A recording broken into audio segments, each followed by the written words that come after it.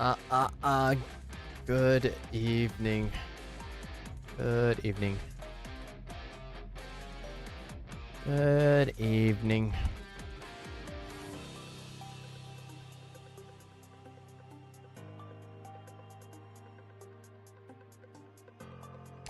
Arknights.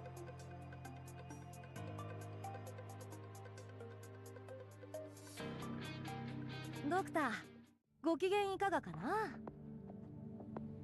Oh my god. Hey, today.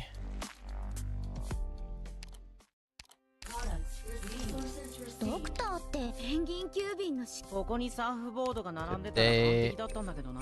Today is the day こういうク for ールでモダンな感じ好きよ。 the Babel. リトルハンディ、ライトをつけて。もしもーし、 Babel. いないの? Bubble. まあいいわ。スイッチ。 Switchy. Holy shit. 52, 39, and 17. Man. Pain. The pains, dude. ドクター、ご機嫌いかがかな? It is time for Babel. Aki won't be awake for another 4 hours, so yeah, we gotta get it in while we still can. JK.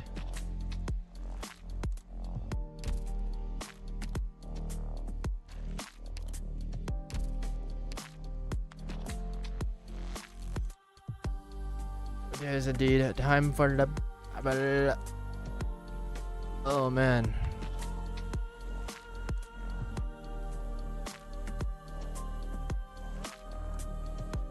Pretty sure I've been putting off Babel way too long.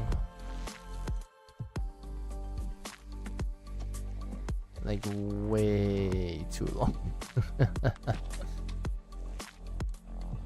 Fuck, I need my green tea to kick in.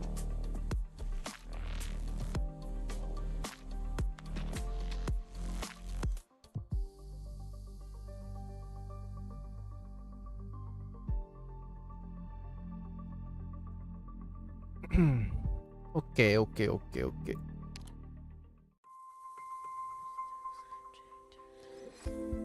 Oh shit, not this fucking music, dude.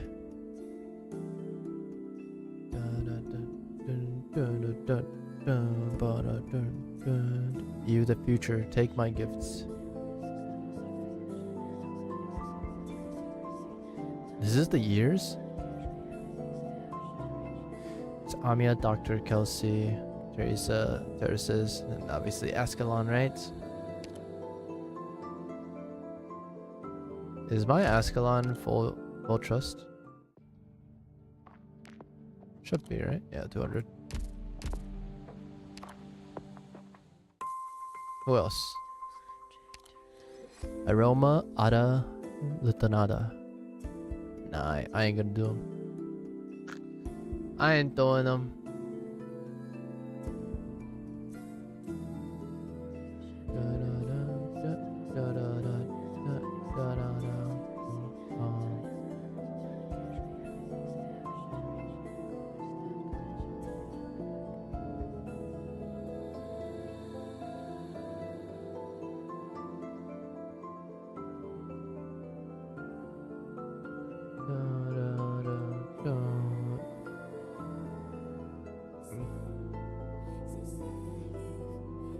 I love this music. It's so good. That's the guy HG, a music company.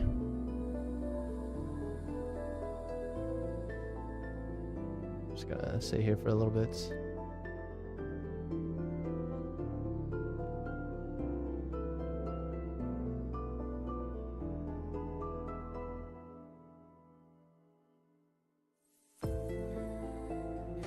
Can I get this song as a BGM for the lobby? Can I do that? Is that possible?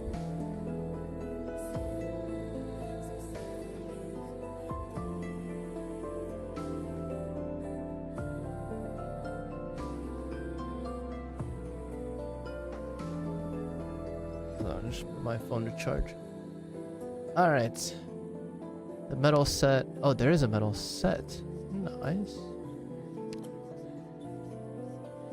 When history becomes stories, stories becomes legends, and legends are nearly forgotten by the masses. Do not forget. Dude, I like this music so much. Dude. It's so simple. Okay, I shouldn't say it's simple, but it's very calming.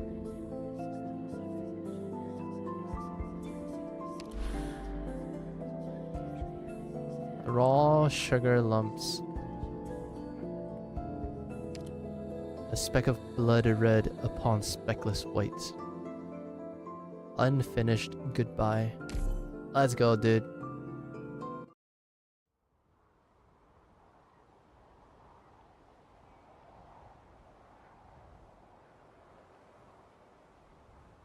A boy cries in his dreams to weather the blizzard. A girl wraps him within her cloak and wipes his tears away. Freezing, gusting, the air screams on. Softly, the Cyclopses tell of an epic tale, far, far away. Through the snowstorm seams, her voice comes. The myriad souls calls become harmony with it. The boys whimpers, the drum of their beats. This dream is bitter cold. Within, the girl seizes a faint breath. She covers the boy's eyes and closes her own. Even now, even here, for them, the ballad from 1,000 years ago is still playing.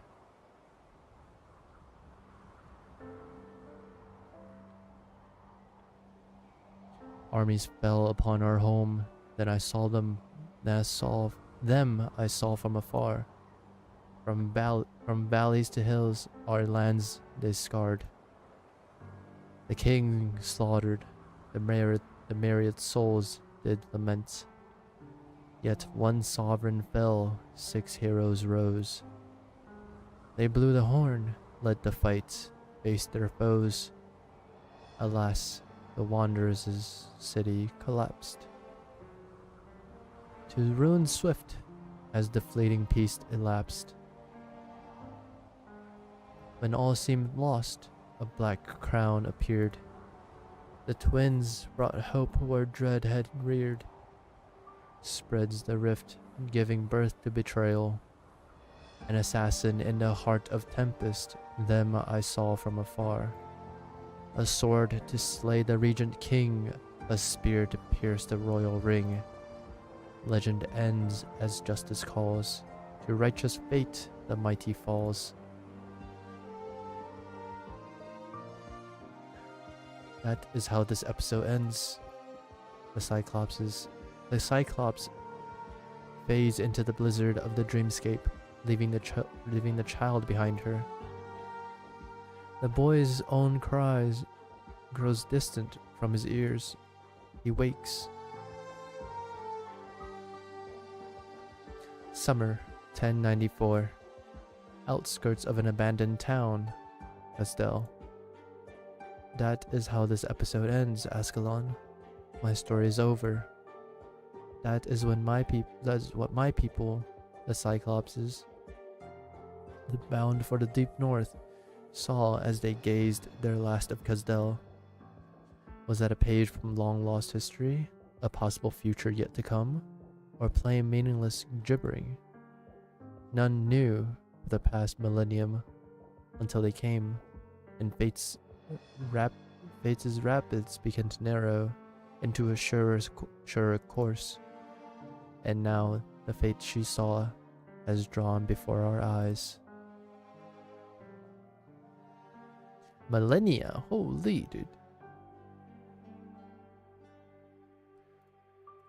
I don't care, based. I'm surprised you even hear me out. Bright red blood creeps along his mask, trickling down his chest. Ascalon's eyes narrow a hair. He's out of luck. You're about to die, so I gave you one last token of respect. Those prophecies never did gnaw at you. And all the times we knew each other, no? That's why you will never understand how a greedy soul thirsts to control his fate. Choose better last words. I know how you hurry to convene with those Babel members, but it is not yet time for you to leave. Look, the catastrophe is near. Ah, funny. I'm curious now. What was it you found within the storm? Step aside. No commission left unfinished. The rule I set myself back when I was at the Scar Market. Alive, or a dawn-like mist is wound about the Cyclops' neck as Ascalon vanishes behind him, leaving his body to dangle over the cliff's edge.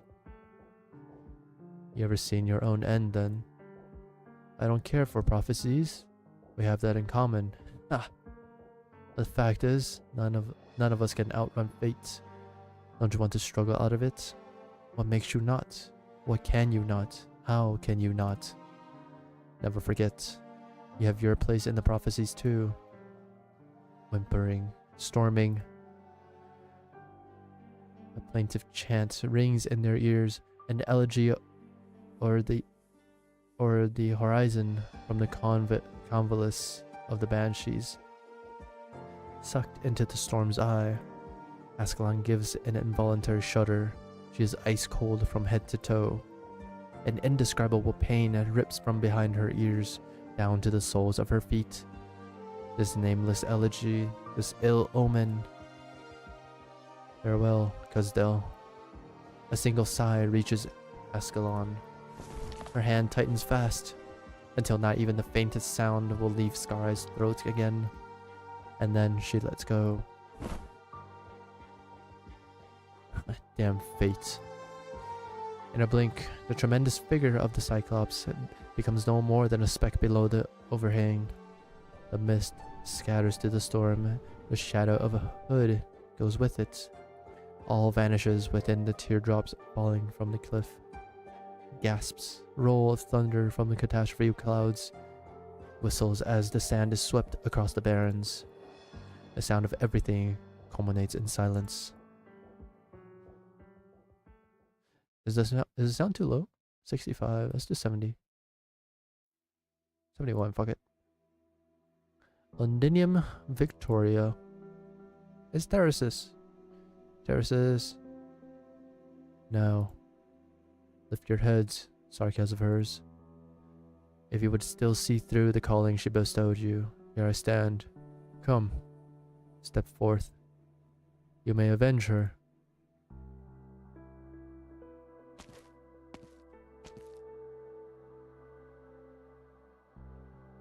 My name is stitched onto my clothes.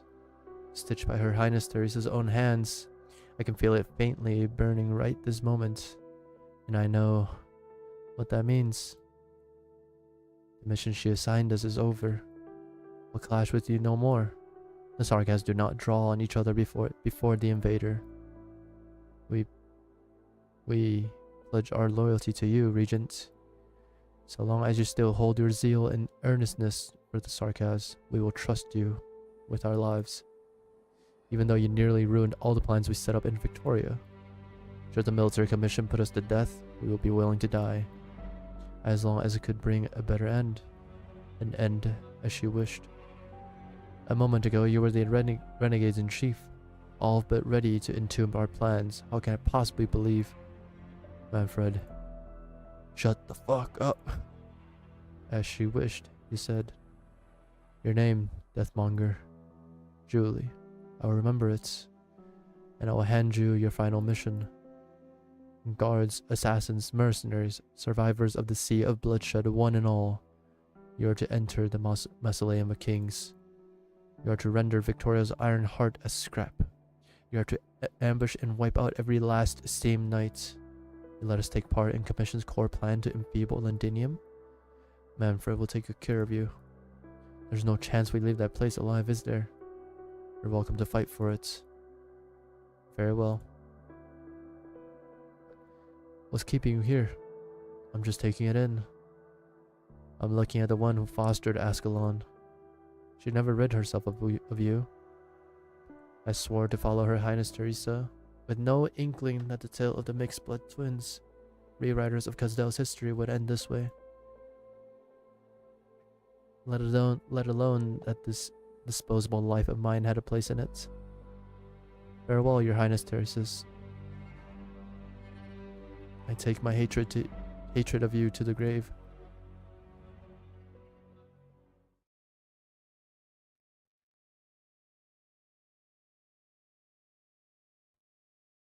Rhodes Island of Babel, Casdel. Is you guys. Oh shit, it's Walking the Dust soundtrack. Keep going, Keltsit. Never, since the day she was born, has this corridor felt so endlessly long to Keltsit. Monster. Angry roar. My dame, do not bury us, Casdel's soil cannot hold any more traitors. Finish him.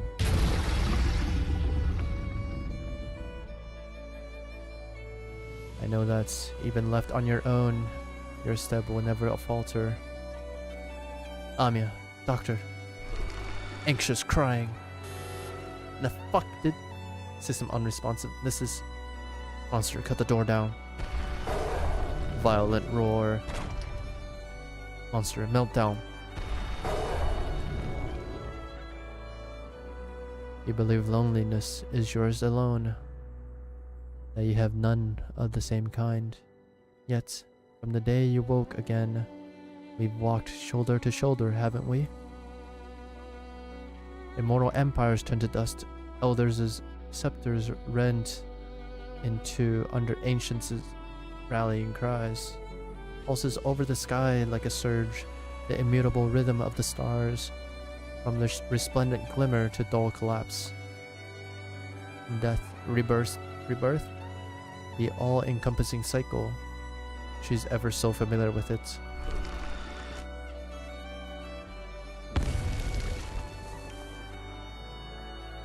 Teresa.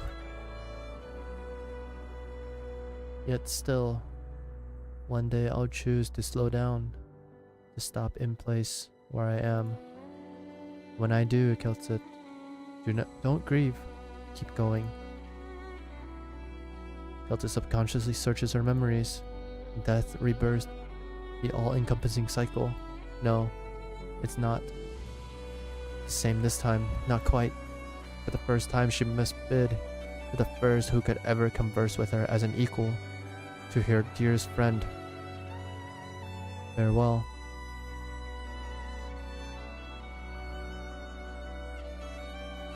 Teresa. So, Keltsit, it's time to say goodbye. Amia, doctor. But I always say one day, our wandering is bound to end. One day, the Sarkaz's wandering is bound to end. Now your wandering too has reached its endpoint. I knew full well this possibility always existed. Why? I should have stayed behind. It's my... Because I believe in Rhode Island. I believe in Babel. I believe in you. Keltsit, I hope the roads can be a place you name home, an island you may always return to.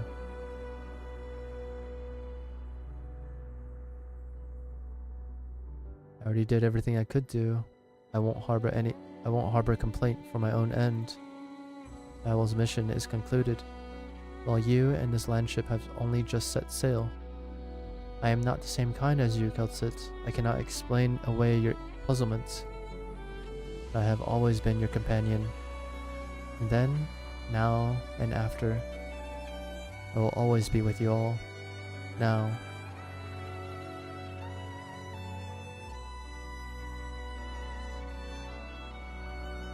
Pain.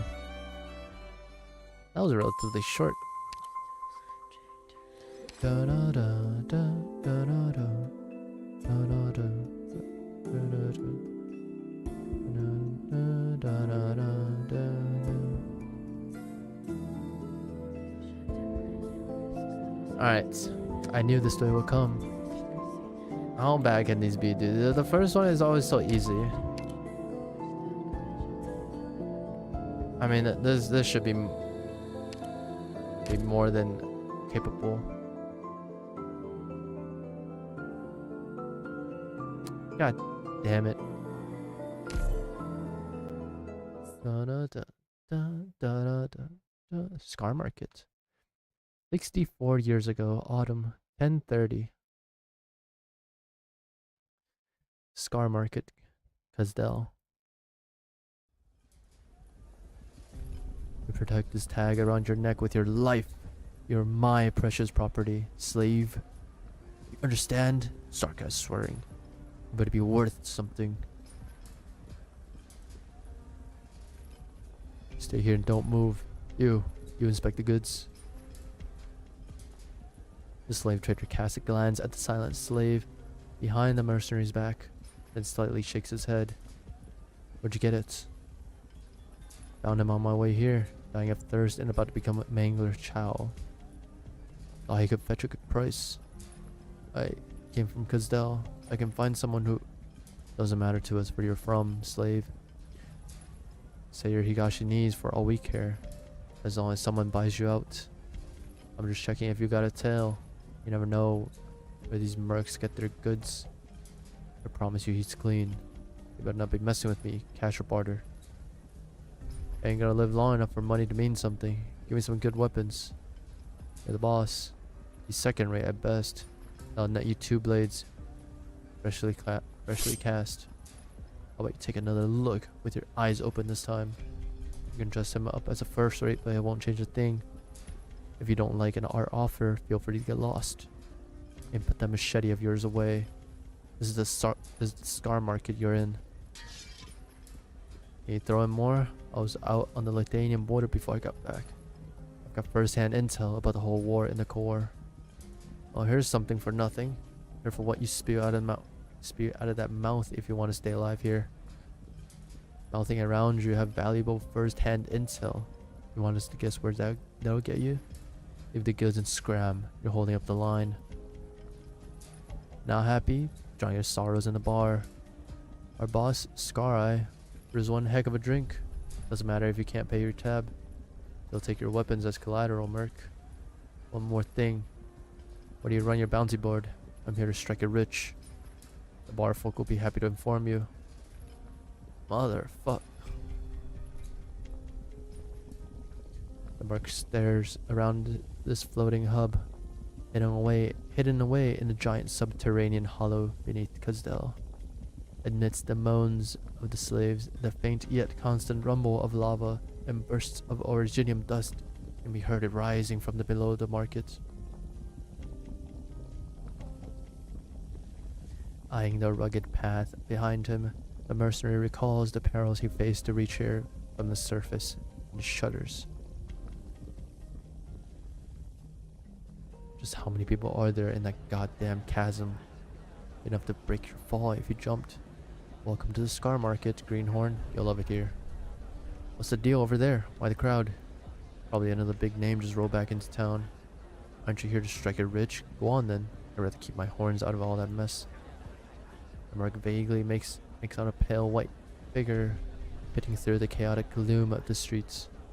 White clothes. You don't see that every day in Casdell. You're injured. Tell me something I don't know. Fuck, shit, you're... The last time I was here, it was someone else handling transactions. Yes. You're referring to my grandfather. Never stopped bragging about how he fought you and lived. I'm surprised you remember him. In the good sense, though, that means he wasn't lying all this time. It must have been 60 years ago by now. General Terraces. Already? I was sad that nothing here has changed at all. I imagine with her highness here too. There'll be no more violence this time, eh? Even if things get bloody, eventually you'll leave. But we'll always be here, General. We'll always have business, so long as Casdell's unrest never rests. Even now, I remember one thing my grandpa mentioned in his boasts. He said to you, the land of Kazdel that needs us. There's his look at the slaves, their heads down in their cages. He draws his sword. War and turmoil has necessitated this trade for over a century. This scar markets. General, provided you can reach the surface alive, take a fresh look at Kazdel. Much of what you know will soon change. All Sarkaz will be part of this change. All? Us too? Yes. I'm not inclined to explain our vision to the likes of you, but I will stay here a while longer and wait for her return. Until then, I welcome you mercenaries to challenge me, just as 60 years ago. I will take you to Kazdel, willingly or otherwise. His voice isn't loud, but every Sarkaz present hangs onto his every word. The mixed blood Sarkaz stands alone, no retinue, no army, armed only with an ordinary-looking longsword, casually held in the hand that wields it. His steely gaze pierces through the dim of the street, settling calmly in the direction of the only person he cares for. Da da da da da da da da. You can dismiss the mercenaries in ambush. No doubt they're your most trusted men. This is out of my respect for the King of Sarkaz. None aside from the general can claim to know your true motives after all. Your Highness, do you truly believe that this can change the fate of the Sarkaz? That you're not just another ill-fated hero caught in a cycle of hope and failure? Once the dust has all settled, your answer will come naturally. Following that Pyrrhic victory, we built from zero a moving city, the great nomad of Sarkaz soil, for over a century now. We can evade catastrophes and foreign armies. Our development has finally reached a point of basic self-sufficiency, but it's so far from enough. The storm has long been brewing on the horizon, but we were too oblivious, like a burden beast, too slow to react, too old to move. Your Highness must be referring to that war between Lithuania and Gaul. Surely you too are aware of the magnitude of that war. Corsica, I even secretly... Huh? Is that Corsica the First even secretly hired our royal court casters and as his consultants? But despite a period of seclusion, Lithuania's witch king thwarted Gaul's offenses with his opening move. And now Ursus and Victoria has also declared war on Gaul. These present empires display a might so far removed from the enemy 130 years ago, against which we staked all Kazdel just to barely prevail. That was already a victory in name only. If Kazdel must now be thrust into the same situation, how could it possibly end? It is for this end that you wish to establish the military commission of Kazdel. Yet the old aristocrats of the royal court grow resentful, refusing to relinquish their sumptuous city lives and viewing this as an attempt to challenge their privileges. A century of peace is enough for certain memories to slip their minds. So, what made you deign to come here in person? You see the Scar Market as the royal court for the bottom feeders, where the likes of us escape by and make merry. My only hope is for more Sarkaz to join us and resist the voices that refuse to embrace change. Resist? Perhaps your Highness meant terrorize and purge. What I want is a reform, not a slaughter. So, what's the reward? The Scar Mark is not a real royal courts. What we have with the mercenaries is partnership, not fealty. Without compensation, no one will work for us. Reward? Are the spoils of war not enough? Are the riches, power, or food that should have gone to the hungry people not enough to sate your appetite? You claim to provide shelter and a livelihood for countless Sarkaz warriors with your rhetoric of justice.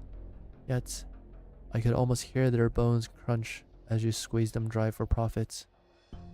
Sorry, but in this business, we eat people whole and chew on their bones.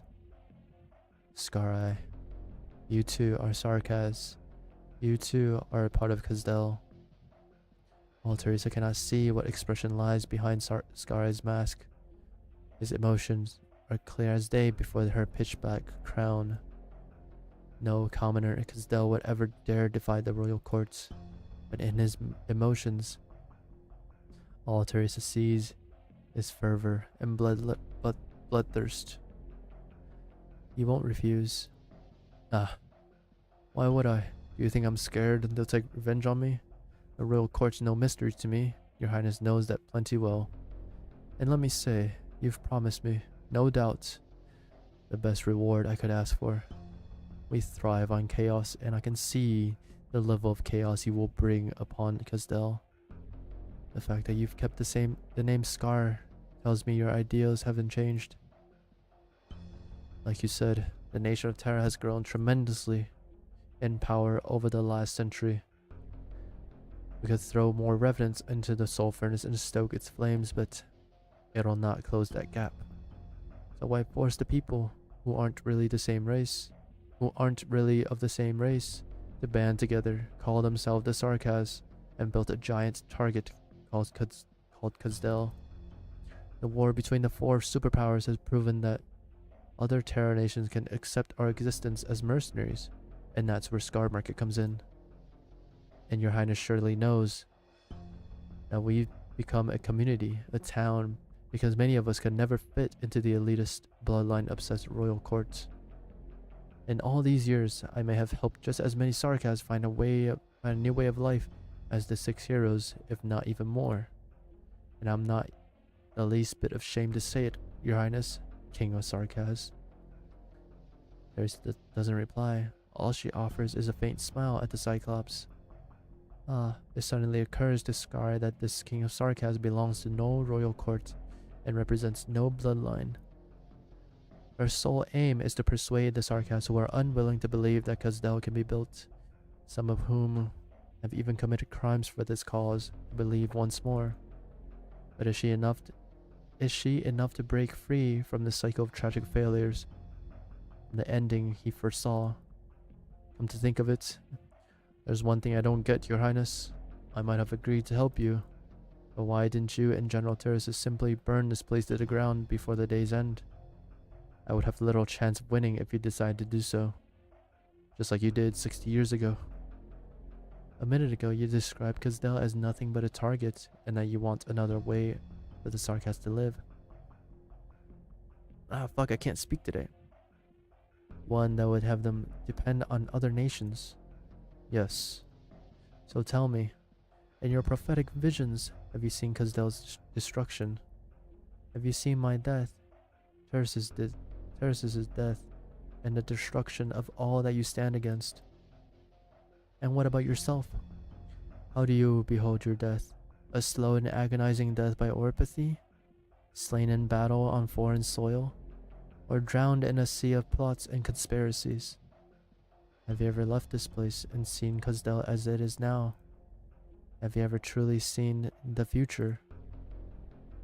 Is this your way of asking for a prophecy? I don't give handouts, but for your highness I'll consider a discount. Such nerve. No wonder you were able to claw your way out of this bleakness and rebuild this mercenary's paradise. But I'll pass on the prophecy. Prophecies and fate have no value. It's getting late. I look forward to your return to Kazdel. He watches her go and heaves a long sigh only when even her footsteps fall from earshot. Son of a bitch. Foresight prophecies? His own death? He bought his coffin this very morning.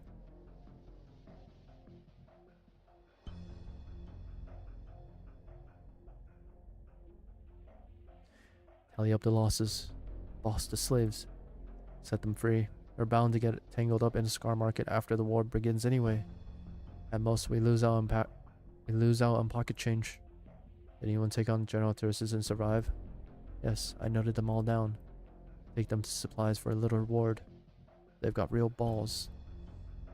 When you're done, take them to the bar entrance and kill them all in front of everyone. Send their heads to General Thuris as an apology. Got it. Send their rewards to wherever family and friends they have as bereavements. Tell every merc looking to make a living in the Scar Market. I don't want to see anyone trying funny shit on my turf.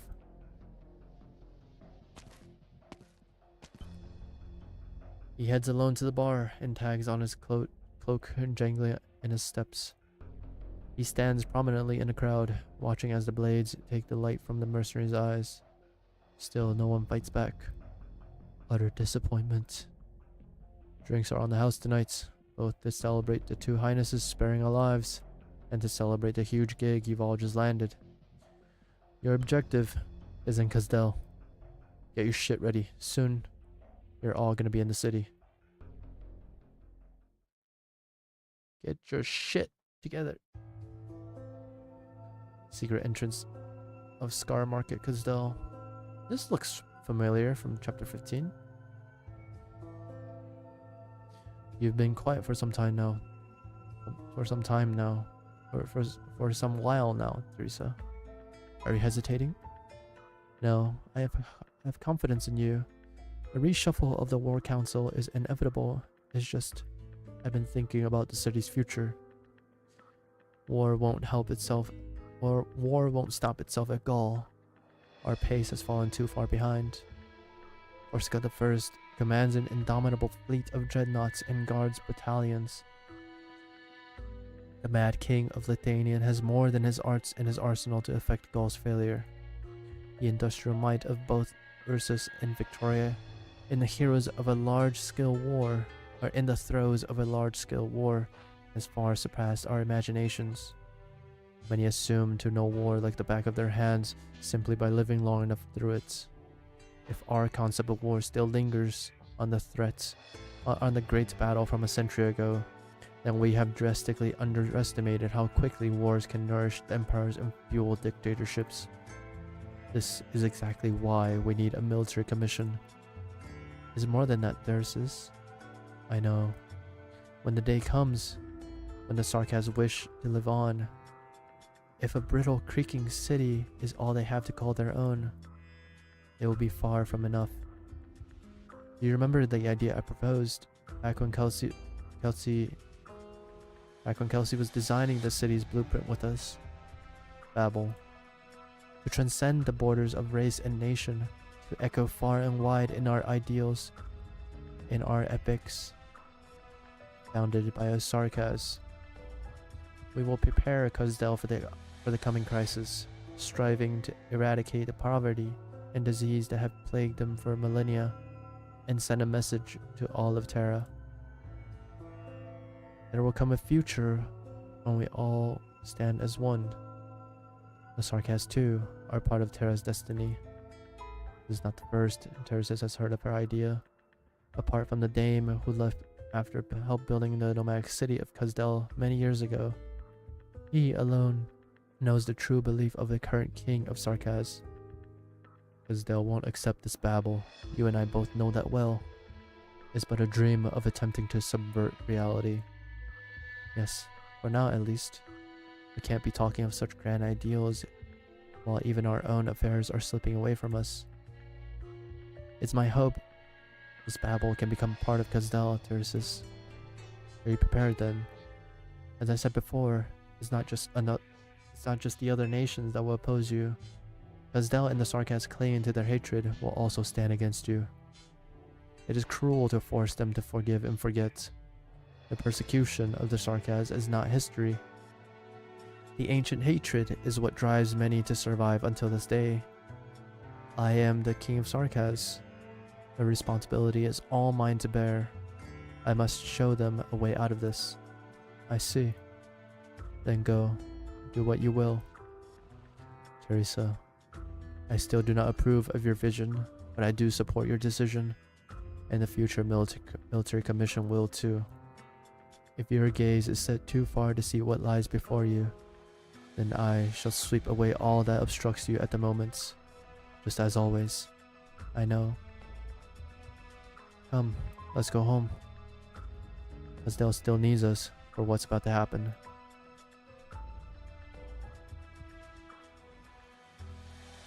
Oh yes, Scarlet mentioned the prophecy again as I was leaving. The signs of a pessimistic fates. And your reaction? I don't care. Agreed. Based. Kazdel, a strange yet familiar name. Many from this great land see it as the pit from which devils crawl, a terrible place to be avoided at all costs. While to the Sarkaz, the name only evokes equally conflicted emotions. Despite generations of Sarkaz passing on, that Kazdel is the Sarkaz's homeland, an outsider might wonder if they mean the city or the entirety of those lands. Perhaps only they themselves know. It never struck me on the way out just how high this wall is. Oh well, at least I can go home alive now. That means I'm pretty lucky. That man in the Star Market, that was General Terraces, the first of the city's founders, the heroes of the legendary campaign. If I had the courage to ask him to take me in, maybe I could have just... I'm dreaming again. He sits atop the high wall, experiencing for the first time a new lease on life. View of Kazdel's civilian Sarkaz, save for those children who haven't yet cottoned onto the fear of death, ever climb onto the city wall. If the tremendous pipes and tubes piled high can even be called a wall, the intricately tangled forest of originium spikes can take the lives of anyone who loses their footing, and it also serves as a haven for pilferers and mercenaries to stash their goods. Smugglers and vagrants cross through the dark underground, peeking out from the tunnels and drains and mines and factories, scuttlings from one corner of the city to another. The life the slave once knew. The general gave me a fresh start. So what should I do from now on? He gazed at the furnace, burning and smoldering far away, teeming with indiscernible workers as they carry originium, steel, dirt, and stones into its hearth. To Kazdel the nomad. Its flames bring motion, while the molten metal that flows out adds new appendage to the city. For a whole century, its incessant black smoke. None knew whether it's ash or originium dust. Some say it's the bitter anger and anguish as the revenants exhale their last breaths. Witchcraft altars hang high in the sky, intermittently flashing their blinding rays. The slave has heard many different versions of the urban legend. The most frightening version claims that the royal court's casters work day and night on the altars, watching everything and listening to every conversation in the city. Maybe I can try my luck at the factories too. It doesn't matter what else, I've made it back alive. It's been months since I left. I don't know how many of my friends are still alive.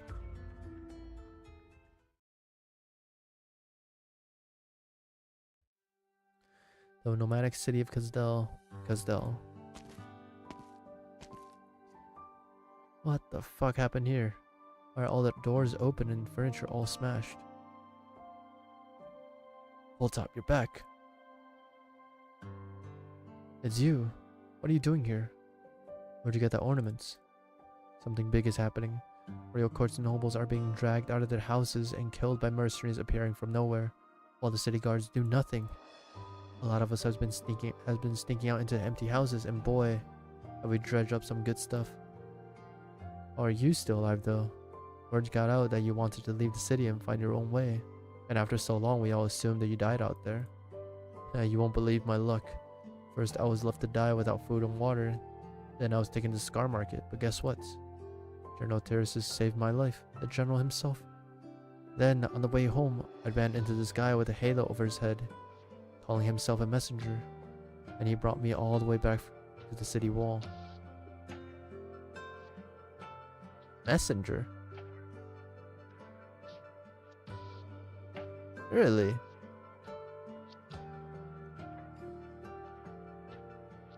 I suppose, yeah, he did work at the Scar Market, right?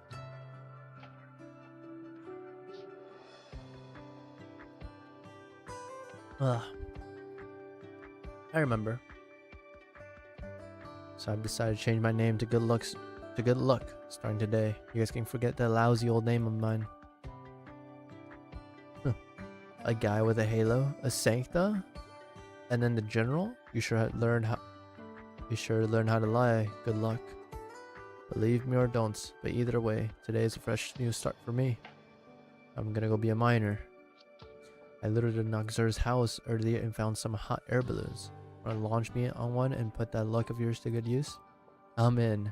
Well, that was fast. Man, it feels good to be home. Good luck glances around at the people swarming in the street. This is the life he knows. If he wants to survive, the city will always offer him a way. Thank you, Fate, and thank you, General. Oh shit, BP1.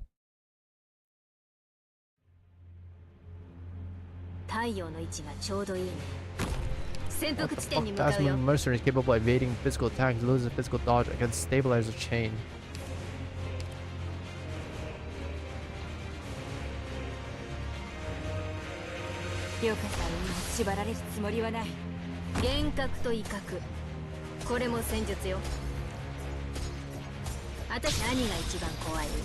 Lol.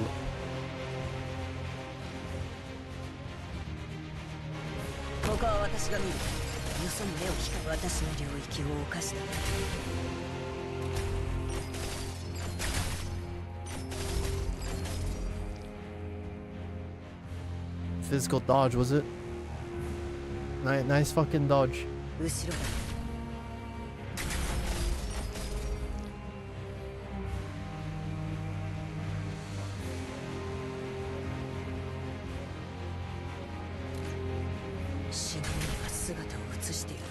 I kind of want to do a Arknights history stream, like how Lumi from FaZe would do on for like Warhammer or whatever, or whichever fucking shit she does.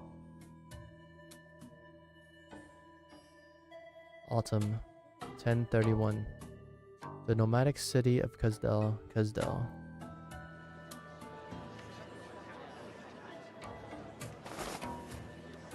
Hey, let me through already. Hey, no shoving. You want a good spot? I'll trade you mine for some high purity originium out of the mines. I'll just grab the leaflet out of my hands. Ugh, that blood all over you stinks. Can't help it when you're breaking into dead people's houses. Lingons. That's how you read that word, right? Where's Lingons? Gaul. Oh, where's Gaul? How the fuck should I know where Gaul is? Hey, what's with the attitude? The Highness and the Royal Court big shots are discussing something in the chamber. I heard it's about reorganizing the city. Haven't you noticed all the extra guards on the street recently? So quiet down a bit. Yeah, weather's been real stuffy today.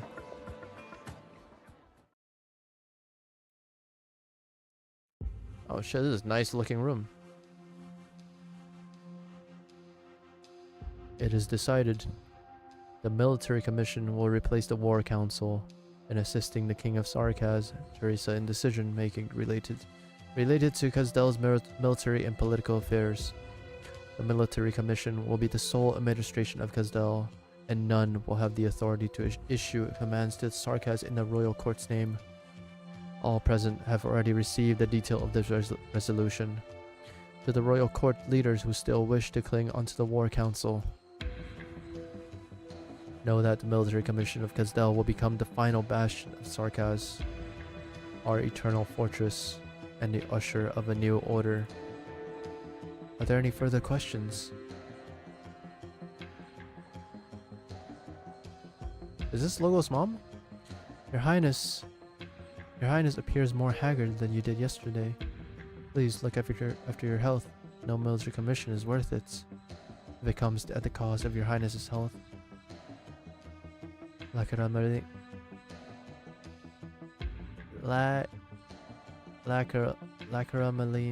Thank you. I know how hard you have worked for this day, and I also know how Kazdel today views Banshee of the Convalesce. But before I state our position, I encountered a lost envoy of the Liches on my journey here. He entrusted me with a letter for your highness, and he couldn't even find the road here. Let this be proof of the immense changes Castel has undergone. A letter from Latinian. If things are going as expected, your highness's messenger would still not have received any news from the Cyclopses. Rather than waiting for the response from deep in the blizzard, shall we not hear how Liches of Latinian answer? He writes, it has been very long time since the Sarkas were able to truly unite.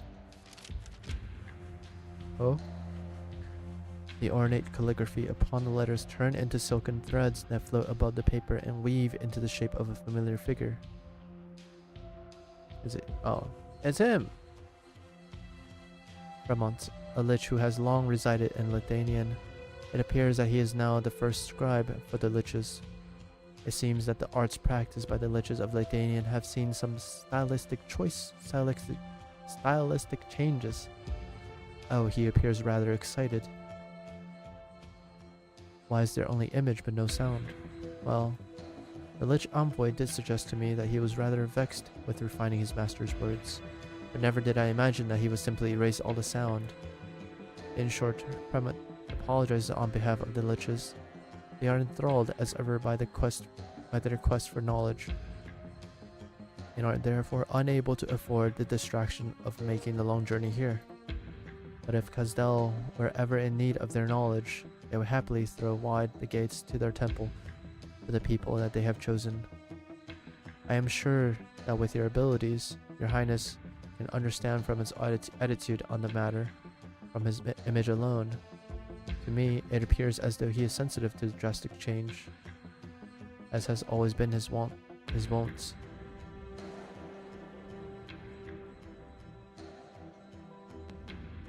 Ah yes, there is another letter from Fremont, one addressed directly to the general. Might I remind you, Bakaramalin, that you are nobody's messenger. We have not yet expressed where the Banshee court stands. I assume that we had reached an understanding in the course of our reminiscing yesterday. The Banshees will not participate. We are still recovering from the wounds inflicted by the past war. Perhaps other Sarkas still castigate us for this, but all present should know that since that war, the allergies have not yet ceased in our valley. We had suffered grievous losses. If Casdell calls on the aid of Banshee once more, then I will give them the same promise as Fremont's. The Banshees will be there. But until that day, you will find us willing but unable. Naturally, I myself will render what little assistance I am able to give from this day onwards. That's more than we could ask for. Thank you, Lacquer Maline. You're welcome, Your Highness. You know where I stand. The past 100 years, I have always stood by the decisions you have made. I can only hope that your brother does not blame us for watching from the sidelines. Next, Lord Nessalem, the Naxur King. You were once the leader of the War Council, and the mentor of Terraces and I. What is your opinion on these many proposals? Where do the other council members that you represent stand on the matter? This fucking guy, dude. Have you discussed them with the Damatsi cluster? They have long since taken root in Casdell, under many different names and faces. We have had many conversations over the years, and they have no objections. And I have no objections on my own. Your Highness need not worry about the bureaucratic hurdles, policy imperfections, or enforcement mechanisms. Where I stand is also where the other members of the council stand. We all know what we truly long for. A turnabout, a change, a banner. Go, do as you will. We will, Naxur King, I promise you that. I trust that this stagnant and dulled war can take on a new form in your hands. I notice you have not said a war. Not said a war? I notice you have not said a word at this entire meeting. Sanguine Arc of Empires. Is this guy? The fucking hell, dude. This guy took me 2 days. Okay, it wasn't quite 2 days. It was like 1 day total, you know? Fucking hell, dude. This fucking guy. I think he's so funny. Then gets blasted down by Ifrit's minus 40% res. Oh, Mayo, get wrecked. To take the war council and the century of history behind it, and sweep it into the gutter alongside the exalted heroic age and what little triumphs within. Is that the general's decision? It is our decision. Speak your mind, Becquerel. Becquerel lowers his gaze. His white skirt is mottled with many a blackened blood stain. What the fuck?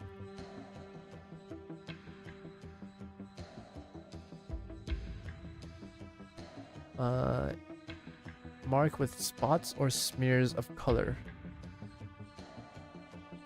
Mottled.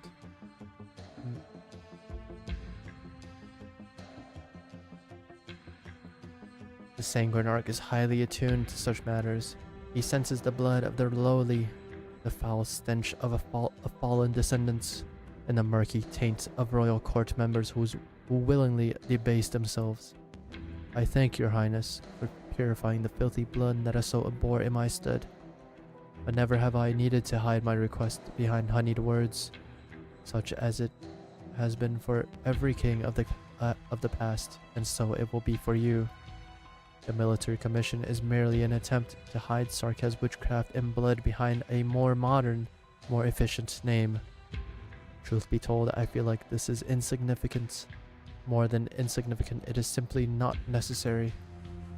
You reject the proposal on behalf of the vampire courts. Becquerel glances at Terraces, but Terraces remains indifferent to him. Time has left almost no trace on the mixed blood Sarkaz. Wait, honestly, I never knew they were mixed bloods. I knew they weren't of royal court. I knew that.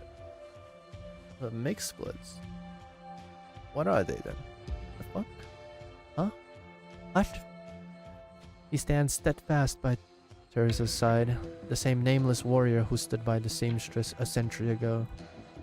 His eyes never fall on the vampire. Not a rejection, no. I am merely expressing some minor frustration about this meeting. This dude is the type of dude be like, this could have been an email, you know? Honestly, I feel him on that. Just do what you guys must, you know? Leave me out of it. It's gonna be the same shit anyways. Same but different, you know? You are great and powerful, all of you are. How long has it been since so many members of the royal court have gathered here in Kazdel? Not to mention that it was you who defeated that foolish coalition in the prior age and wrestled the future into your own hands before personally establishing the war council. And now you wish to personally change this council. Why? Look about you at the other dignitaries in this chamber.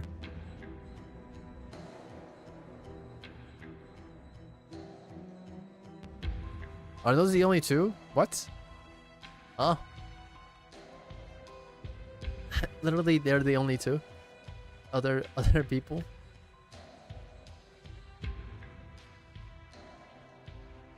Isn't there more? Vampires, banshees, and Noxers. There should be way more, no?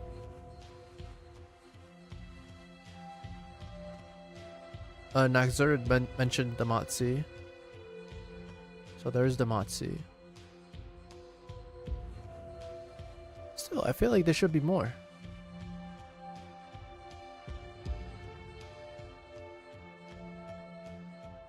Maybe not. All right, there's where's the fucking what's their face? Shining Dad.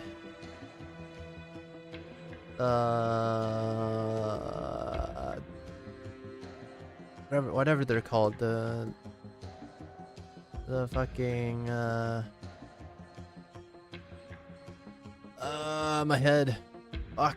I don't remember. But yeah, Shining Dad.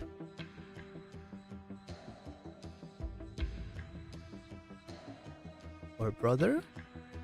Question mark? And brother? Grandpa? You have long reached a consensus. The only obstacle to your military commission is myself and the vampires. You would foist some ridiculous title upon me before forcing all vampires to bow down to your commission. Alright, the liches as well, but Lakara Malene said they didn't want to come. They'd be like, fuck this meeting. When did you learn this political trickery that those Victorians and Lithuanians so love? Why not just take my head here and now and slaughter the vampires within the city's walls? This meeting was not convened to persecute anyone. Was it not? It was convened to discuss how to bring Kazdal into a new age. A new age. In that so-called age of the six heroes, the songs love to praise, what I saw was bloodthirst and violence. I had thought that when I arrived in Kazdal, I would be greeted with the sound of Illis's wailing. But what did I see instead? I saw the coalition routed, witchcraft enough to cover the lands and fill the skies, crushed the enemy front. The power of the Sarkaz shook the earth. I felt amazement. I felt excitement. Spurred by my passion, I took the head of the Lithuanian envoy who had orchestrated the coalition and offered it to the war council. Nesalim. That war was the true beginning of a new age. I thought you would agree with me. Have you too succumbed to the schemes and politics and shut your ears to the echoes of the abyss? The abyss has no place for you, Duckaril. Do not drag me into your tantrum. Ah, my apologies, but I am curious. What position did they offer the esteemed Sarkaz Master of War in the military commission that has rendered even you so short-sighted? All I await is the next war. And what war would that be? If it pleases you, Your Highness. Come, Duckaril. I will show you. Teresa nods her head in silent approval. The King of Sarkaz's emotions enveloped the entire chamber and all the members of the royal court. Through the king's eyes, they see ruination and grief.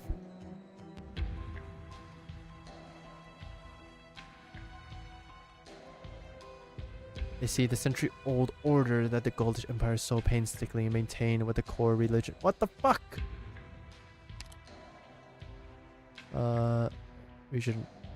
Maintained within their core region, obliterated by the combined forces of forces Victoria and Lithuanian. They see Lingens, the capital of the world, doomed to never again appear on the map of Terra. Oh shit, it's Kelsey. Those present recall the campaign that reduced Kazdal to dust. But it is not yet over. An even further future, an even further fantasy, an even further possibility. It is no longer a story to reflect upon. Rather, it is a speculation, a deduction, a prediction, and a verdict. But none question it, for all possibilities must be treated equally, even for the one they see. And its ending is equally significant and indisputable as any other. It is a change, a turning point in history, a divergence of fate. A crucial war looms on the horizon. It will span from now into the distant future, impacting every Sarkaz in all of Terra. All present has seen their positions in that war, the roles that they wish to play. You should understand now, Vampire. You should understand what these visions mean. Or perhaps you have begun to grow weak and feeble as Illis in the short span of 100 years. You were once a warrior. I cannot deny that. But are you saying that the new and reborn Kazdal requires the royal court to relinquish its former authority. Close, but not quite. The new Kazdel will no longer require the royal court's former authority. It will be more modern, more efficient, Gakaril. How can the Sarkas speak of unity while you continue to indulge in your noble bloodlines? Will it come from the rule of the royal court? Royal court. You may still rule over your own court and maintain the power and prestige you hold among the Sarkas, but the vampire court must yield to the military commission. I promise you this in Teresa's name. When the age that you witness comes, Kazdel will no longer be a single dot upon the map. It was once more than just a city, and so it shall be more. It shall be more again. It seems I have spoken out of turn. Please continue, Your Highness Teresa. The aftermath of the ongoing conflict, enough to reshape current power dynamics, will engulf us all.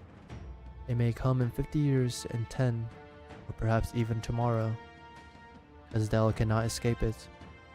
The Damatzi and I both saw the vision of the campaign that would destroy Linguns. High-efficiency command system made possible by Originium arts, high-speed battleships that can break through the front lines, maneuver tactics that can mobilize entire legions. New advancements are applied to the battlefield as we speak. Their capacity for destruction is surpassing our innate instinct rooted in our bloodlines. What worries me more is the fact that we will still find fellow Sarkas among the countless casualty of war.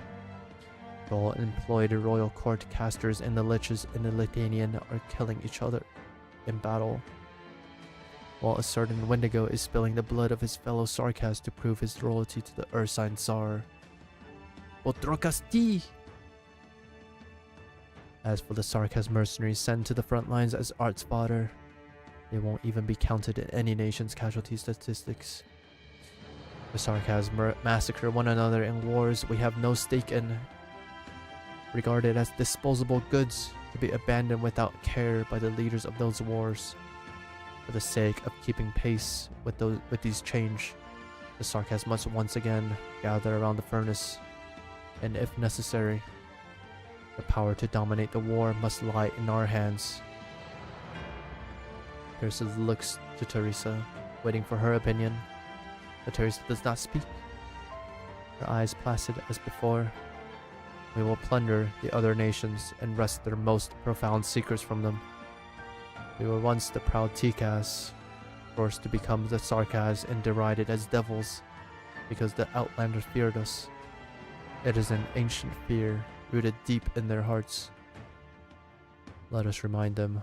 Let us show all of Terra our history and legend that have been either forgotten or falsified. The Sarkas are not weak. We do not need others to save us from our fate. On the contrary, we will dictate the fate of Terra, dictate how this land should move forward. The details of our plan has been delivered to all present through the runic arts of the Banshees. Gakaril, do you still hold out? No, exceptional work, Theresis. Set aside a seat on the military commission for the Crimson Court. It appears that our Noxer king has not yet grown addled with age, but as to whether or not he could usher in such a grand feast, warriors need not die in a blaze of glory. That is a vulgarity only chased by those who seek fame. Oh, I nearly forgot you were still here, Lakira Maline. I have made myself abundantly clear from the start, Prince Gakaril. I need only silently observe your enthusiastic attempt at self-expression.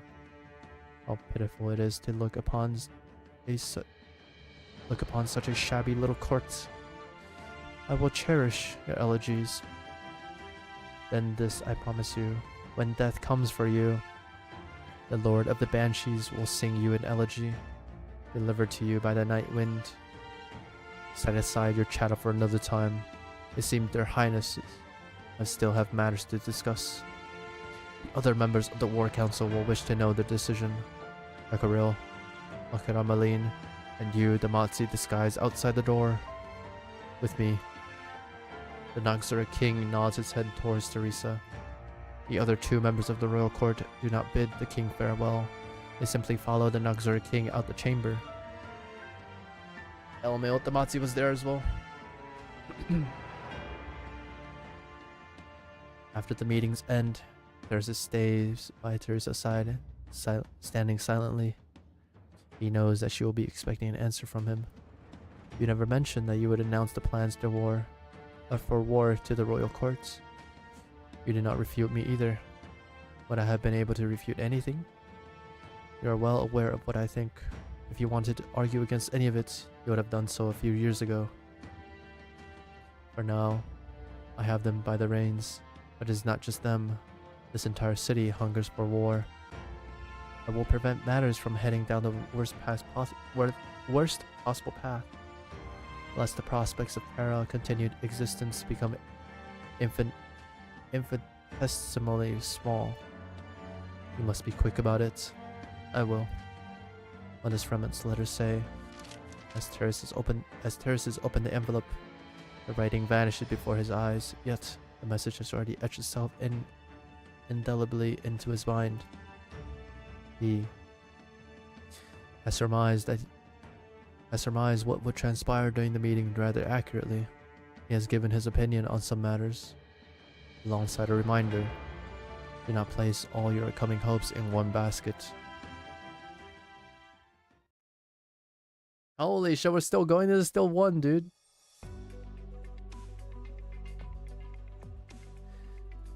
And we're back in Kazdel. I picked up.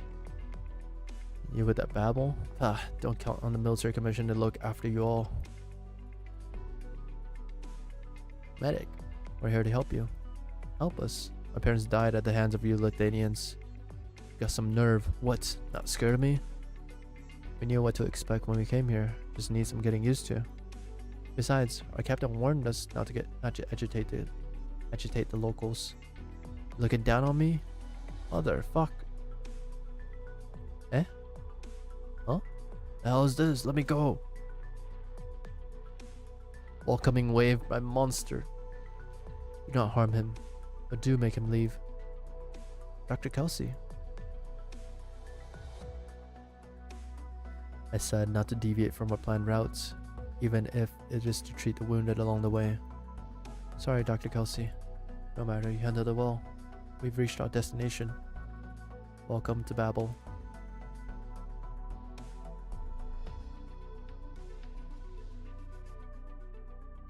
Babel office.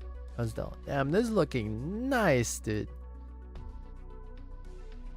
Did you manage to retrieve all our stray colleagues? Yes, all's well with them. The construction of Babel's facilities is proceeding smoothly. The school that you were so looking forward to is already complete. Yet I heard that the unbeatable Dr. Kelsey had not too long ago been turned down, perhaps even kicked out. I did not foresee such a direct refusal. I'm not surprised at all, to be honest. Too many sarcasms. The invitation of the king is barely worth the paper it's printed on. On the other hand, our connections with the Sargon and Rembiliton have delivered good news. As for Colombia, some scientists have proposed a technology exchange program. They have their eyes on the ancient Sarkaz witchcraft, while we have need of their latest mobile farms. Yeah, imagine having a mobile farm. It took us a century's effort to share an equal dialogue with these powers. The results speak for themselves. You are creating new history, Teresa. Thank you, Kelsey. But I can tell you've had a lot in mind recently. The military commission has been formally established. Babel's existence will spark yet another near irreconcilable conflict in Kazdel. Our staff comes from different races and nations. How should they live alongside the Sarkaz? If your efforts to soothe enmity and prejudice instead become a fuse to spark conflict anew, what did your highness plan to do? If we cannot even eliminate prejudice and hatred within the walls of Kazdel, how can Babel hope to achieve equality for the Sarkaz throughout all of Terra? There will be members of the military commission posted to Babel soon. They will ensure the safety of our people. This will also serve as a warning to some. Babel is backed by both Terraces and me. Should be and I. Alright, did I ever tell you how I met a Sancta messenger, Gelsit? Strange. The Sancta do not generally dare to approach the borders of Gazdel. Was this why your highness disappeared this afternoon? Messenger is a Sancta, right?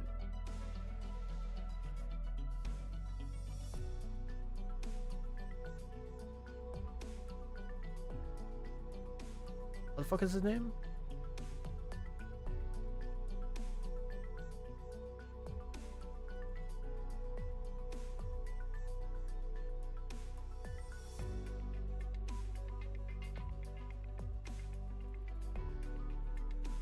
It's passenger, not messenger. No, passenger is not a Sancta. Fuck. Who is it? I thought it was passenger. The passenger is just Burb. Just Burb. Was it obvious? Lakura Merlin had me covered.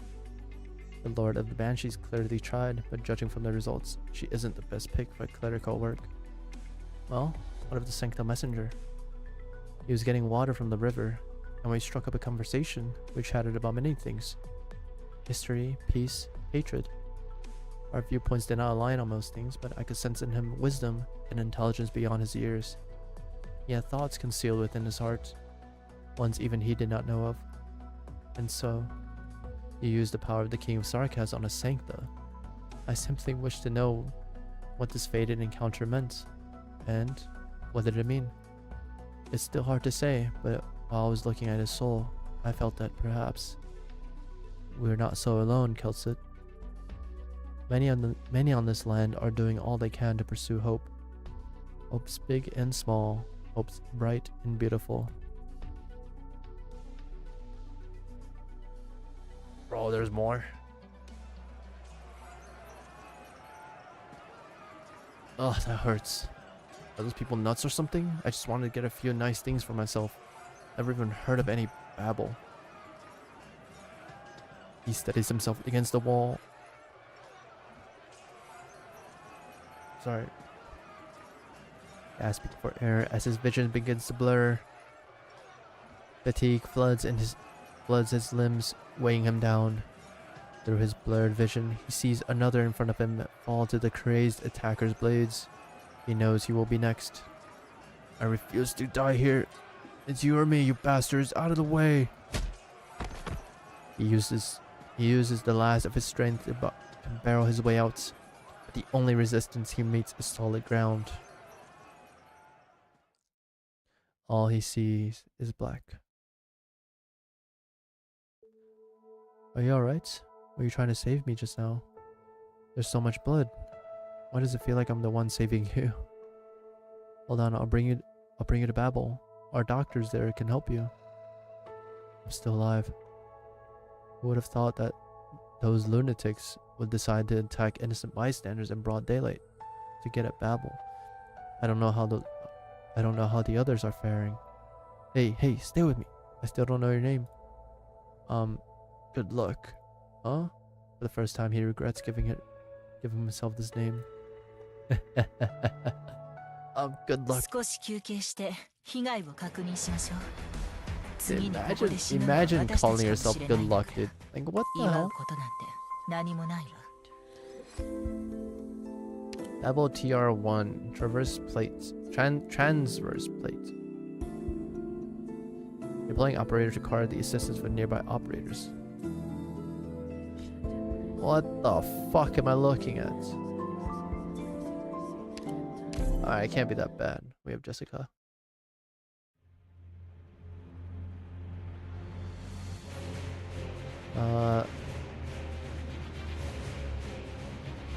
Hollows on the ground. Employs numerous transverse plates to fix itself together. Cannot be directly deployed to these transverse plates and will need operators deployed on regular tiles to provide assistance. Oh, she has fucking height phobia. She's afraid of heights. How the fuck can they just...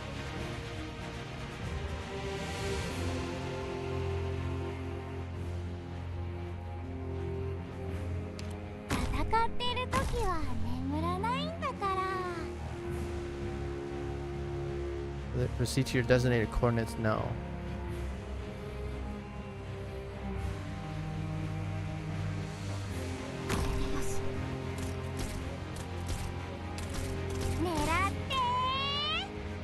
Stabilizer chain.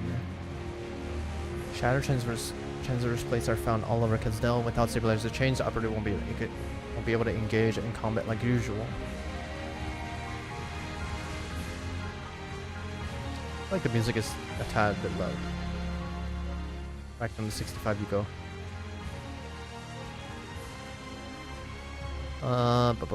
When operator is deployed to a transverse plate, the last deployed operator within a certain range will throw one stabilizer chain to them, ensuring stability. Enemies seem to be slow by the chain. That's right.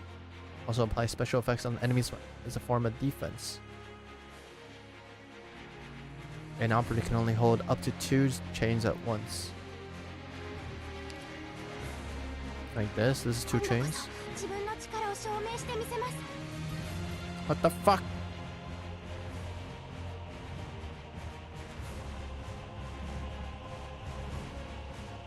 Remember what this exercise is about. Always be mindful about your teammate's status. Based on what you've learned, what should you do when your teammates are in danger? I know, instructed Goberman. You didn't immediately fall into transverse plates when you lost your stabilizer chain. Instead, you gained the status unsteady.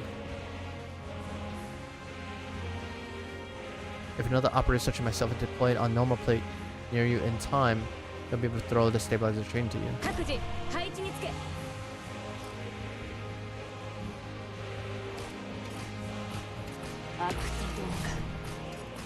Jessica is dead.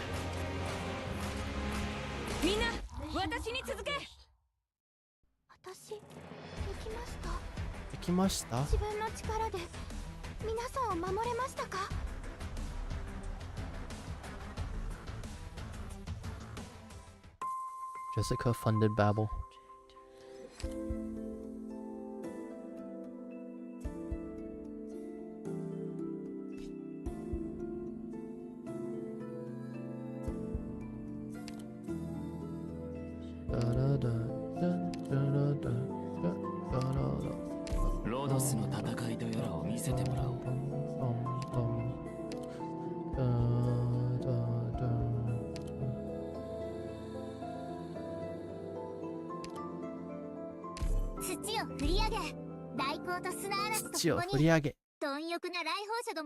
Are we in Victoria Duke's house? 26 years ago, autumn 1068. Lithuanian. How do you like this place? Or this piece? Like an energetic child waking from slumber, rushing out the door to enjoy the fruits of life to the fullest. There was the first who wrote it, inspired by His Holiness' visit to Wasserland when he was still a messenger for Laterano. It's the Pope? Huh? The fuck you mean it's the Pope?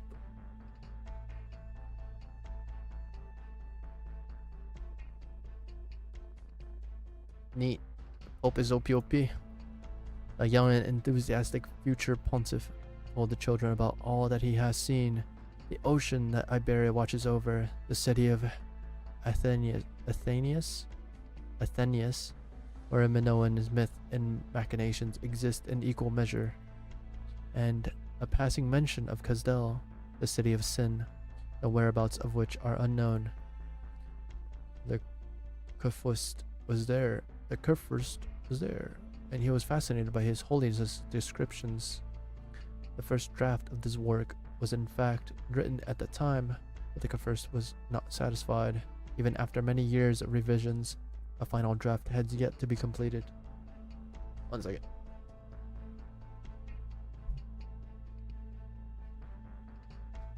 Until recently, when our scouts located the elusive nomadic city of the devils and sent back photos. Gazing upon the enormous tracks left behind by the city, the Kurfürst found the missing element in the music, ferocity. With that, the work was complete. You found Kazdel?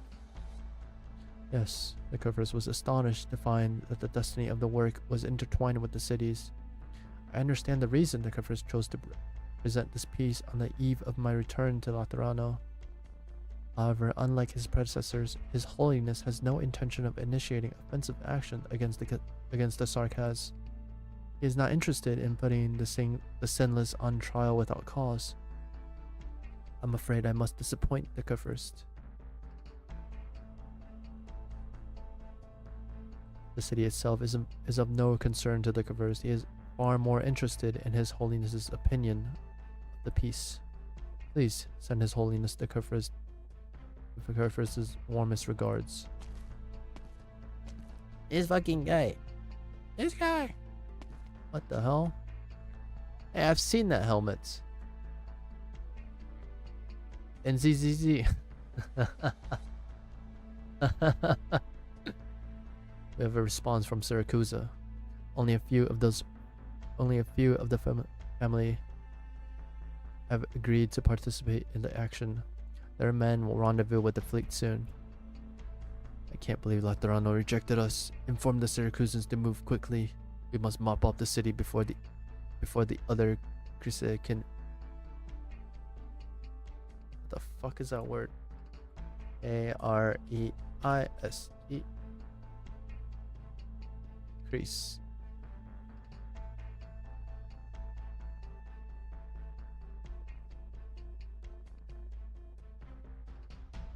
Is it crease?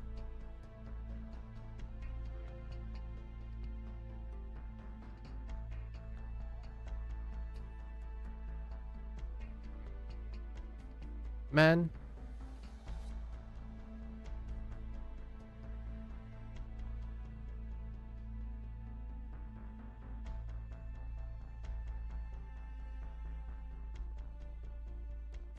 Fucking German, dude. It's bullshit. Nice. Before the other Christ can react. Take Kazdal before the other Krofiston can. Do not repeat the mistake we made at Gaul and miss another opportunity. Christ. Christ. Scar Market. I like Lithuanians. You always bring so much business. It is smart that you disguise yourself as a prisoner in the smuggling crew rather than flying the banner of a messenger. Now tell me what you want before I lose my patience. Trade, muscle for hire, intel. The Scar Market has everything you need. Cooperation, esteemed leader. You don't have a fixed price for cooperation. Are you sure your Kufers can pay my price? Don't you want to know what we're asking for first? There's nothing that money can't buy here, Cabernet. What about Kazdel? Go on. The Kufers want you to sabotage the city's propulsion system, nothing else. The down payment is in the safe that you took from the caravan. The Kufers will discuss the rest of the payment with you and Kazdel. I admire your boldness. Let me express my good faith with a little glimpse into the future for you. It's death. Oh wait, he lived? The nomadic city of Kazdel. Take your things and scram, Lithuanian. Are you trying to poison me? She looks pretty. These are just suppressants. You'll need them on the battlefield. Rejected Babel member. The warships that surround us came from Lithuanian. Outsiders like you must have led them here. I don't have an explanation. I know you're taking your son with you into battle. He could use the medicine. Keep your hands off my son. Don't you ever talk to me or my son ever again. What's the commotion? Are you out of your mind? She's a Babel doctor. Fuck off. Are you okay? I'm fine. He wasn't really trying to hurt me. Good luck. You married a Babel woman and now you've become a shill for the invaders. It'll be the death of you, I guarantee it. Many of us are also pained by the impending war. We request to join you on the front lines. Lunatics. Who knows what schemes you have on the front line? You get yours in the end. Give me the medicine, I'll distribute it. They're ready to leave. Go meet up with them. I'll take care of things here. Good luck, your son. I didn't let him leave. If the Latanians want to force us into catastrophe, it's safer for him to be in the lower level of shelters in the city. Don't do it, brother. Don't read. The skip button will never leave you. I'm reading. Unlock. Relax, doctor. People have made it through the catastrophes in the past. Maybe we'll have, you know, good luck. This guy with his fucking good luck puns, dude. He thinks he's so fucking funny. The furnace has burned for more than a century. War, catastrophe, migration, exile.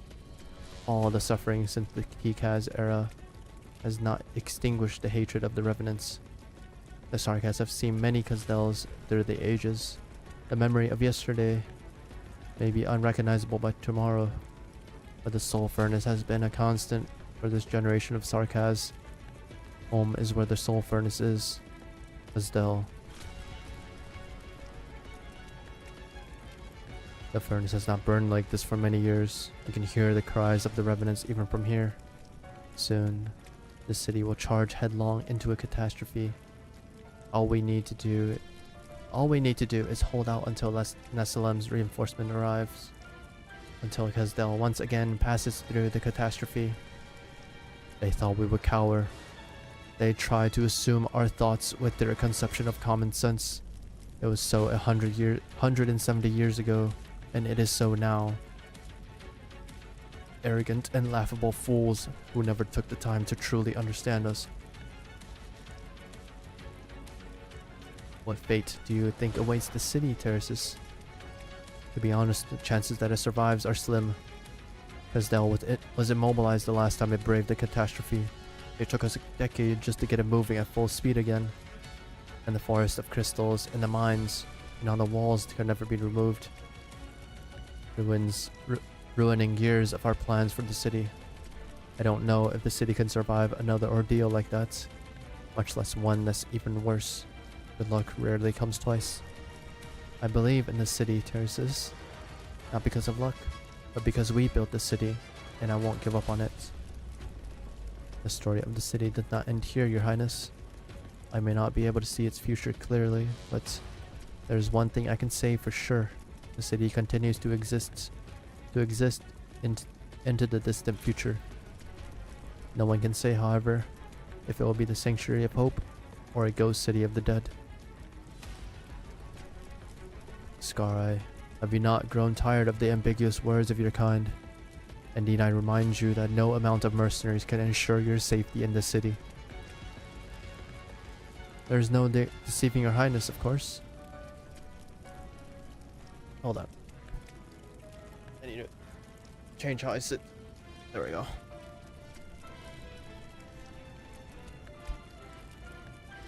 Alright. Kasdel's doors are open to every Sarkas, but you better have a good reason to set foot in the city with your mercenaries at a time like this. I was made an offer most difficult to refuse, which obliged me to enter the city to seek an audience. What is it you're carrying? This? Something insignificant. Oh, I mean someone. The Latanians wanted me to sabotage Kazdel. I have been away from my kin for many years, but as Your Highness said, Kazdel is the root of all Sarkas. So, I felt that I had to deliver this Latanian with my own hands in order to prove my innocence. What are you thinking? Exactly as I have said. What can I possibly hide before the King of Sarkas? But if you're not interested in my gift of good faith, then I see no need to carry it with me anymore. It's heavy after all. He casually cast the bag into the furnace, where it is incinerated in an instant, without a sound. The furnace is always an impressive sight, no matter how many times one sees it. Your Highness need not pity him. You should have foreseen the risks when he approached the Scar markets. trust Latanius was not miserly with his terms. It's simple, Your Highness. I prefer immediate payment over empty promises. And more importantly, I don't work with the losing side. Are you predicting our victory? It wasn't I who saw it. It was the Cyclopses who left the prophecy 1,000 years ago. I'm simply betting that Your Highness are the protagonists of the prophecy. Regardless, the safest business for the Scar Market is with Your Highness. With Your Highnesses. It would keep businesses flowing for at least the next 50 years or so. Is that not so, Your Highnesses? You're clever. Prophecy don't bring victory, but we can. Bring your mercenaries, we're moving out. Fuck, I need water, dude.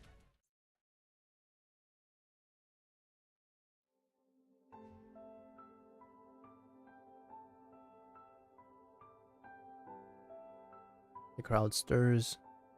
The Sarkaz procession leaving the city is quiet, except for the occasional clang of weapons and equipment. Their silence is rooted in the knowledge of the fate that awaited them beyond the city's gates. They wrap banners torn from the walls around their waists, or clutch originium spikes chopped from the streets as makeshift weapons. Each has their own rituals to remember the city that they may never return to. Mom, Dad, where are you? This is Good Luck's son, right? Dad, Mom. Fuck off, kid. And people really need to watch their kids. They can't be allowed to run wild.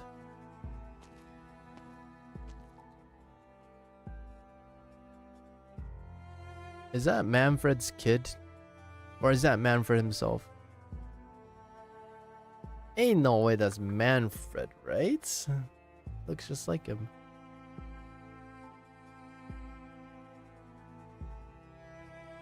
Careful. Thank you. Where did you come from? Why are you also leaving the city? You'll fall if you're not careful. I'm looking for my mom and dad. Are you going out too? Yes, I'm going to the battlefield. Are you looking for your mom and dad there too? Can I come with you? No, I'm by myself. Why are you going out then? Because I don't want to hide in the city. I want to fight people who are doing bad things to us. That's what my parents told me before they left. I want to fight too, but Mom and Dad won't let me go. I tried to sneak out and got a beating when they found out. I don't want to be away from Mom and Dad. We'll go together then and find your Mom and Dad. But there will be a lot of bad people out there. Are you scared? You're not scared. Mom and Dad aren't scared. I'm not scared either.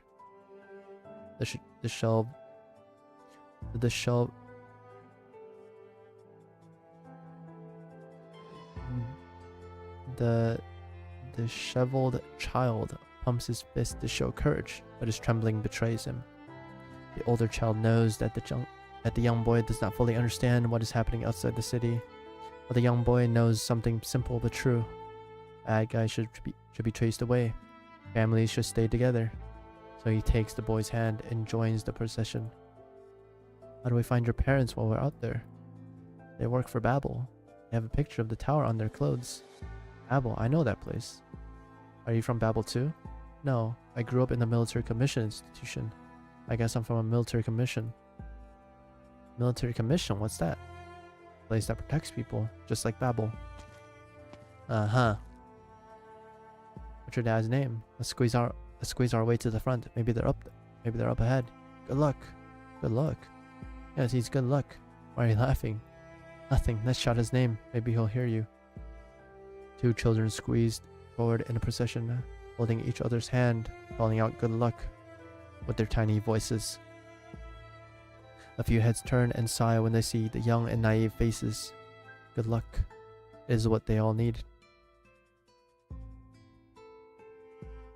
On an evening in an autumn of 1068, the music playing in the cafes of Wasserland's study was interrupted by the sound of frantic knocking on the door. The fleet that was pursuing the nomadic city of Kazdel has broken off its pursuit. Those crazy devils charged straight into a catastrophe. It's only by sheer good luck that they got away. Years later, The covers of Westerland still recounted the reason for his failure with palpable disdain. Oh right, we had a fucking stage. Ah shit. 私の爪に引っかかれないようにしてよ。 Oh, whatever, dude, it's easy.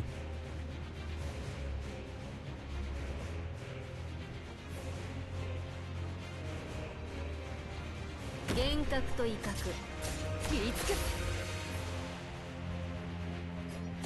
私何が一番怖い？ Oh, it shows you.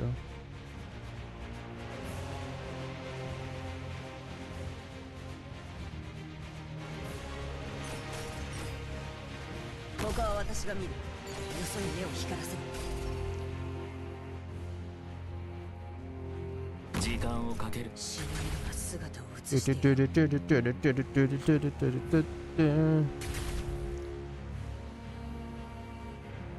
よく余っている。 Alright, we're just chilling for the next fucking forever, you know?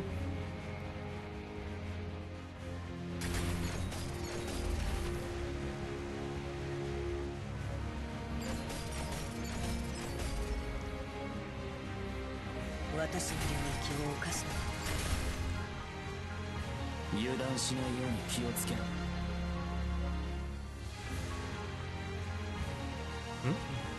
Oh. No.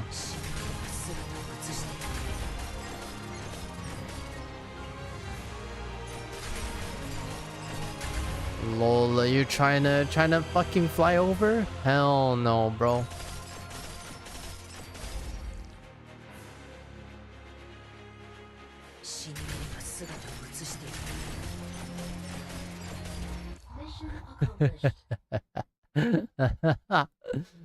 Oh man, at least they tried, you know? They fucking tried.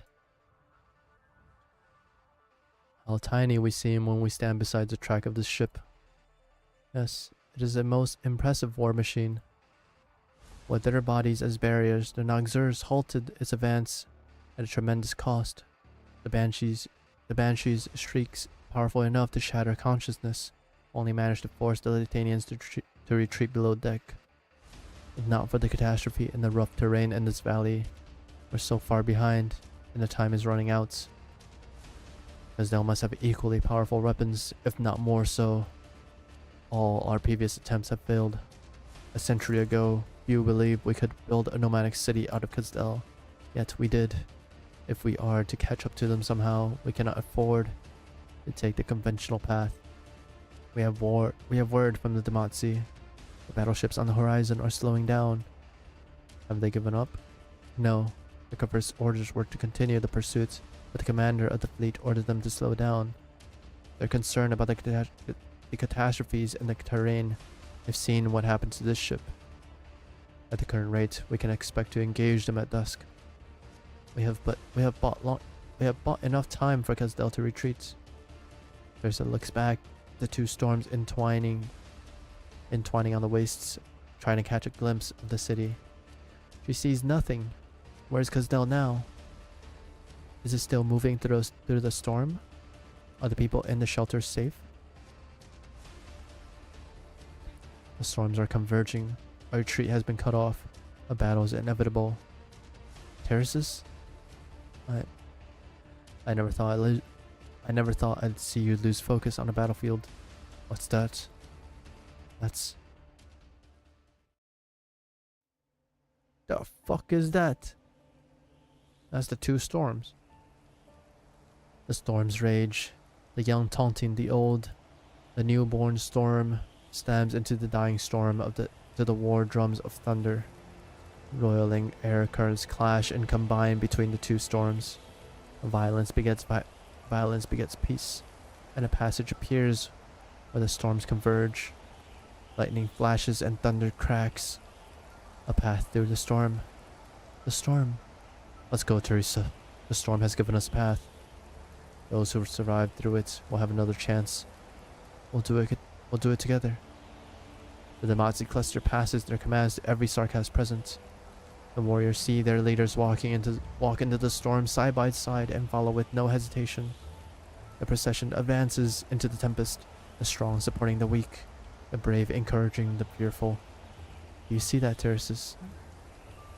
Within the roar of the tempest, they seem to hear the voice of the snowstorm and that childhood dream. They see the prophecy. The thin, cloaked figure turns at the sound of her voice and sees the storm-bound procession. Teresa sees a child of mist, gilded by the setting sun, shrouded her shoulders, rising and blending with the shrieking winds above. He takes off his gauntlet and stretches his bare hand into the mist. The mist dissipates, and his bloodied hand in the stone blade. And in his bloody hand is the stone blade that the child is holding. You grab. What are you doing here? Home. You came in. Home. The child wrestles the blade from Terrace's hand and points it against Terrace's and the procession behind him. There's no difference between man and beast to the child who grew up in the wastes. You want to kill me? Kill you. Nobody taught her how to speak. She simply emulates the sound made by those who pass by. Terraces? Terraces looks down silently at the thin figure. Let me show you how to hold a knife. You. The child hesitates for a moment before putting her knife in Terrace's outstretched hand. Me. You. Bring me. Terrace's gaze into Teresa's eyes. Prophecy. A sword to slay the regent king, a spear to pierce the royal ring. But they have never cared much for prophecy. Very well. Come with me. The home of Sarkaz is not on the Barrens. Maybe reading is the strat. You're gonna have all the sanity back for the next stage after reading this. Huh? You have a name? Name? Me. From now on, you have a new name. Ascalon.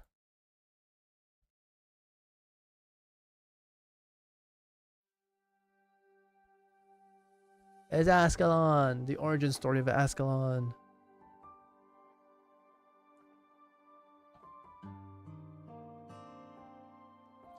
10 days later, the nomadic city of Kazdel.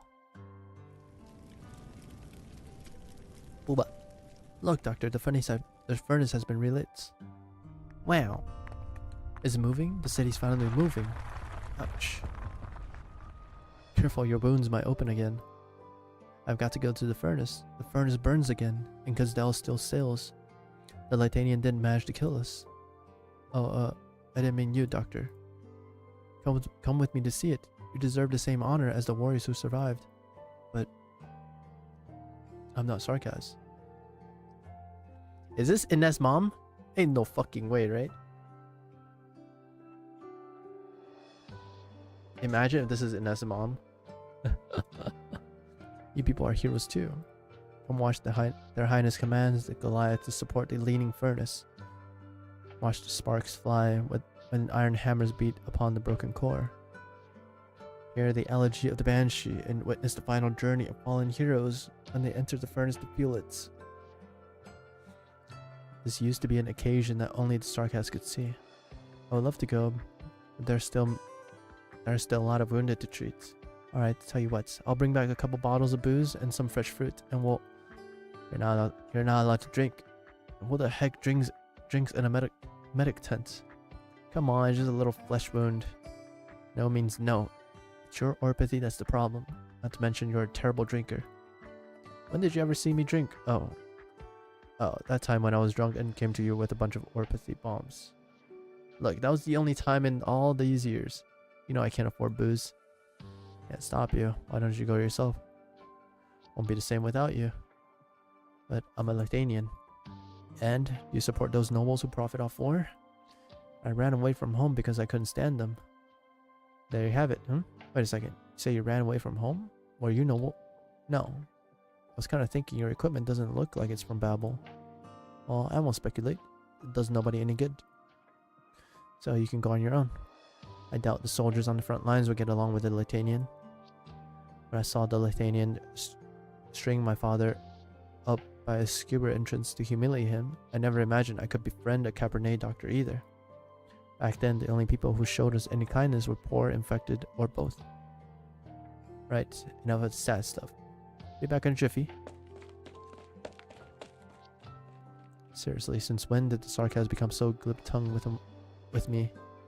I wonder if this counts as progress, Teresa. If in any case, Casdell is moving again. Things will get better. Back already? Well, it's about time you laid down. Ah, she's dead. Oh, sorry, I thought you were someone else. Wait, your wounds are really bad. Nobody treated your arch burns? The Latanians did it. My son's dead. They burned him alive before my very eyes. I was the only one who lived. At least let me see your wounds. They burned him alive. He was screaming. They used arch to hang him in the air for everyone to see. My brothers are dead. My captain is dead. The Latanians stood on the high ground. Their raised staff looked just like with bloodshot eyes. The nearly deranged sarcasm fixates on the doctor's staff, abandoned in the corner. The emblem of the home she had left behind hangs from the staff like a reel. The doctor does not sense the hostility. How the fuck? Most dense fucking doctor. She lifts his top to inspect the wound, but feels a chill run up her spine. You're armed. Why didn't the guards check you? The guards are all dead. The light of the soul furnace lights up the night sky above Casdell like the midday sun. Fire's crackles echo like a mournful growl, a somber tribute to the fallen who had become its fuel. All the sarcasts set their eyes on the sky that night. No one notices the light from one of the field hospital's windows go out.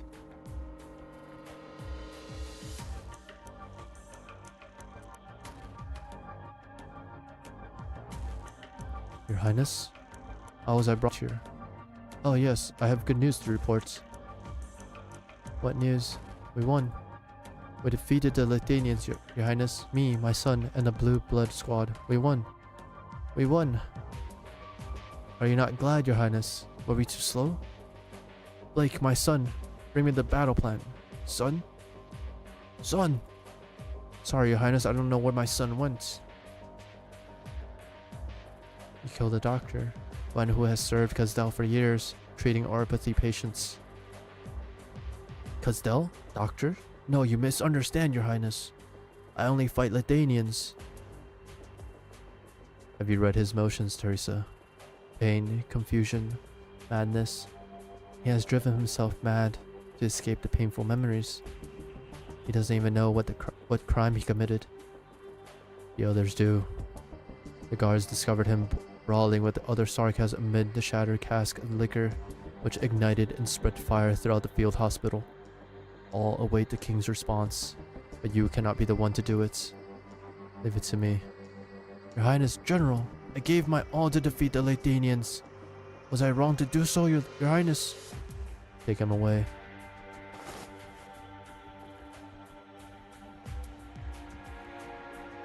His name is Logan, given to him by his mother, who was one of the first Babel engineers. He hardly uses any arts, but the guards were hypnotized by arts. Someone behind this. What's up, Pick? The military commission will not investigate the sarcasm for the sake of an outsider. Not after they've just been through another ordeal. Neither should Babel. We have no other choice. We have no choice. The war has just ended. Babel shall withdraw from military and political affairs, at least for the time being. You know that's not what Babel is about in the first place. I do, but many don't. I will define the parameters for Babel's activities. Babel members will continue to serve Casdell's medical, educational, and technological needs from this area. The military commission will continue to protect him, but we must make every effort to avoid conflict. There will come a day when the repressed hatred boils over, and even we will be powerless when that day comes. Asdel is in urgent need of change. We have to solve the Originium problem soon. But even that won't solve all our problems. I know. I've always known.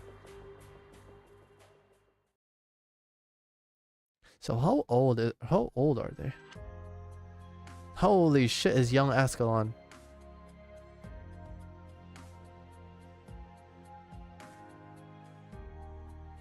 They live for centuries. I wonder how old they are. Could not imagine spending that much time. There you are, Ascalon. What have you seen in the city? Death. People cry, people die. Cry. Tears?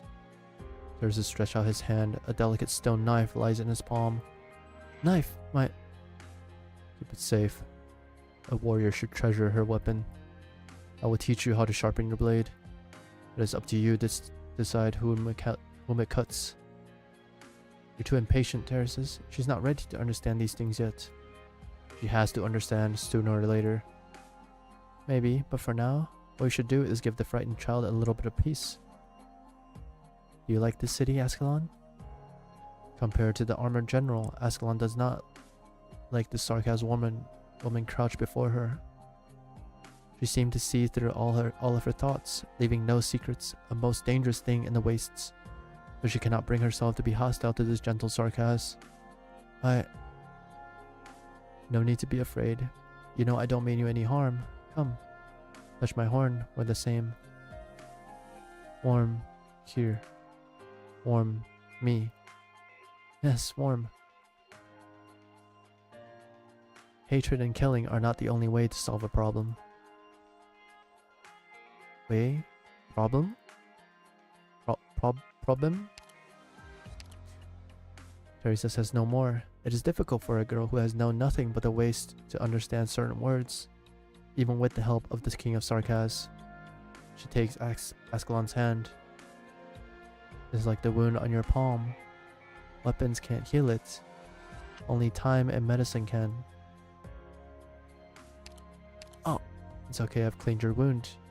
You'll need to take care of it. Be patient.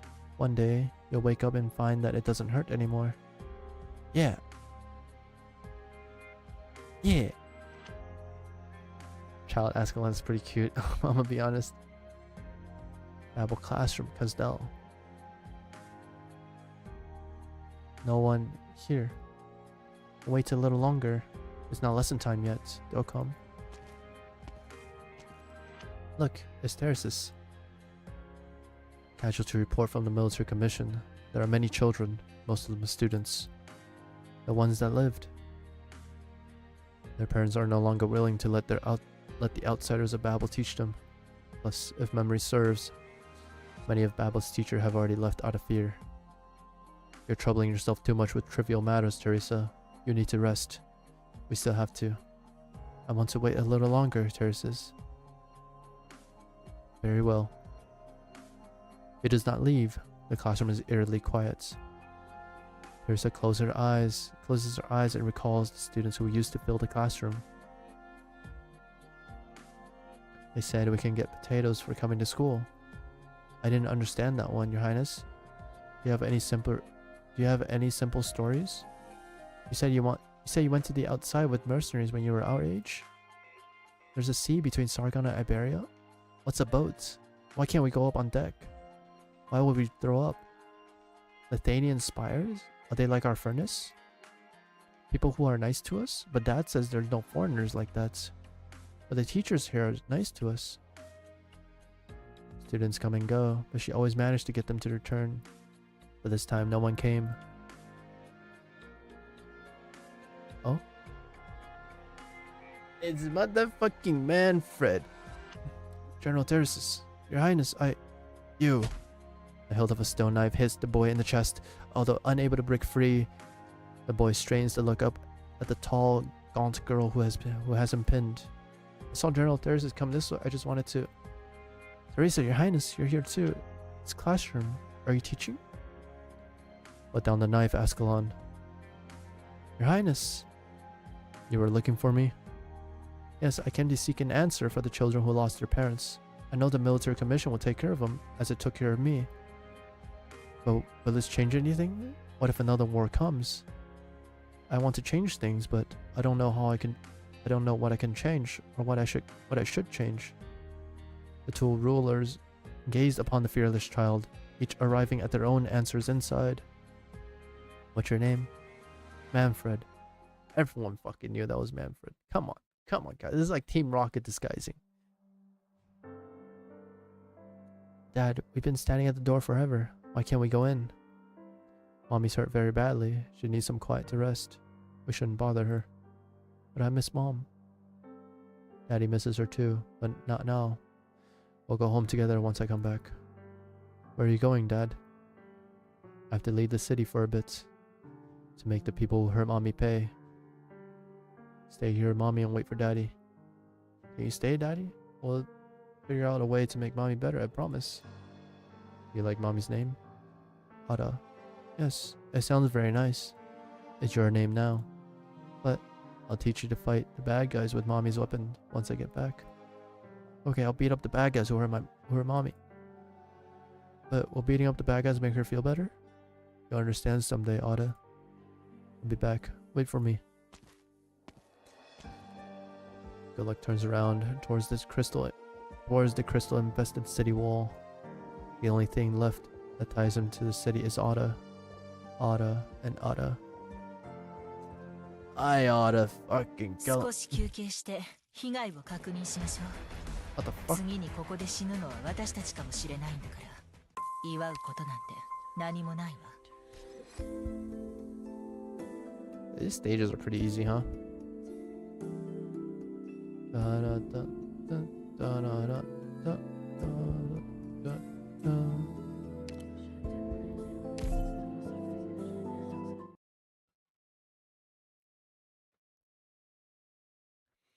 Eight years ago, summer 1086. Residential district, the nomadic city of Kazdel. Remember the promise we made at the beginning of the lesson? Good. Keep your voice low when answering, and don't tell anyone about the classes.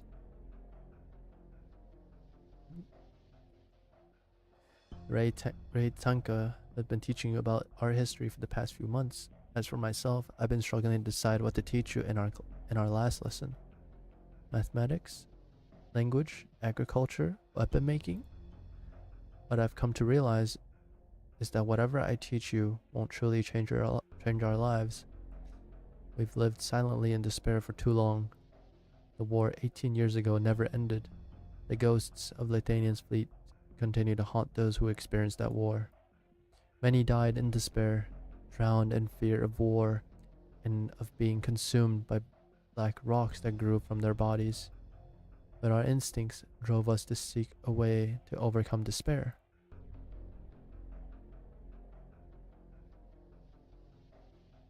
Some declared war on despair, on the outsiders who oppressed us, but they all fell short in the face of cruel reality.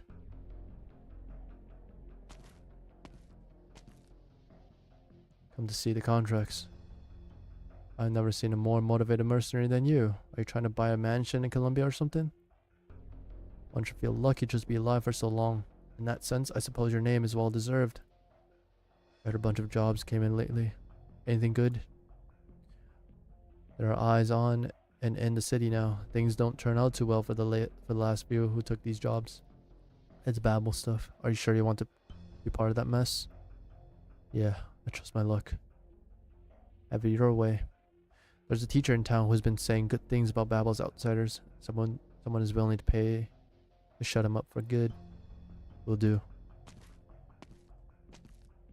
I look forward to your surprises. Hope your luck doesn't run out today.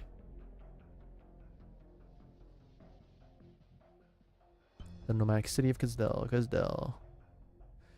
It has been a while since Good Luck came back. The city has changed a lot. People come and go. He's familiar with the words Babel and military commission. There are always people fighting over things that he does not understand.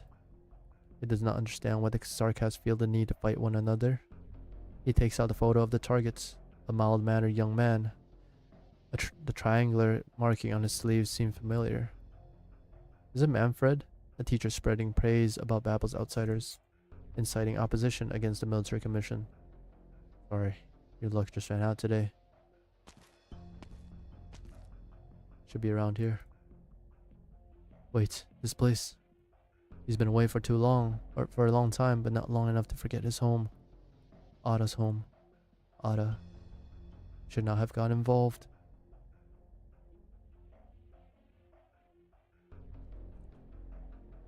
We've gotten used to despair from one defeat after another at the hands of power beyond our ability to resist. But we needed to convince ourselves that our despair was not self-inflicted, that it stemmed from an obvious source in our lives. That is what Babel has become for people in this day and age. It was Babel who brought the enemies. It was Babel's medicine that worsened our apathy. It was Babel's education that sapped our will to resist. It was Babel who deluded the king of Sarkaz and tricked us into giving up and collecting the blood debt from the outsiders. Babel is the source of all of our despair. What the fuck? What has happened? Huh? Well, if I can't see, I might... Huh?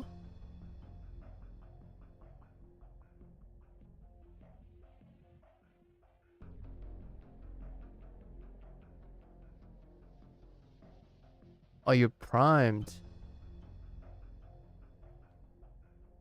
Prime sub, it's a skip ad, and then the ad still plays. Okay then. Scamas, why didn't it play? Is it because Prime is another? Is it another? Fuck, hold on. I want to figure this out real quick. It doesn't even show that you primed. The hell? Share your sub, Big. Share it. I saw a notification, but I can't see what happened. Like, what the fuck?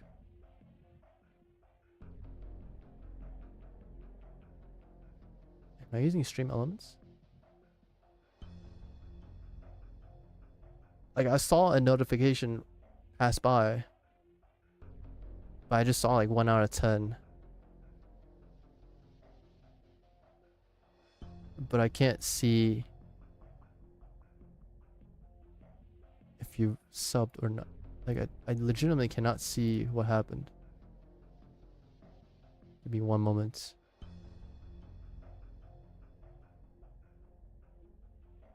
Add the activity feed.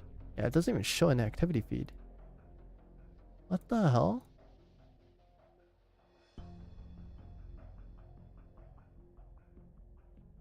And like, it should show up.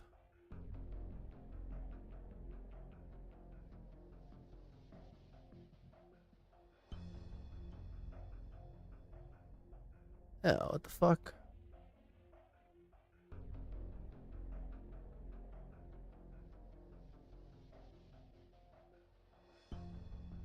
That's so weird. Did it give you an option to share your sub? Or like share resub? Ugh. Yeah, thank you for the sub. No? What the fuck? That is weird. I've never seen this before.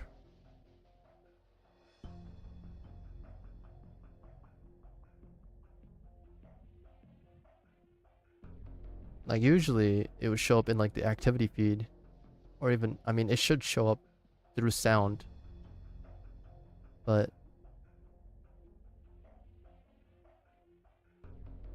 what the fuck?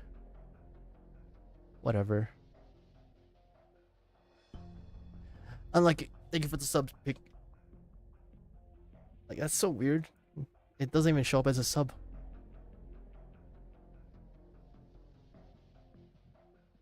Wait, pick. Maybe try refreshing. Maybe it'll give you an option to share your sub. And I can finally see it.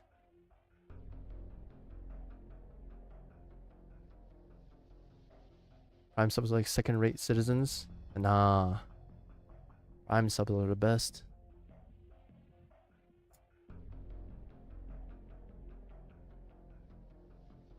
If anything, it should show the normal notification sound for me, which is the Fukireta.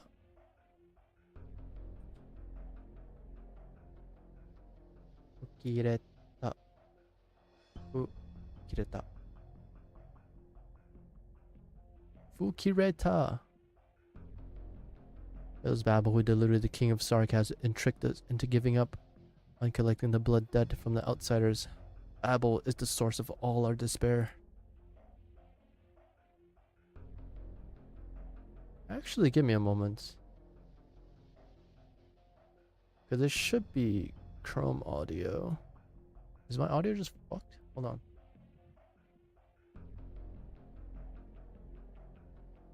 I need a random fucking video. Please.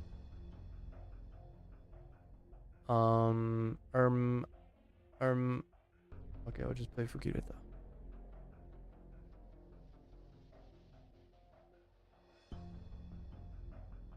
No, it works. I suppose that's just Twitch fucking up. I don't fucking know, dude. XDD. Alright, continuing. I see some of you nodding. No doubt you've heard the same from your parents. In desperate times, people often mistake hearsay for the truth. But is it the truth though? Were our lives better without outsiders in Kazdel? Don't take anything at face value. See, think, and find your own answer. Yes, it's hard to leave Kazdel. The land outside is full of danger. Even making it to the border of the next country is no small feat. But I'll still leave this place. I'll go to Lithuanian, Colombia, Kazimierz, to anywhere that I may find a way to change things. Then I'll come back and teach you and all the children of the Sarkaz. What will happen to Babel, you ask? The future of Babel.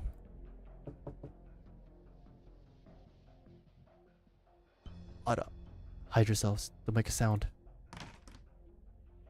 Hello? Are you looking for someone? Sorry, I got the wrong door. It's Ascalon. Do you need help? I'm familiar with the area. He smiles. There's no panic in his eyes. Ascalon scans the sparsely furnished room and understands. Is that fucking Logos? Holy young Logos. What the fuck?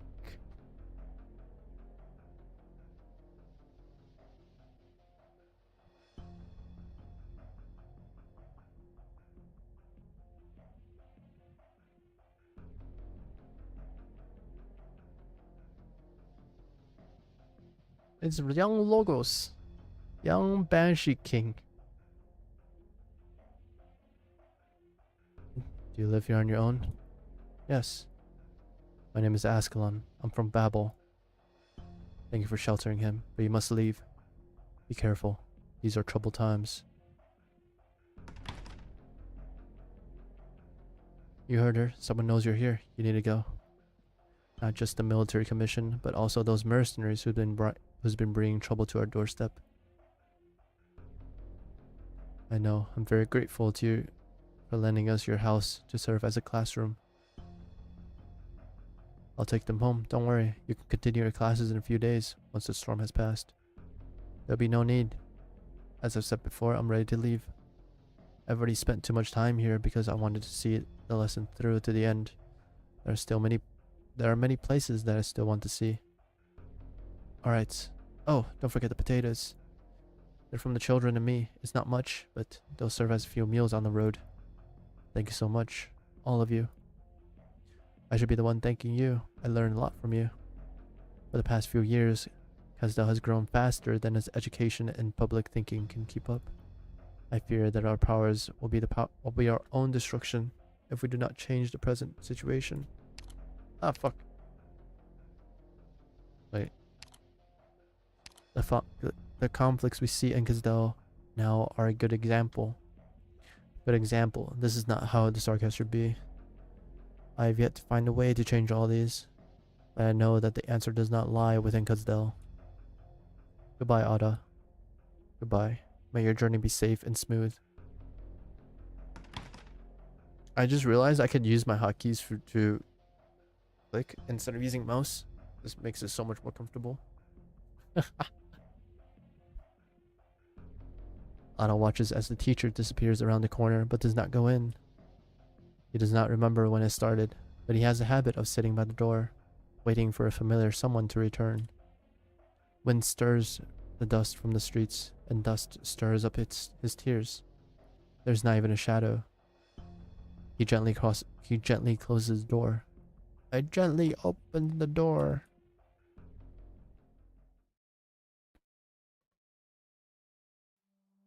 Otta. Good Luck sees the target leaves the house. Then he sees a familiar figure that he has not seen for a long time. His blades feel heavy. He cannot move. Otta, I'm sorry, I didn't know. I'm a lousy dad, but he tightened his grip on the knife's hilt. He knows only one way to give Otta a better future. And he's dead.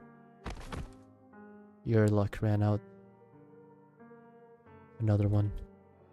A mist shrouds a corpse in a corner of the street, erasing all traces of its existence. The passing of a life in Kazdel is akin to a speck of dust falling to the ground, unheard, unceremonious, and unnoticed. His luck has ran out.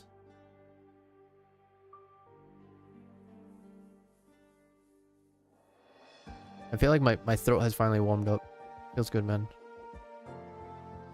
How long do you plan on hiding there, Manfred? Or are you planning to stab me in the back now? Another merc. How many have you killed? Didn't see the point to keep count. Kill one. You could kill 1, 2, 100 even. But can you kill every single merc who accept the contract? They just want to remind us that we've been complacent with the status quo for far too long. Using the lives of Babel members as a reminder. To remind whom? He made a promise to Her Highness. This is what he calls protection for Babel. Ah, fuck! I accidentally fucking clicked. All I see are crackdowns on Babel and mercenaries running wild. There are some things that should not be said out loud, especially not by you, Ascalon. If you don't like it, arrest me. Let's see if you've improved at all under his tutelage. Bitch! The general has taught me that there are more important things than violence. And by the look of things, the mercenaries aren't the only ruthless cutthroats around here. Stab. Stop dodging if you dare. I'll prove to their highnesses that I can beat you. She's like, bro, are you serious? Too slow, Manfred. Wait. You're dead. Again. Get up. Don't. You should tell me. Footwork, Manfred. And Ascalon. Stop going for his head all the time. This is the most effective way. It's his own fault for getting hit. If he can't dodge it, he has to learn to take it. You're right, Ascalon. Why did you stop? We didn't tell you to. I can take it, Your Highness. It's not over yet. Huh? I hit. Your Highness, I hit. Did you now? Let me down, Ascalon. Damn. Don't hurt him, Ascalon. So they're like basically what the fuck? They're basically siblings. Manfred's long limbs flail helplessly in the air, while his torso is tied to a wooden stake. How did you do it so fast? Got my inspiration from the war Her Highness is... From the way Her Highness sews. Manfred wriggles to break free, but the more he squirms, the tighter the ropes hug him. He cannot understand how Ascalon can be so strong and fast when she looks as thin and frail as him. Let me down! Look, I won again. Ascalon raises her weapon high and grins victoriously at the twin sovereigns. Ascalon has gotten a lot more cheerful. What are you thinking? They're different from the other Sarkaz children. We can change them, but how can we reach all the children of Kazdel? Give me time. Babel can do it. Time is a luxury. I know, but education is not something that can be rushed. What we are doing what we're doing is leaving hope for the next generation. The flame of hope will never go out, as long as a single teacher in Casdell remains willing to share with these children the vision of a beautiful future.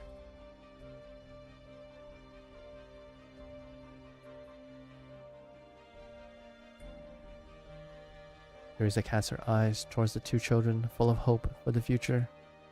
Well, are you going to admit defeat or not? What the fuck? I didn't mean to do that. How the fuck are my keybinds here? Hold up. Oh, did I click G?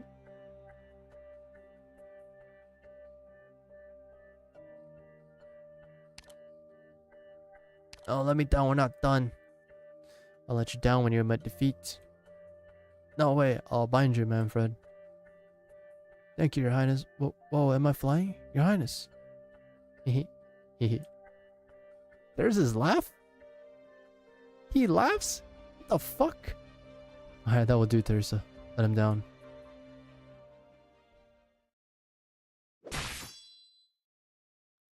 You've improved, but Teresa hasn't taught you everything he knows. You were always the faster learner, but ever since you left the General, you've been nothing but unadjusted and lost. He's disappointed in your departure, by the way. I may not be as good with words as you are, but at least I don't just ignore the insults against Her Highness Teresa. Do you really know why Her Highness is so dedicated to Babel's ideals? Do you really know why the General hasn't openly denounced the attack on Babel? You should have talked to them, rather than turning your back on him. I turn my back? You're the ones who turned your backs on Her Highness and the voices of so many. It's Teresa who has turned a blind eye to the mercenaries' acts of violence and the damage that they've caused Babel. That this much I know. The General has allowed it precisely because we can't ignore the voices of the majority. If the fate of the Sarkaz is doomed to fall into the abyss, what's wrong with using more effective means to prevent it? So that's what you truly think. It's what most of us in Casdell think. It's not that I don't trust Her Highness. Anyone can promise a better future, but we can't ignore the reality before it. Isn't it crueler to use violence to force a child to shake hands and make peace with the murderer who just killed his father? Say whatever you want. I'll keep my hands off the military commission, but if you try to act through the mercenaries, then my job is simple. No more mercenaries, no more problems. She's right though. She is very right. Ascalon, if you have the time, go visit Her Highness. I've never seen her so tired. A puff of mist is the only sign that she was ever there. Manfred looks down and wipes away the blood slowly seeping out of his chest. He sighs and turns into the empty street, only to spot the deceased mercenary's effects. Someday, we will all understand. It was never Her Highness or the General who made the choice.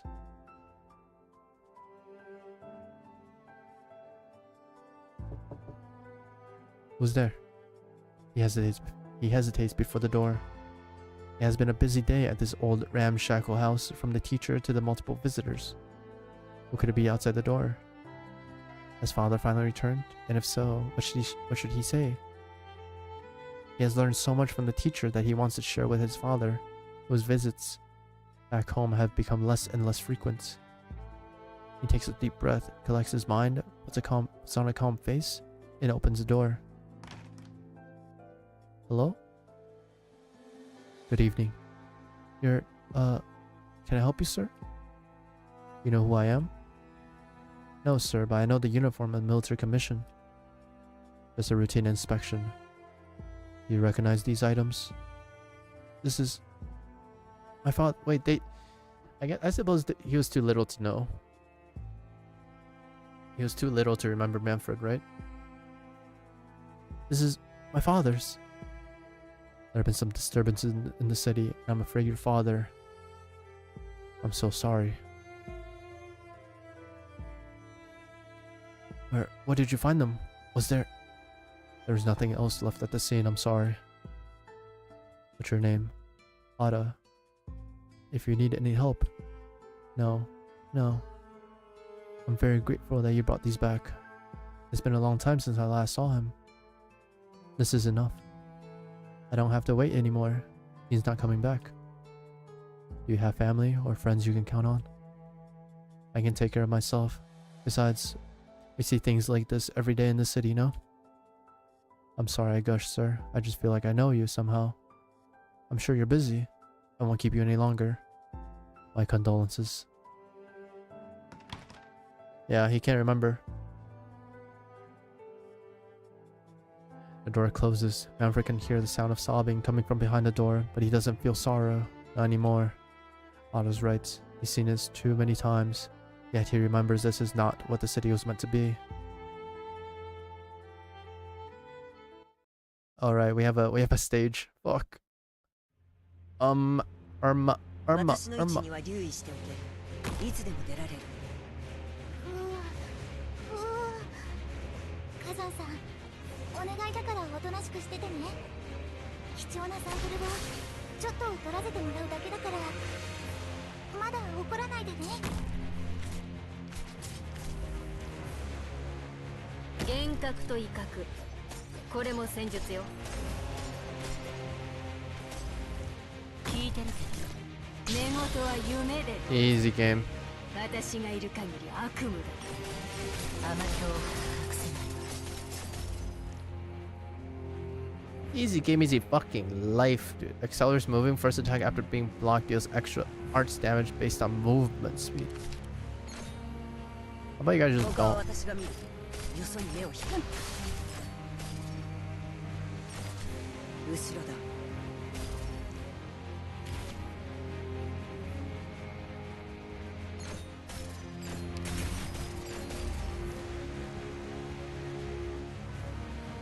私の領域を犯したな。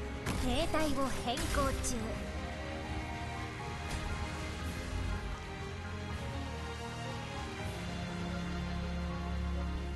通信。死に目にはすぐに移していく。 There we go. GG's.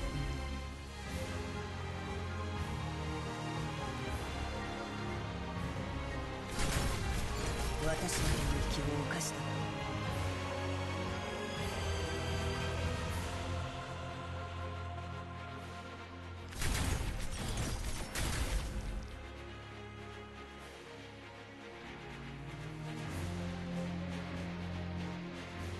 私の領域を犯した。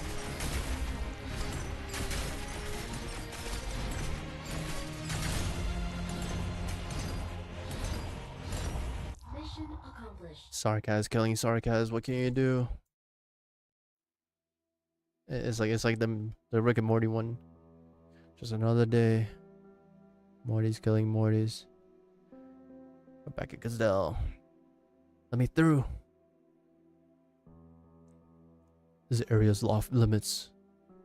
What happened? Are you with Babel? No. Then it's none of your business. The wall of royal court soldiers prevents Otto from passing. They see several familiar crying faces and a scattering crowd. Those students, I think I can take this alley here.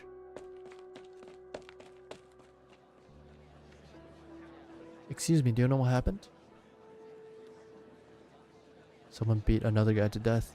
He's dead too. Are you trying to join the racket? Babel again. What is Her Highness thinking? Shut your trap. You owe everything you eat, everything you wear, and the roof over your head to Her Highness. Shut the fuck up. Well, it's simple enough, alright? A teacher beat the father of his student to death. A teacher beat the father of his student to death. A teacher? How could... All the man did was scold him a little. And it was the teacher who was telling the kids all sorts of awful things. It's not true. You're a Babel shield too? Kids these days. Hey, what are you doing? Otto squeezed through the crowd and sees some familiar faces lying on the ground. He finally finds the source of the commotion. The teacher lying in the cloud of dust.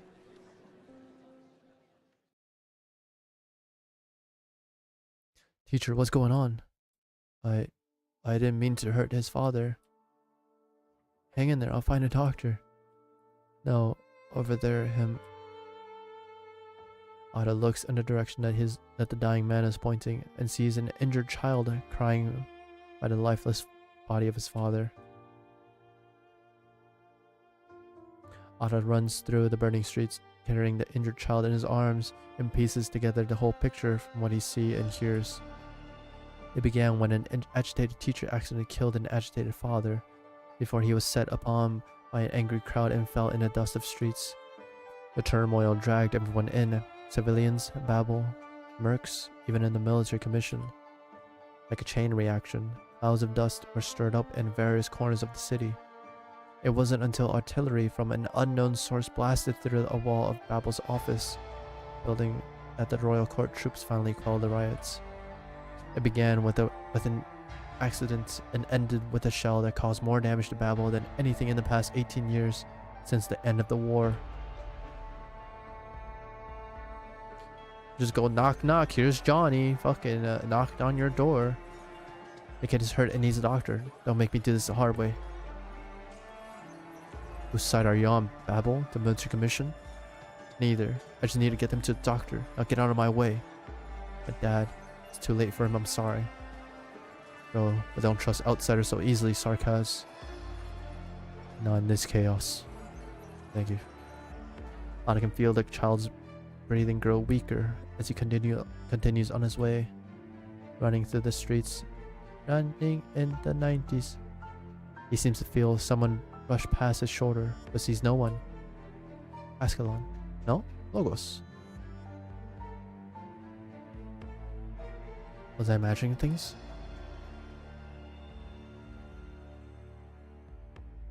Stop right there. Not one step closer. There are patients inside. This kid needs medical attention now. But, oh. I didn't think there was anyone still willing to bring patients here. Alright, I'll take it from here. I'll try to give you some extra medicine before you leave. Leave? Your Highness made the decision. But we all know what's happening. We're not welcome in Kazdel anymore. Where are you going? Outside the city? Aren't you afraid of the dangers in the wastes? Yes, I am. But if the city no longer welcomes us, then we respect his choice. I want to join Babel. I can help care for the patients or protect you.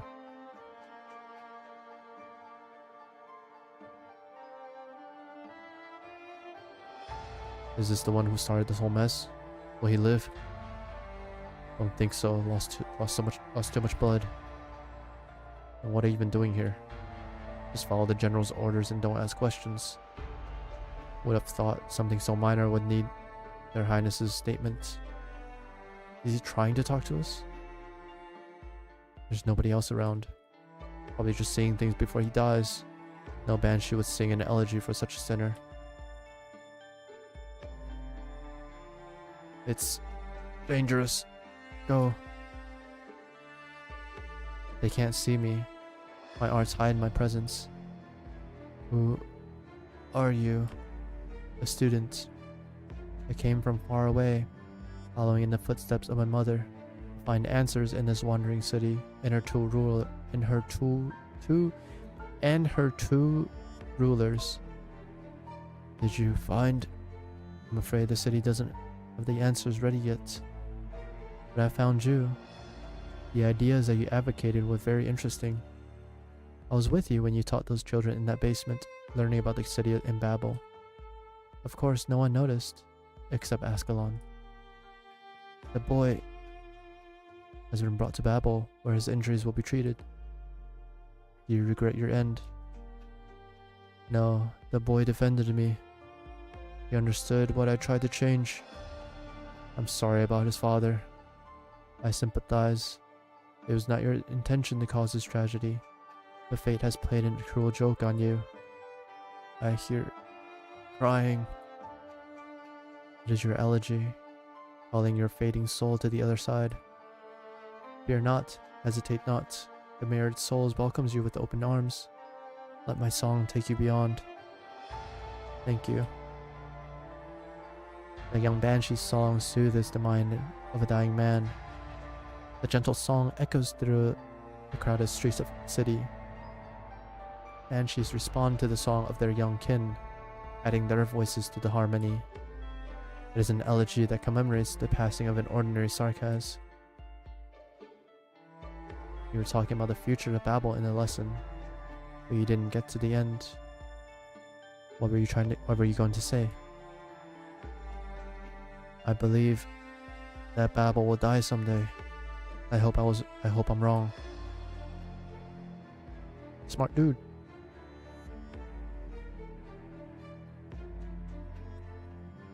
Song. Another Sarkaz has passed on in the turmoil.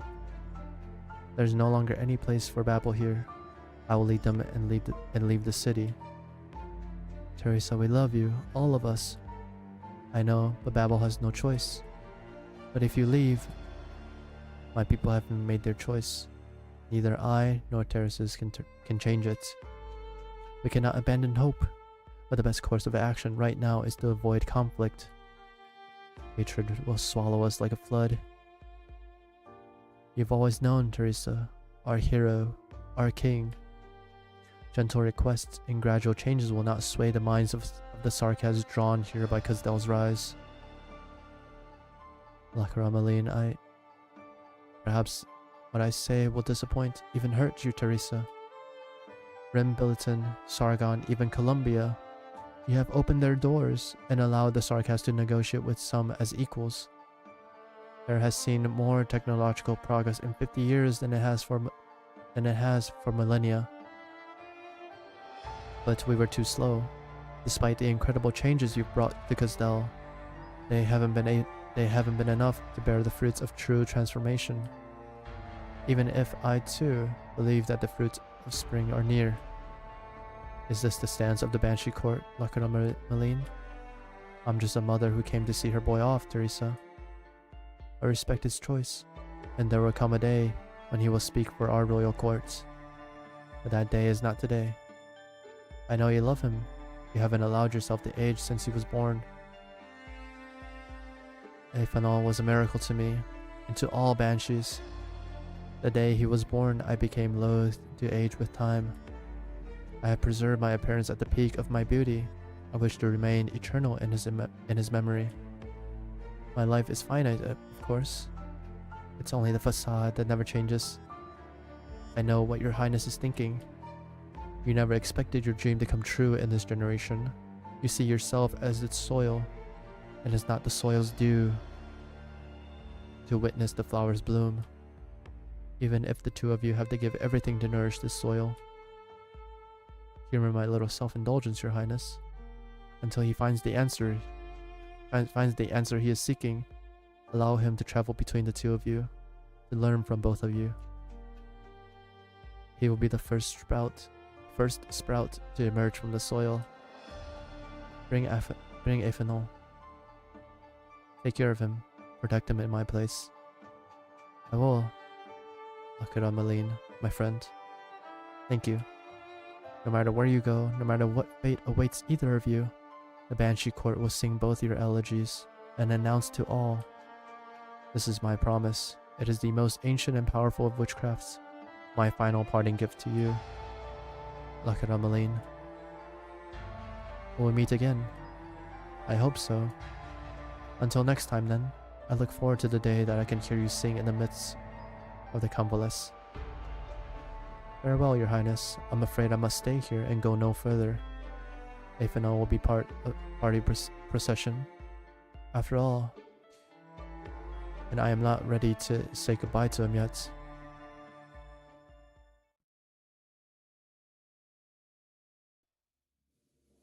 Two days later. 2 eternities later. How long do you plan on standing there? You came a little too early if it's Teresa you're looking for. I didn't think you would have the courage to come to me, Ascalon. Why? You mean why wouldn't you have the courage to see me, or why I banished Babel? You've seen Manfred? Yes. Did you do it? Not all the way. Good. Now remove yourself before you say something childish and naive. Not even Teresa would agree with you.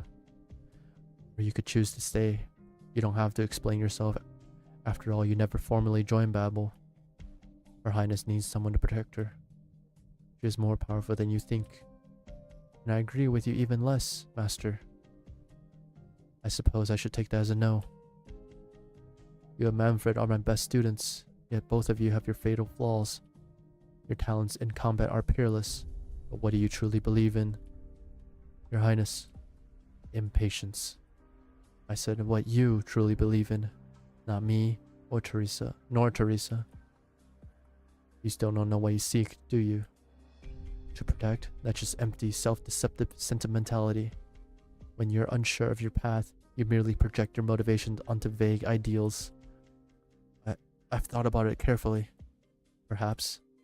Then follow Teresa and protect her, but don't blindly adopt her ways. Think for yourself. Manfred found his answer long before you did. The next time we see each other. Never mind. Go, Ascalon. There's nothing else for us to talk about now. Ascalon falls to one knee, then turns to a mist that closes around Theresis. The mist trembles and disperses, leaving behind only a stone knife in Theris' hand.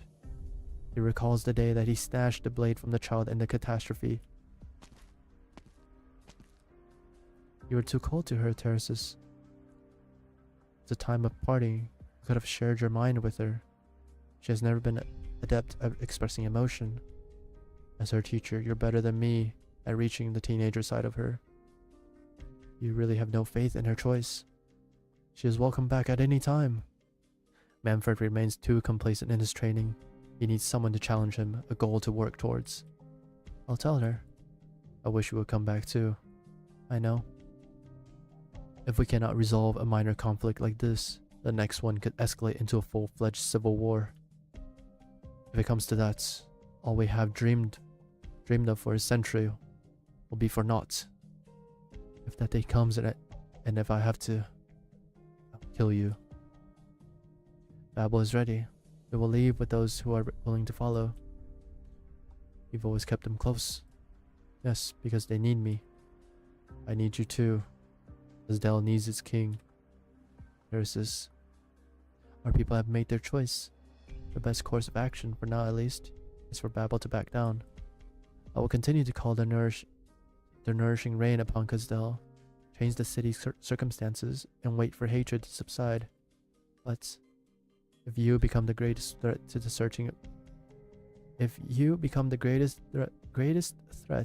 searching dreamers in this long and painstaking process, I will destroy you.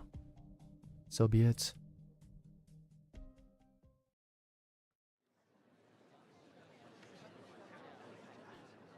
Holy dude. Yeah. Okay, let's go. Mercenaries and royal court soldiers line the streets, holding back the restless crowd. It was the king of Sarkas who brought food and shelter. It was also the king of Sarkas who allowed oppression and hatred to fester. The Babel procession stretches as far as the eye can see, past the barricades formed by lines of royal court soldiers, past the disdainful crowd. Theris walks towards the crowd and stands with them. He has left Theris' side for the first time in 2 centuries. 2 centuries! We all know what we must face. I hope this will not be the last time we stand together. Will that day be far? Not too far. Theris joins the silent procession. Their farewell to the city is soundless. Their path is one of hope. Then something occurs, enough to silence the restless onlookers and momentarily halt the procession. The cursing and crying cease. Every eye turns to a single poignant scene. Poignant?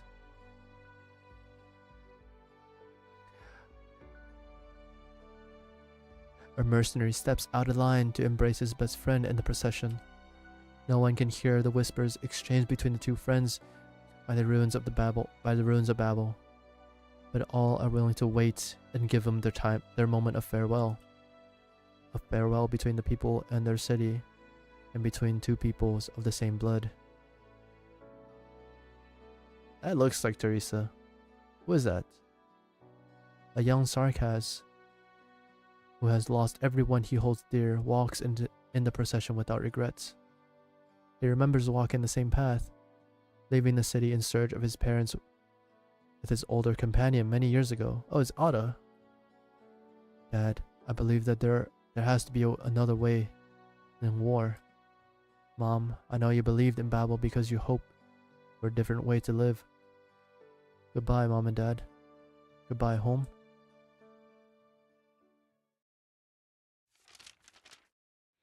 For Teresa's eyes only. I have heard of what happened in Castell and shared your sense of loss. The city holds special meaning to us all. But Babel needs not drift on the wastelands, for I have located the ship I previously mentioned in Rimbilliton. The excavation went smoothly, and the ship's basic functions have been restored after 2 years of work. It will carry the hopes of Babel into the future. Please wait for me, Teresa. P.S. I did find it on the ship. A legacy that could bring upheaval to this land. Given its importance, I feel it is crucial to discuss this matter with you in person. With hope, Kelsey. 少し待て。組織サンプルを採取する必要がある。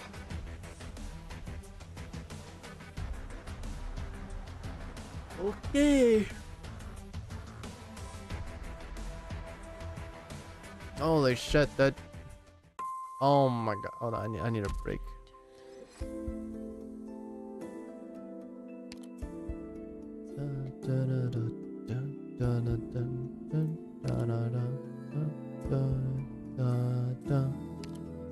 How many is in this? It's only BB 10?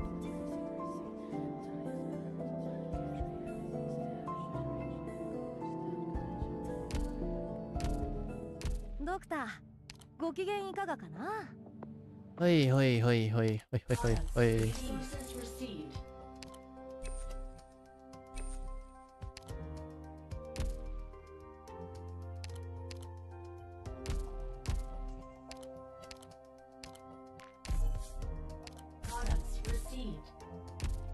Holy shit, dude. Doctor, ご機嫌いかがかな? It's very, very story heavy. 以前はラバ術師だ。ビーグルって言います。まあ。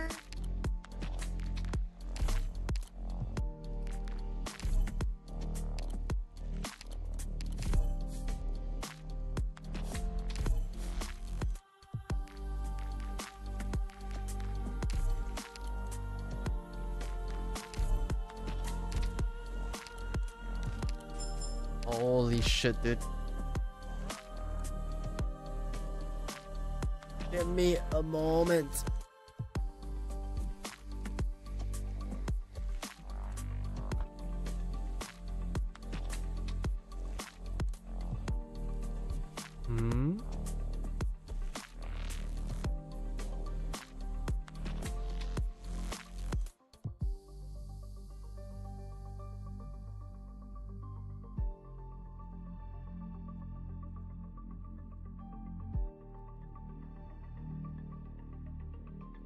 Very, very story heavy. I'm glad we get to see the logos in Ascalon though. Very nice. Very, very nice.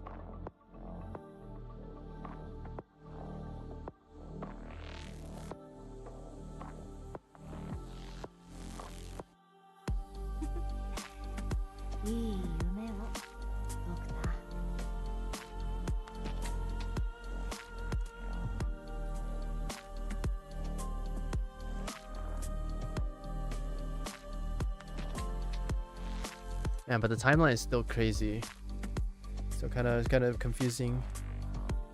At least for regarding Rose Island and the Doctor and Priestess.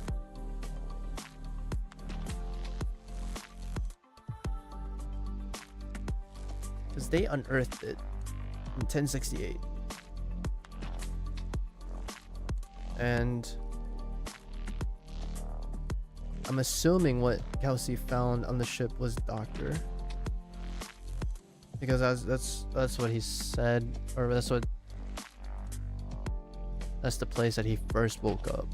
So in the span of history that we know, there was 2 times that Doctor woke up from the sarcophagus. One is the first time Kelsey found him. So I'm assuming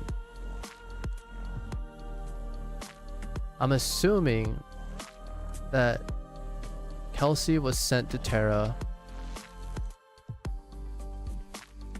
without the Doctor at first, with the mission of Originium, or to develop Originium in the first place, right?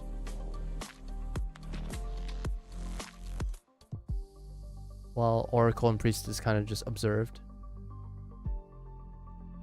Or maybe the Doctor went back and forth between maybe Oracle went back and forth between Terra and Rose Island. Then いい夢をドクター。 then one day, like in 1068, Kelsey finally found Rhodes Island, the land ship, with the Doctor inside its sarcophagus in the middle of the abyss, right? And then later on,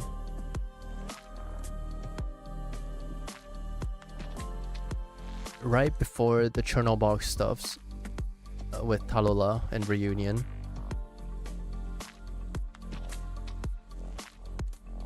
Kelsey had attempted to use the sarcophagus in Chernobyl because the abyss was not accessible, I guess. Maybe, who knows, for whatever reason. Maybe it's because they were in a mission at Chernobyl and that was the closest one that Kelsey knows of.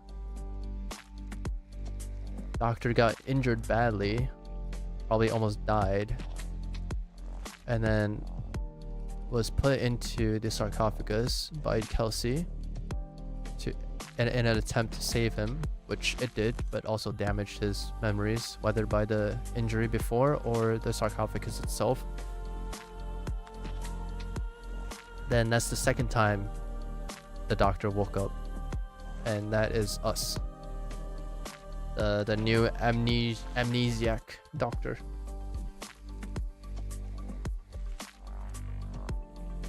And in the... I forgot when, but it was mentioned before, maybe in chapter 14. It was mentioned before by the Priestess that or in Doctor's flashbacks, that the Priestess would... Priestess said that he would go back and forth, but he would continue to go to Terra. And she was amazed she was curious as to why he was, like, the Oracle was so drawn to Terra. So I'm guessing in the beginning, Oracle and Priestess probably sent Kelsey to Terra, as the Oracle probably went himself as well with Kelsey to Terra to research Originium, or to develop and research Originium. And then after that, he would go back, use the sarcophagus to go back to Rose Island in a different timeline. And then I'm assuming, because the time works differently on Rose Island than on Terra, or, you know, just regular fucking planets. So each time the Doctor came back was a different time on Terra, like different era on Terra. So most of the time Kelsey was alone for her to develop connections. Like basically the Doctor went through different eras while Kelsey lived through them, you know? That's what I'm beginning to think. It's kind of like that. The time kind of got me lost, not gonna lie. I don't think about it. To me, it kind of seems like what's that anime or manga?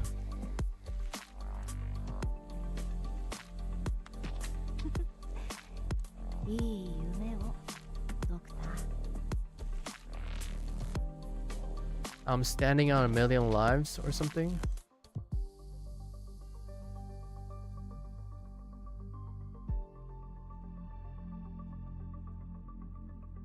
It's basically like each you get summoned into a place, and then each time you get summoned into a future of what you've already accomplished. Like you basically get sent to like the you get sent to like the initial stage, right? Let's say like year 0 of that civilization. You get sent there, and then after you came back, you get sent back again, and based on your decision in the beginning at year 0, you get to experience what happens at like year 100 or some shit. So like basically that's what I think the doctor is doing, or Oracle did in the beginning. At least that's what I think, unless it's specified somewhere regarding this.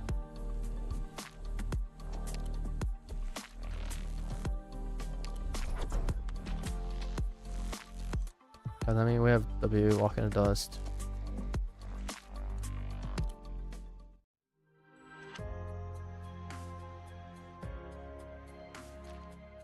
What is Vigilo?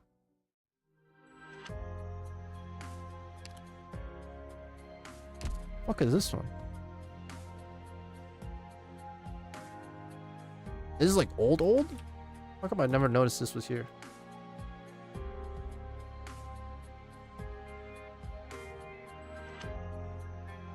First event does not introduce any operators, similar to how documents, but more.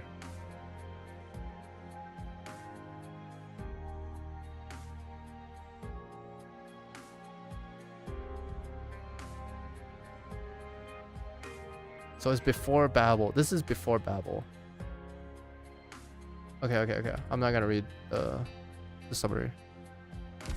But that's me not knowing the past and just guessing based on what I've seen. Alright. Let me go grab some water. I fucking ran out. BRB. We'll continue this.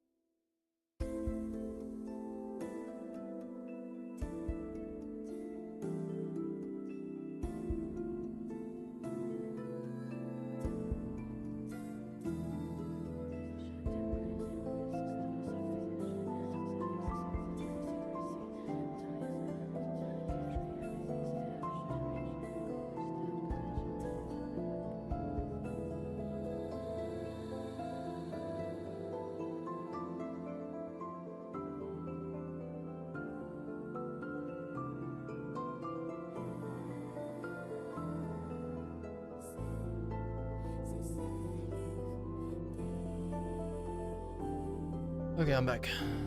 Let's see.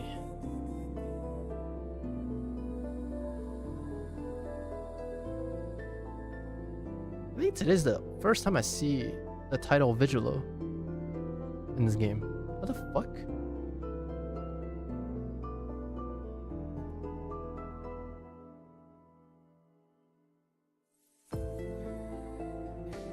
Has it just got like added to the game like recently or what?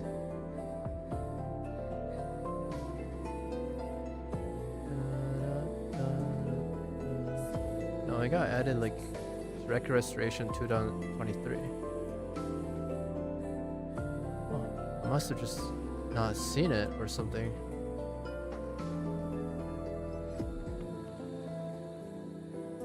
Unlucky, I guess. But I enjoy this. I really do enjoy this. Sorry, what? The Vigilo intermezzi or side story, whatever it is. This one. This one right here.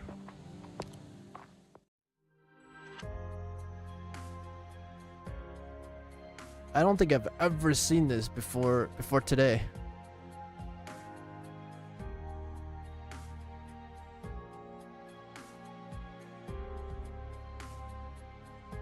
I like this does not look familiar to me at all.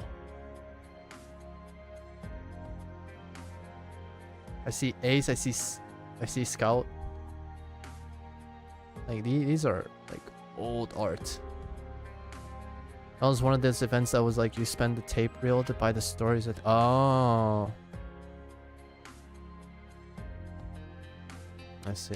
It's an old one too.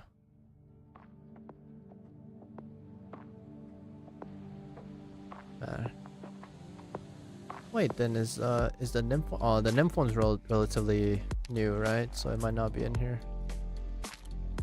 Oh, whatever. Might be starting this info. It's okay.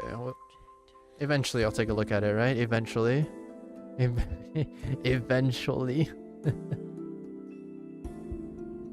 Also, we were just at 1086 right here. 7. What the fuck? 5, 6, 7. Bruh. Whatever. Let's just pretend this makes sense. Fucking using inches, dude. God damn. Fucking bullshit using inches.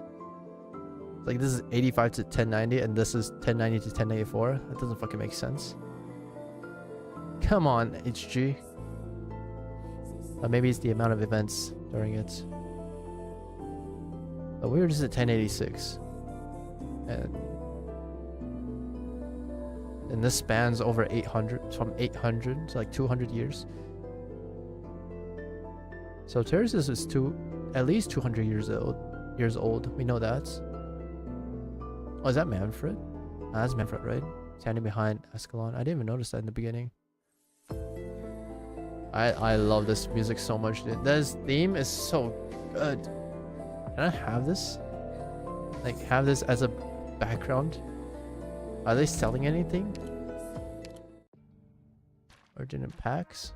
Of your all packs? Nope, nope, nope. Nope, nope, nope, nope.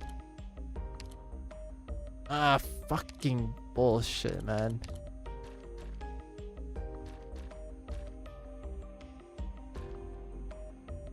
Is there a pack for that? For the background? Because it's the background that decides the BGM.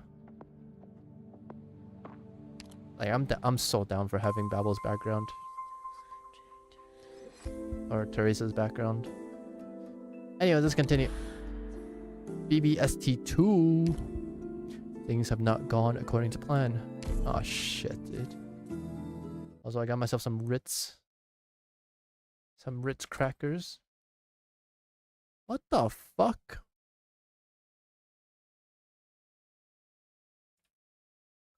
I love these like pretty plain snacks. So nice. And we're back to Priestess. I thought I was done with chapter 15. Anyways, maybe we'll be able to get some of our answers here. Prepared a gift for you, Doctor. What do you hear? This is. Do you remember? This is the polarization formed when Amaten was born. You said you found a rhythm within his waveform. Of course, I added a little personal touch. I adjusted the direction of the planetary track's array to capture different echoes. The harmonies is derived from lingering neutrinos of extinguishing stars. As for the orchestrator, I used the gravitational folds left behind when the ship sailed through the stargates. Or, oh, I knew you'd like it, Doctor. The universe is singing, even at this moment. It's still as touching as ever. But this violates the norms we set ourselves, Priestess. These facilities should have kept operating on the preset path. The stars are losing their color.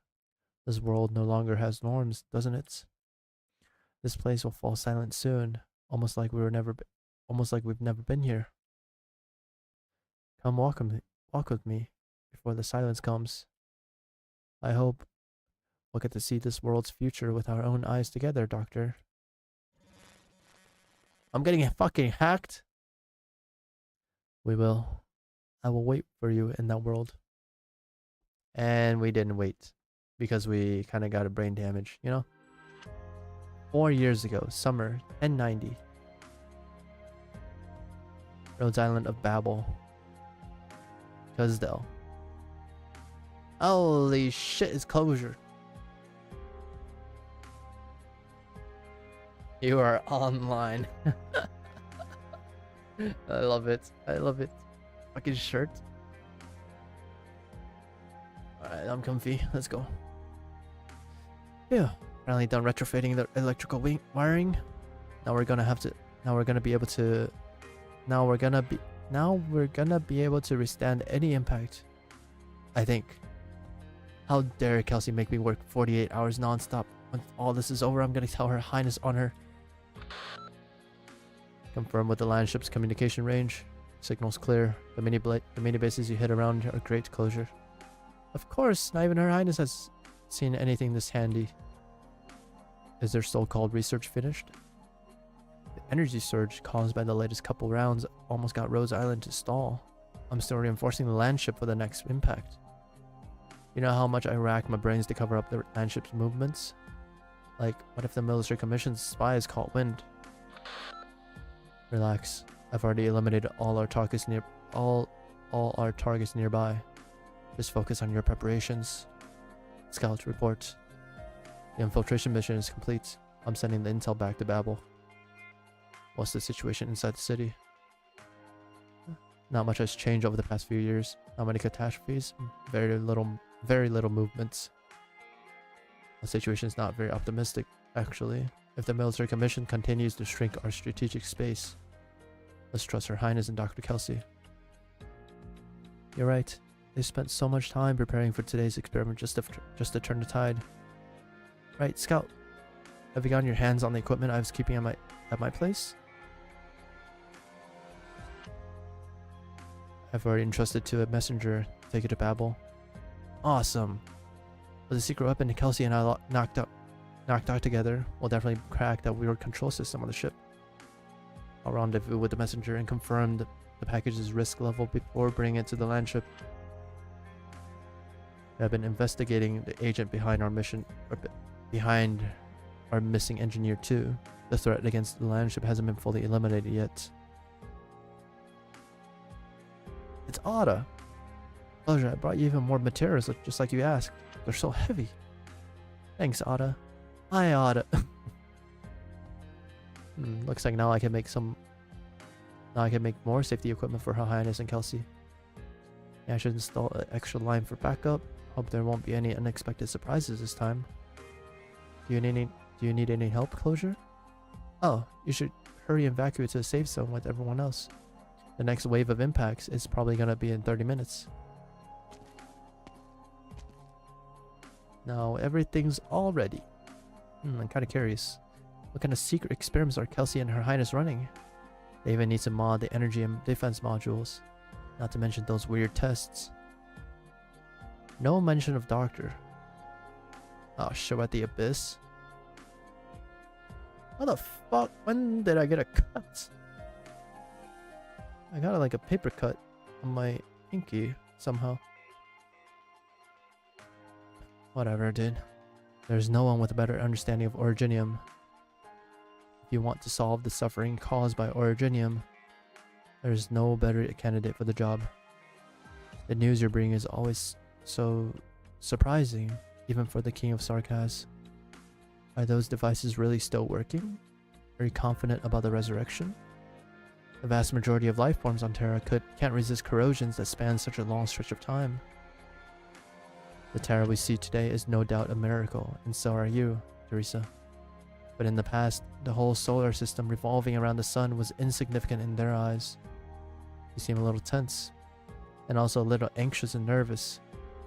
Is there anything else that worries you? Yes, but I can't tell you. It's okay, sorry. I shouldn't have distracted you. Focus. I can feel it. Elsie, you love this name, don't you? I've forgotten almost everything else about those days. But I still remember how, in that distant past, somebody gave me this name. Elsie. That was the last time we ever met. So how distant is that? Kelsey, I do not have much time left. Search for traces of life. Search for hope in a future. Kelsey, go find your own answer. Find yourself.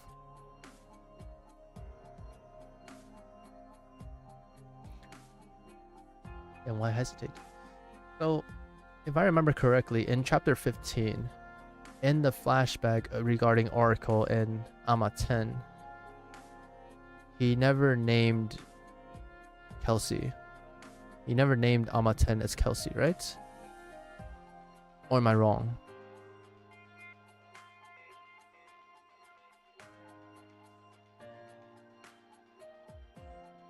So it must be that, yeah, I feel like they came down together to Terra, and the doctor didn't have enough time. It's been so long. It's been like a week. What do you mean? So I think they came down together to do research on Originium, and then the doctor had no time left, and he had to go back to Rose Island, and Kelsey has been here alone ever since. Basically. And now the doctor is in the sarcophagus again in Rose Island. Don't know why. I know what you mean. It's just I've had a premonition, worry, or perhaps a conjecture. At the starting point of this land, at a certain point in time when life had only started budding, something that can never be reversed happened here, and I don't know what it is. If it's someone that even Dr. Kelsey can put her full faith in, then I'm not one bit worried. Besides, considering how cautious you are, the safety measures that you prepared well ahead of time have never allowed me to worry. I'm sorry to say this, Teresa.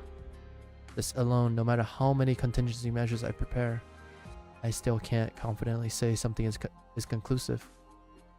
Teresa, I can't guarantee that I will always make the most rational decision. And this time I want to believe and do what you want to.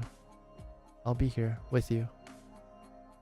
Kelsey's hand touches the door that stood silently still for a cryptically long stretch of time. A new wave of tremors reaches Rhode Island. The door loosens. Originium will become the beacon, condensed by our civilization.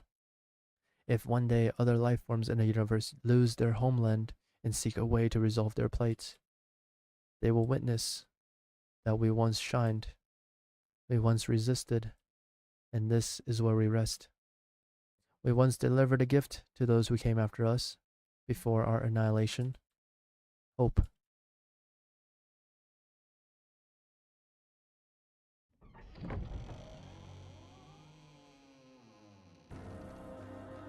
Ah, shit. This place. Is it time already? Ah, shit. Warning, unknown power activated. Warning, PRTS access detected. Access detect. PRTS access reset complete. Administrator permissions confirmed. All communication module channels open. Communications receiver module overclocking procedure completed. Enemies are leaking! Preserver. No signal. The preserver is the one in... Fuck. In Colombia. Kerula Arbor. No signal. That's in the sea. Celestial Fulcrum. No signal. Is that the law? No signal. Search complete. No signal detected on any channel. Would you like to retry? No. Answer. Just me. How long has it been? Searching progress logs. Latest update. 4 million... Huh? 4,755,954 days ago. Hold on, how long is that?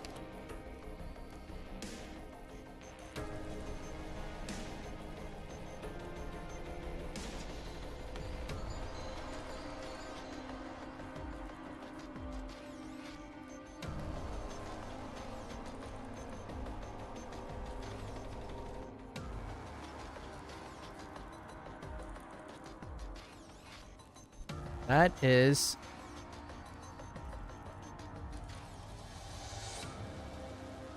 13,000 years ago.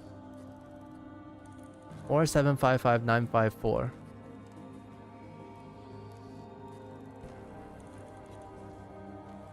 4,755,954 days ago. Remember this number, boys. It is 13030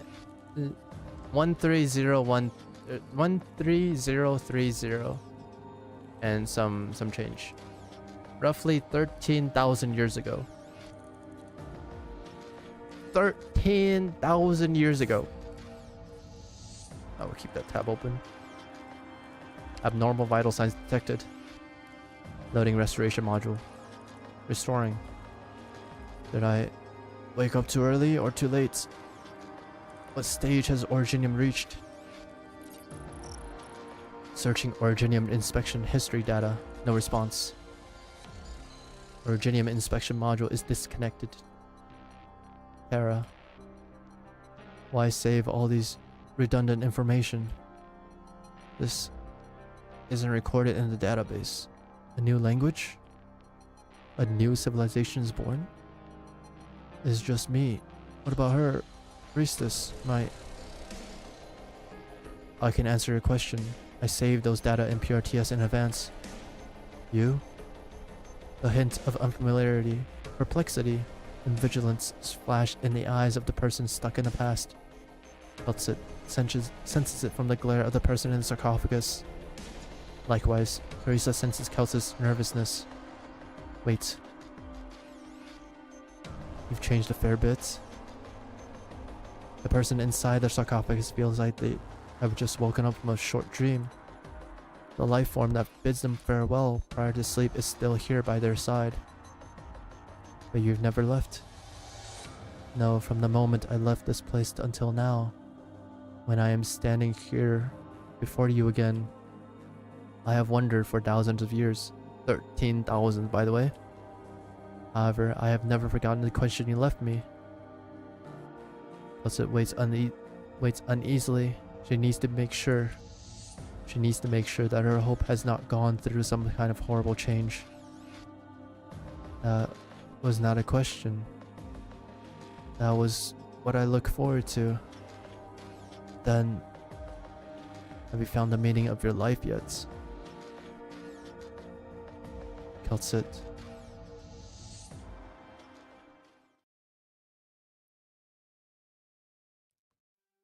My cat, wife, daughter is smiling. Feels good, man. Discovering the meaning and the continuation of life is a path that I will have to keep walking. You still remember? I'm come fully clothed. I still remember. To me, it was like yesterday when we said goodbye to each other. But it also seemed like an eternity. But to you, there was never a moment when I forgot all you have done for me. Aside from my life, you granted me one other thing that I found most precious. Freedom, Doctor. Please, just Doctor will do, Keltsit. Let me get out first. You are still very weak. I can help. No need. Keltsit, I still have many questions. What has become of Originium? I couldn't find any records.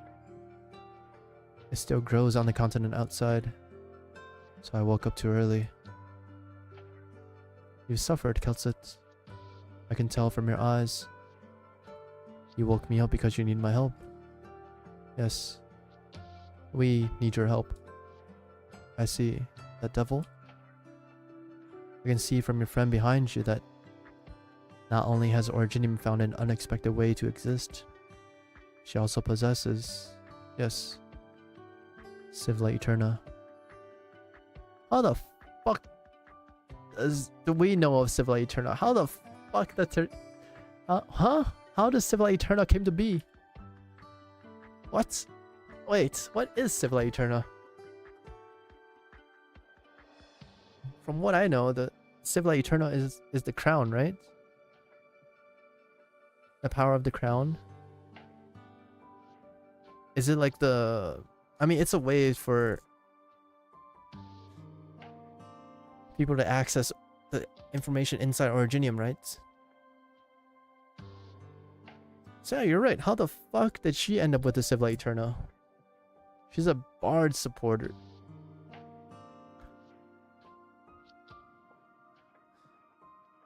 Wait, but who made Civila Eterna? What is Civila Eterna? I know she's a bard supporter. A pretty OP one. The course of this civilization is very complicated. What's her name? Does their civilization have anything like that used to refer to individuals? Teresa. The awakened one walks up to Teresa and holds out two arms, showing the palm of those hands.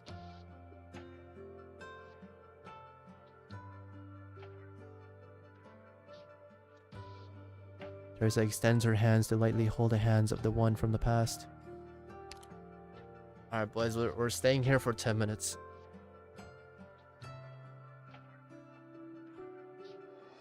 That's it. That's the stream. Just this.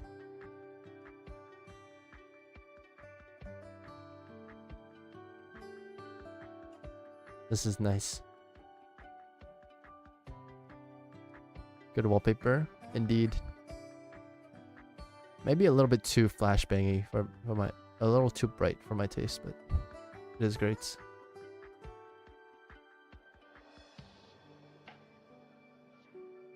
I like this art. This art's great. Alright. I know I said 10 minutes, but let's be honest. Let's go. The doctor feels warmth. Yes. Teresa. This is the moment two civilizations make contact with one another. Yet Teresa can see sadness in the eyes of this doctor from eras long gone. And she feels no warmth from the hands she is holding. Originium and you together. You speak our language? I learned from records. Not hard. This fucking guy just learned a fucking language just like that? Huh? Huh? Bro, what? Literally just woke up, not know the language? And skim the records? Be like, I got this. GG's, you know? You just built different. True, dude. Literally built different. Unbelievable. I was thinking about learning your language. Keltsit said, my world is lost. Language of the past. Just stay in the past. Okay, so Rhodes Island is the past. Obviously, right?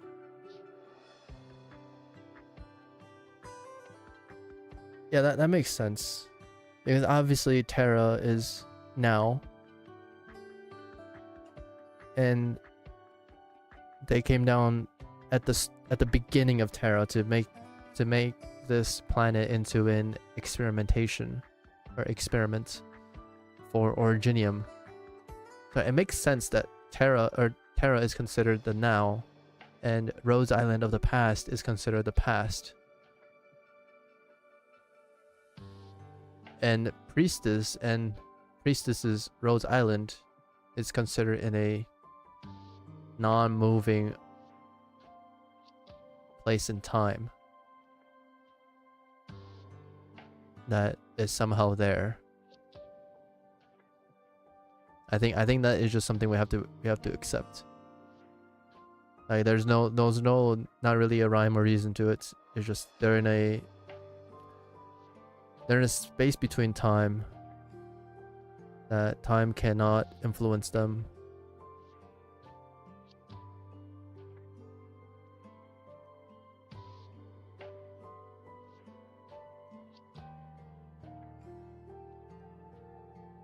So yeah, 13,000 years ago.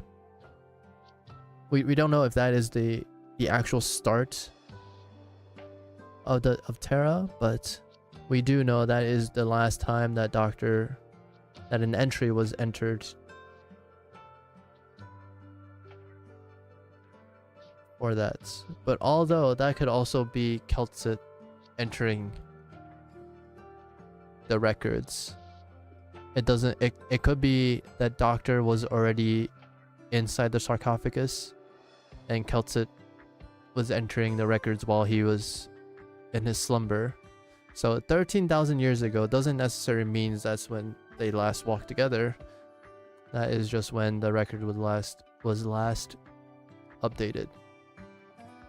So the Doctor has been sleeping for longer than that, and Keltsit has been suffering for longer than that. Well, suffering we say, but she has been alone for longer than that. She has been alone for at least that amount of time, if not longer. That's my assumption. It makes the most sense to me. Alright. I am curious about your kind.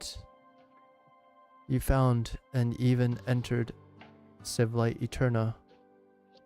I want to ask you everything about your civilization. That's the only way I can find traces of my world, the world of the past. I understand. Doctor? Is that how you say it? Please forgive me. Keep holding my hands. I will show you. The Doctor cannot help but be attracted to the eyes of this creature that looks like a devil. Through her eyes, the one who lost the world sees life. Oh shit, we're going inside our mind. Or inside her mind?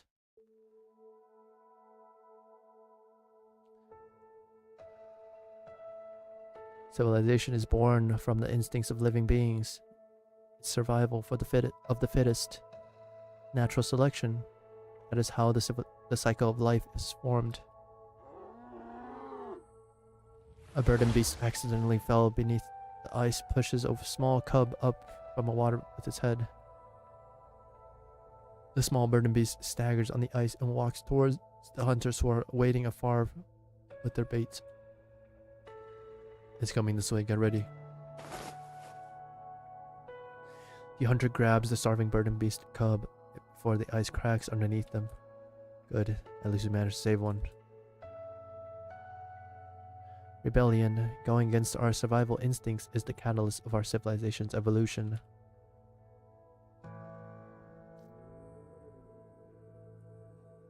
And curiosity is what we burn our lives away for. A staircase that allows our civilization to proceed forward. Pioneer chasing the stars is pushing forward with his fallen ally on his back. You dipshit, why can't you keep at it for just one more day? The newspaper already said that it was the crashed aircraft of the Rights. not a shooting star, but you just had to get to the bottom of it. There were failures who crashed from the sky. What was there to risk your life for? Those rocks that fell onto the land? What did you want to prove to me?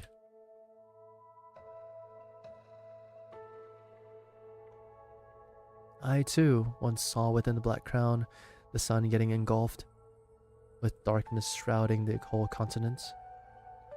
Sad, the Black Crown is similar eternal. But even in its darkest hour, there were still those who tried to light up the nights. What the hell? It's still black. The sun really is dead.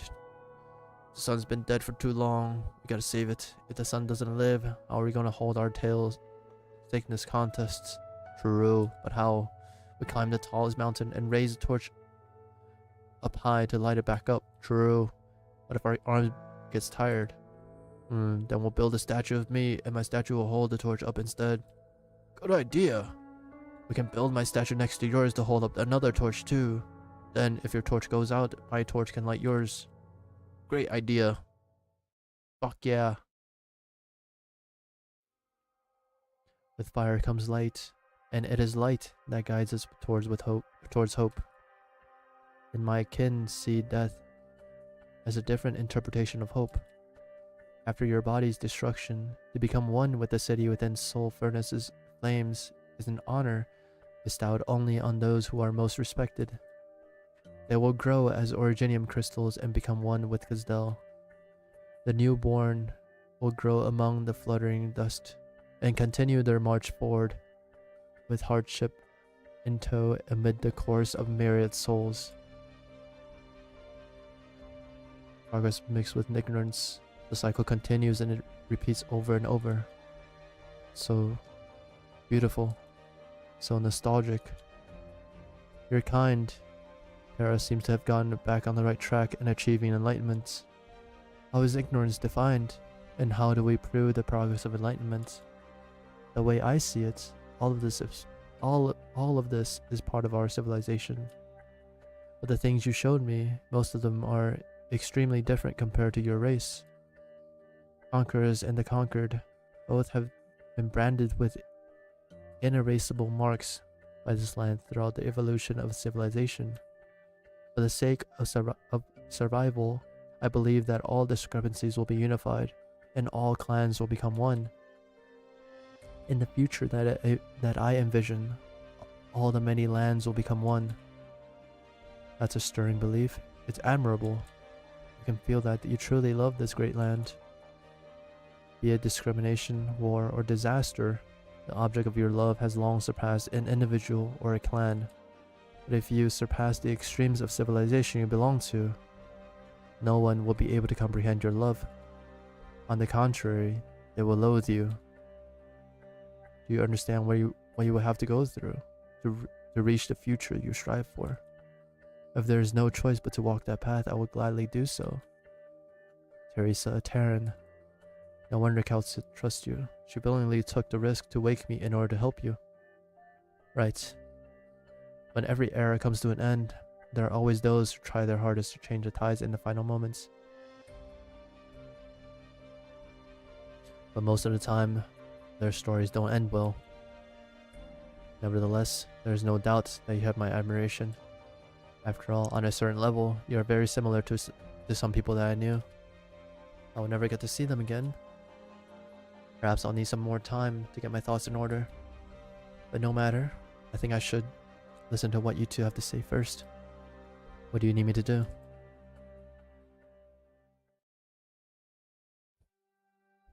Doctor, you need rest. I'm fine. Tells it. She's given me lots of surprises, but on top of that, she's given me even more challenges. Sorry, I mean confusion. I still don't have a very good grasp of the sarcasm language. Wait, that just reminds me. What the fuck? Not everyone on Terran speaks the same language. That just hit me. Right? Unless he's only saying it's sarcasm language because it's the first race that he sees. And he's assuming that this is their language. So maybe all of Terra does speak the same language. Maybe they do. But I mean, they have dialects, so it wouldn't make sense for them to speak the same language. But then again, we've never seen them needing a translator of any kind. So maybe it's just like everyone has their own dialects, and then it's just like extreme dialects. Interpreted as there's different languages, but a common language exists, like how English is. I think you're right, because I think different languages do exist, because you can see it when they mention the swear words, or they'll be like sarcasm swear word or whatever, fucking Lithuanian random shit, you know, it's like curses in Lithuanian or some shit. Yeah. So there is a common language. Yeah, like how English is basically known by everyone. Okay, yeah, that makes sense. And I'm assuming the doctor, Oracle here, is referring to this language as Sarkaz language for now, because this is what he's assuming she is speaking. The name of this language. But later it will be known to him that it is just a common language, common tongue. Okay. There's so much in this game I just like, cause like I'm assuming all these things because I know the game can go that deep. That's the thing. Like normally I would just be like, what the fuck ever, dude. But I feel like with this game they could definitely go that deep. Just like into every intricacy, every detail. I don't know. I'm just assuming, and it makes it really fun as well. I saw a lot of unexpected things in her. Surely you did too. I made enemies with her, came to know her, began to understand her wish, and finally admire her responsibility. That black crown shared with Teresa the long history and experience it bears, and she too slowly gained foresight that no other can attain. I felt perhaps this world would be our best chance, or this would be our best chance with her, with Babel, and with Terra. With Terra. You too are part of this great land now, Keltsit. I hope you will take this journey with us too. Right. I envy you, and I trust you, Keltsit. But I am just a researcher. Perhaps the help I can offer won't be as significant as you hoped. Orpathy, catastrophe, disasters that we have no methods to resist have been bringing many hardship to these lands.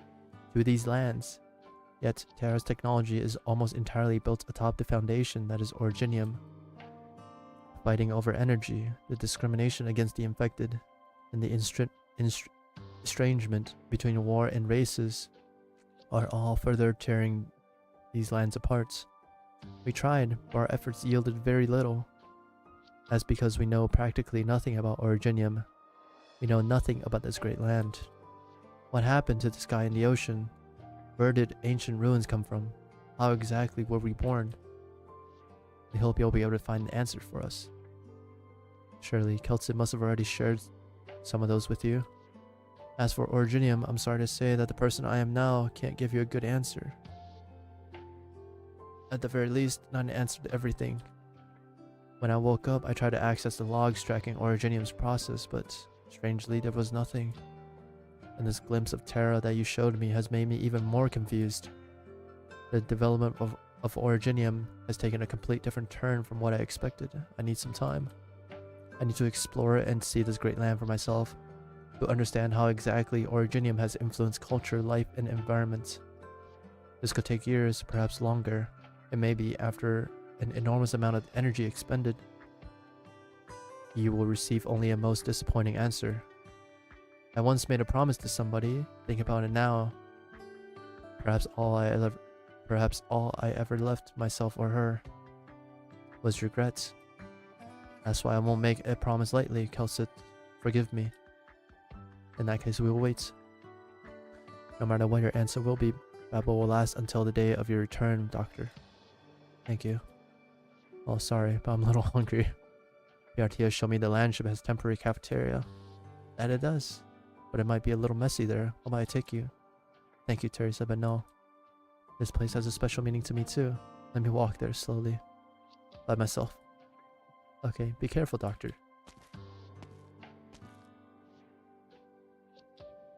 So, I mean, he doesn't even know that Priestess is actually alive in that slip of time. Somehow, you know?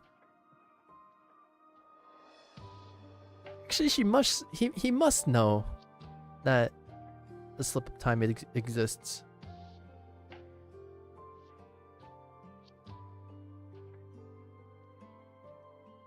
Maybe not.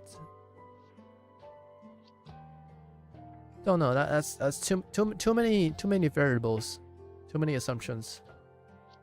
The awakening has given the Doctor a lot of pressure, but it would seem this one is quick to adapt, and much quicker than I expected. The Doctor wants to learn all there is to learn about Terra. A quick learner too, it seems. If the children were like the Doctor, perhaps they would have the chance to master even more languages and travels to so many places across Terra. So there is more languages on Terra. Okay, that's basically confirmed. Teresa, you should go back and look for the others. There should be plenty of Babel affairs that need the chairman herself to. Teresa?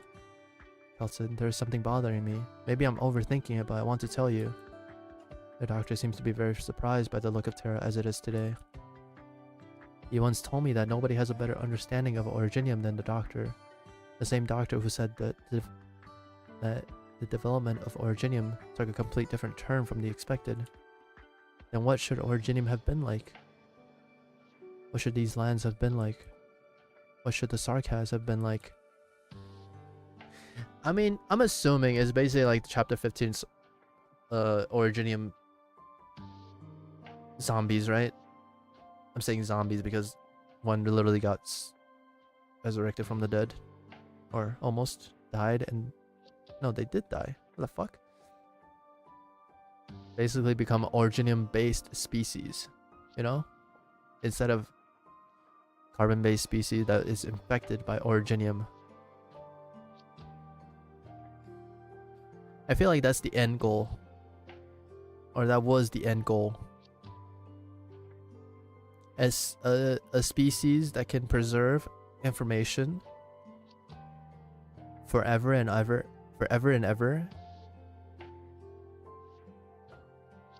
to combat the darkness, or not combat, but like survive the silence,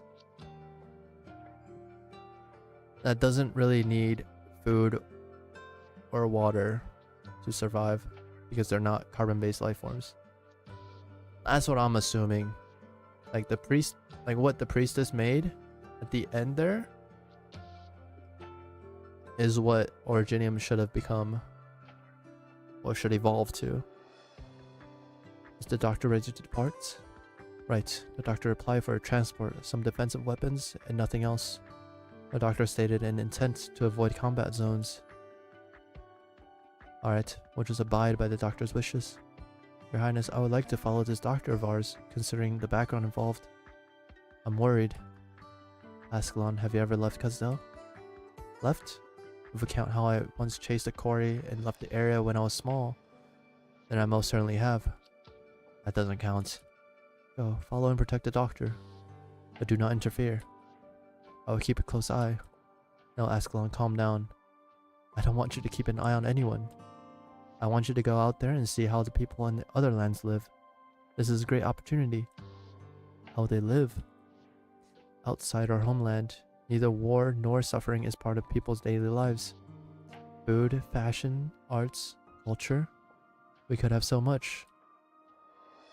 Many of us know this fact, but even more of us choose to ignore this fact, because most of the time we don't have the freedom to choose.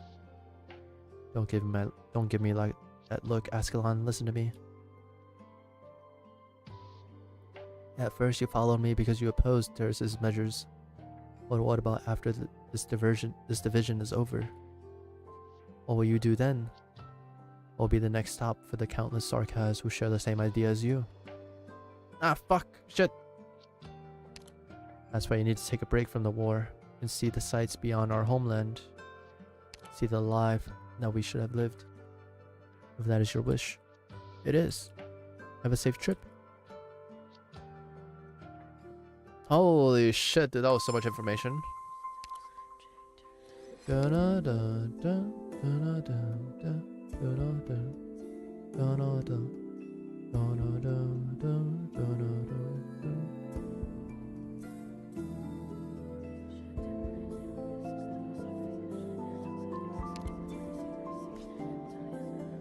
How hard can this be, dude? Like, legitimately, how hard can this be? This is fucking easy as shit, dude.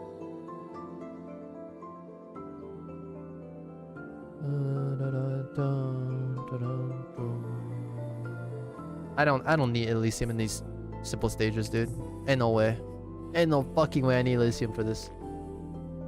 I'll bring a Civil Eterna, fuck it. 私はロドスの戦士たちと共にあるわ。 Oh shit. Dear Keltit, glad to receive your letter. Hope you and everyone in Babel are well. A couple of months ago, I rescued a girl by the name of Amia from a convoy that had met with misfortune. Oh shit, Amia. That accident killed her parents and afflicted her with oropathy. The locals deal with the orphaned oropathy patients by putting them in a car and driving them into the wastes. I had no choice but to take her with me. We have become fellow travelers by chance. You can't imagine my panic and helplessness as I took care of her. Fortunately, a woman who goes by the name of Savage has joined our little band, which has helped take some of the burden off me. She's in fucking Australia, boys. We're in Rimbleton lands, where the bunnies live. A shadow leaps out of the dunes in the moonlight.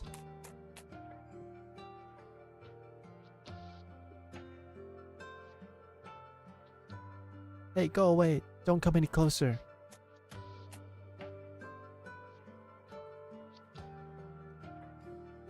You seem to have made them even more excited, Amia. Oh, I rescued them? I thought that was Teresa. What the fuck? Don't worry, Doctor. I can deal with this. Mom and Dad taught me how to chase the sand beast away. All you need to do is imitate the sound of their natural enemies. You know, of course Amia is fucking Australian. I know. I mean, I know she's a bunny, right? But like, it never really kicked in that she's Australian. You know, she just acts too proper. You're like, oi, mate, that's crikey. Oi. You know? Oi. Crikey.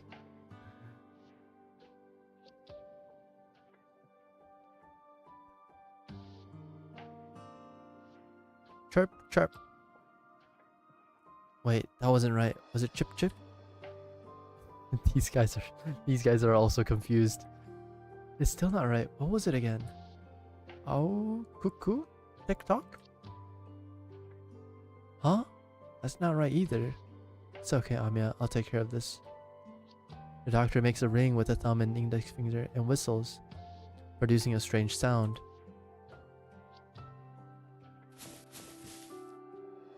Oh, doctor, that was just like the real thing. Let me try.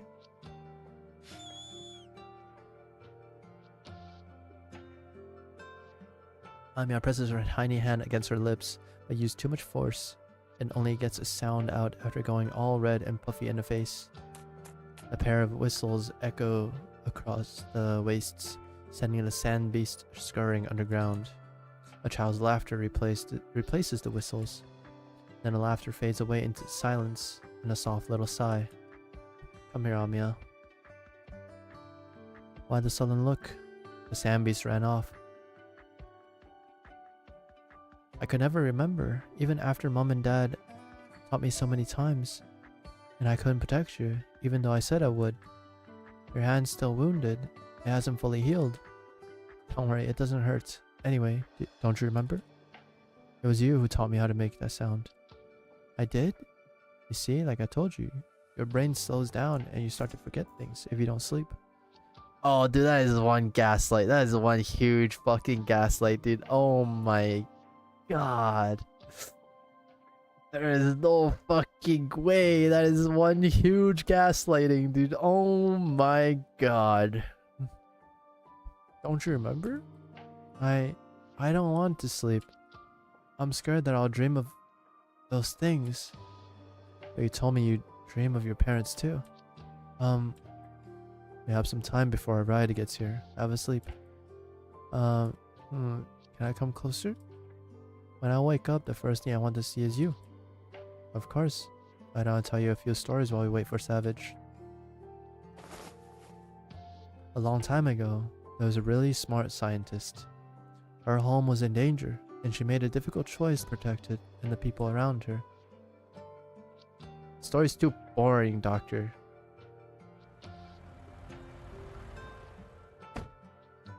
It's Savage! Doctor, I found a vehicle. We'll be able to go to the next... Jesus, she's sleeping.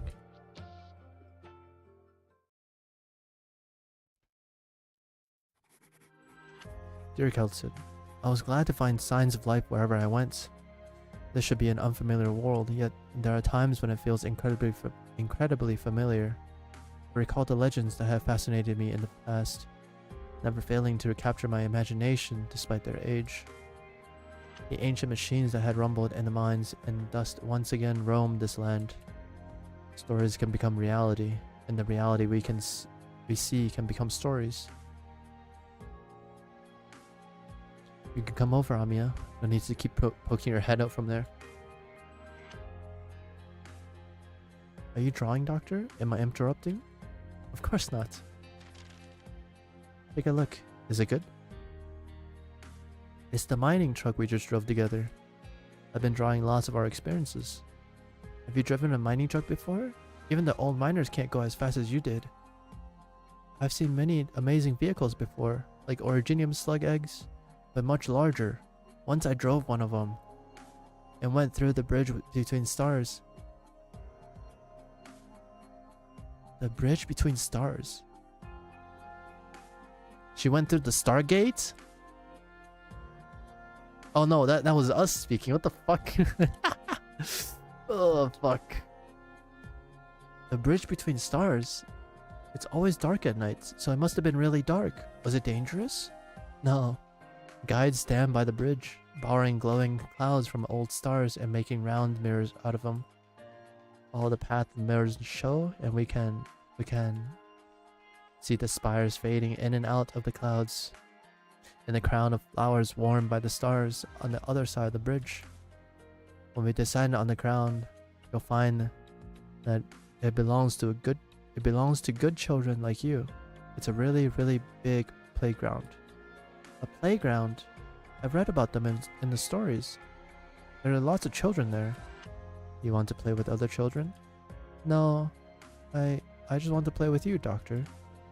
You'll make more friends as you grow up. As I grow up. What's the most amazing vehicle you've ever driven? The most amazing? Well, I spent a very long time with it. Very long indeed. Was there anyone else with you? In the beginning, yes. In the end, though, I was alone. But it's alright, I was sleeping. I slept for a very long time. Take me with you next time. That way I can keep you company and you won't have to sleep all day. Why are you laughing, Doctor? That's a big promise to make, are you sure? You have your own journey, your vision, your future. Are you sure you want to be with me? But they all say that there's no future for people with rocks on them. So I'll always be with you. We'll have a future, Amiya.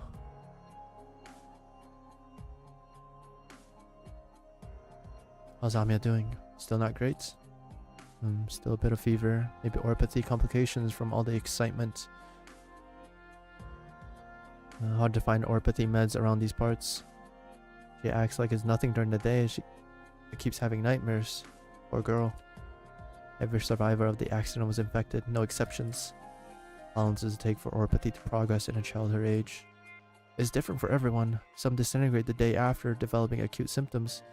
Some suffer for more than a decade of misery. But the end is always the same. Oropathy. Is there anyone in the world who can cure it? The world? Oh, you mean Terra, our great land. Man, you sound like one of those old scholars. Didn't know you had a sense of humor. Wait, you're serious? I'm afraid not, it's impossible. I need it to be possible. People couldn't imagine the nomadic cities a few centuries ago, could they? I'll find a way before her symptoms deteriorate. May be hard, but that doesn't mean it's impossible. Say it to Rimbilly, and they'll think you're making fun of them. You never fail to surprise me, but I just can't help but believe in you. Is that the charm of being smart? Come on, Charlotte. Her name is Charlotte?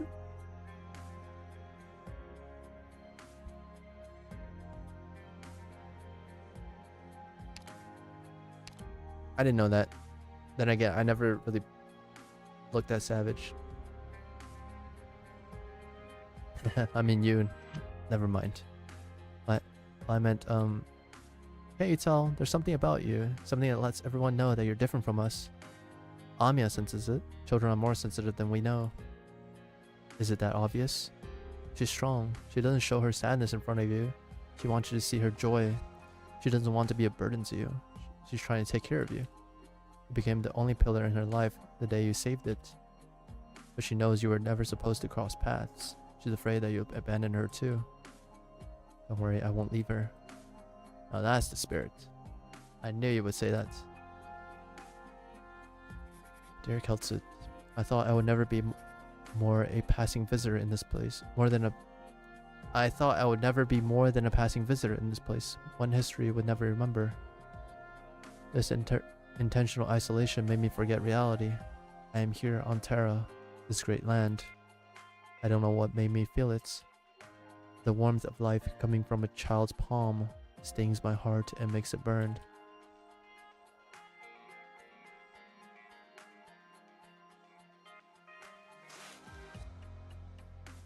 This is jerky and fruits left here on purpose. They know I'm here. Always inscrutable.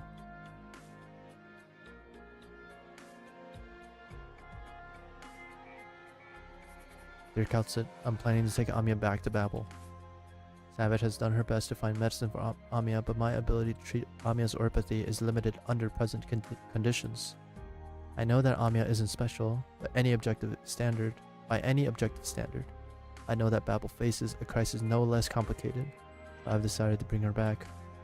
I met many people along the way. I've fretted over money at times, benefited from people's generosity at times. I've seen new things, even some that surprised me for the first time in a long while. The convoy that we were traveling with broke down. We found a herder to guide us through the wilderness of Rimbilliton on the backs of burden beasts, with the rumbling of drills and energies.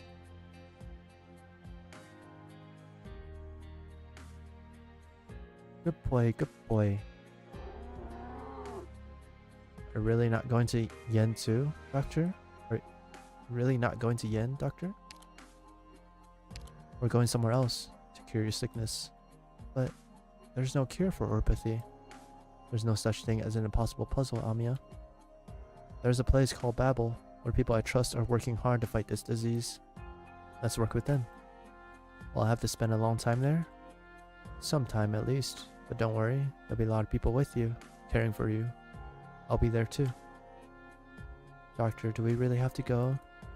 Lots of sick kids went away to get treated, but no one came back. Oropathy doesn't hurt at all. Promise I'll be good, Doctor. Right, Savage? Yes, Amiya has always been a good girl. And you're sure you don't want to rethink this, Doctor? We at least deal with Originium every day. We know what oropathy can do. Stay here in Rimbilliton, and at least we can give her a home. Maybe that's more important than the cold walls of a laboratory. A home. You have a point. I can't just stand by and watch Originium hurt her. I have an obligation. Amiya, I promise you. I'll do my best to cure you, no matter what happens. He promises. He promises. This is something he's really serious about, Doctor. Savage does have a point though, and Babel is in a place that is not entirely safe. You can stay with Savage if you don't want to leave Rimbilliton. I'm sorry to force the decision on you at such a young age, but you're a strong girl and will respect your choice. The doctor's right, Amiya. No need to knee-jerk an answer. Think carefully about it. I trust you, Doctor. I want to have a future. I want to grow up, read books with you, travel with Savage. It's just that I'm a little scared. Thank you, Amiya. The doctor pats Amiya's head and picks her up and climbs onto the burden beast. They've hardly sat down when the ground begins to shake, stirring up clouds of dust. What's going on? Underneath our feet. Must be a deep digger. It's spooking the burden beast. Watch out. Stay, boy. Stay. Whoa. Whoa. Hang in there, Doctor. The burden beast rears up on his hind legs, gives a loud cry, then charges forward. The rest of the pack follows.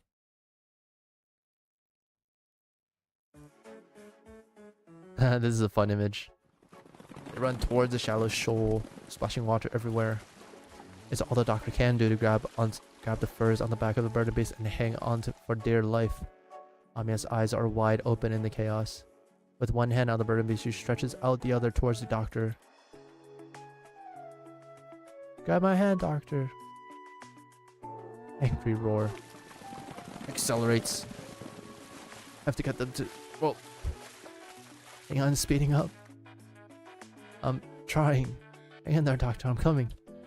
Hurry. Alright. Ah, shit. In the end, I was thrown from the back of the burden beast into the water. My hindquarters and back burned with pain, and I gagged on the water rushing into my nose. It also made me feel like I was truly living on this land, after spending almost half a year traveling across it. I heard the sound of my life surging.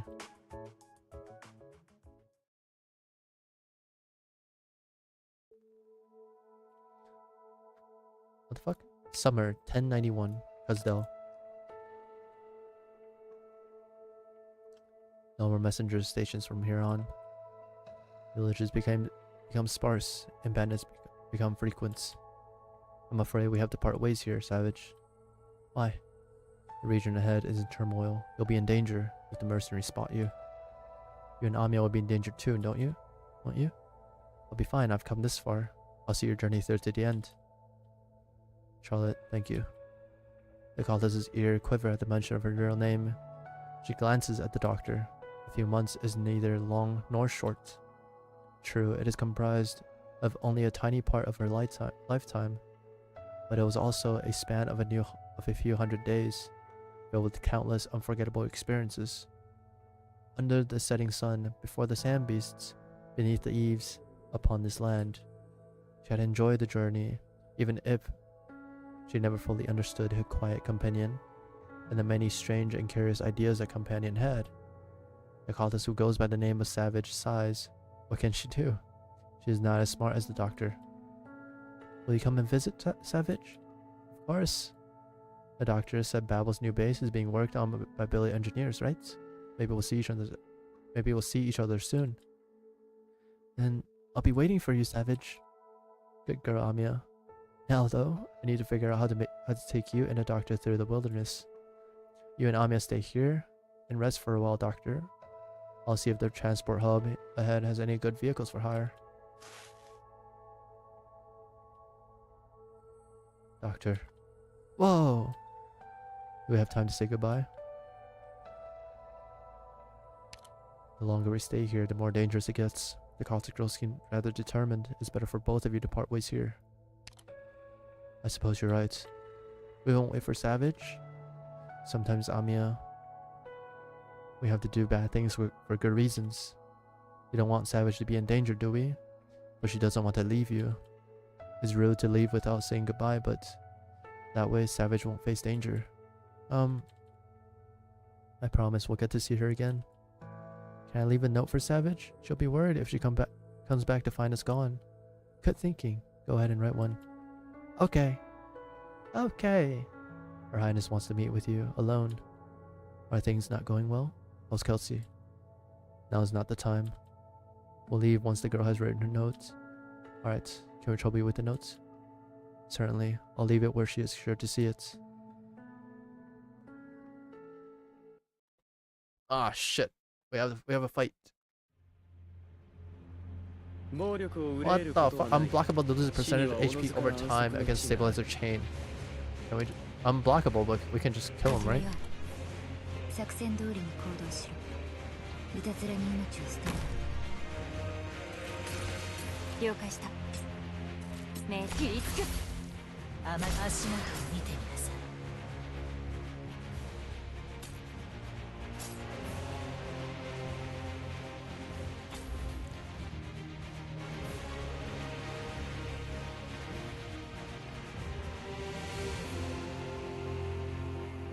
全員の行動力を奪う。それでいいだろう。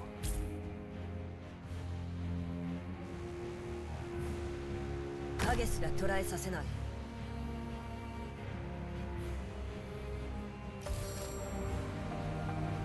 私の領域を犯した。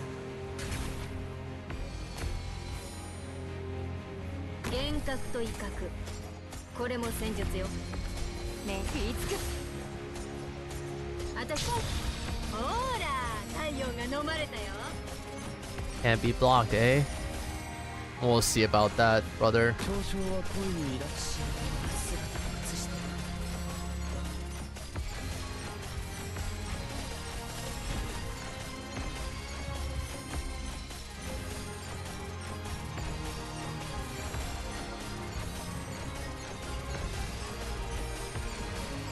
私の領域を犯した。 There's another one? Bro. Wait, there's a spot here? What the hell? 聞いてるか。後ろ誰かが気づく前に。そのまま前に進んで。私も一緒に行くわ。 Lol. エクシア、援護。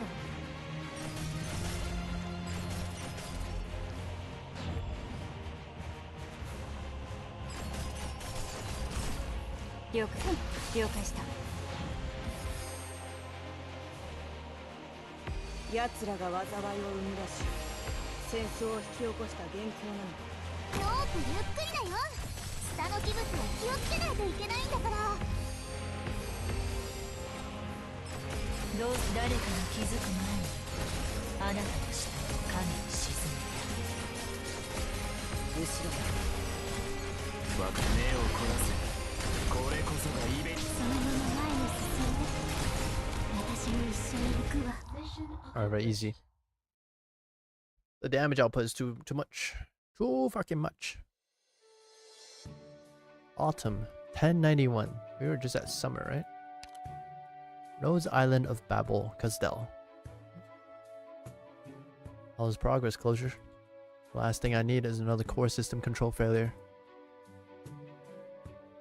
Well, since you had to bring it up, I might have run into a little problem. Even with the tricks you taught me, the encryption methods used by many of BRDS programs are almost incomprehensible to a normal brain, and my decoder isn't fully compatible yet.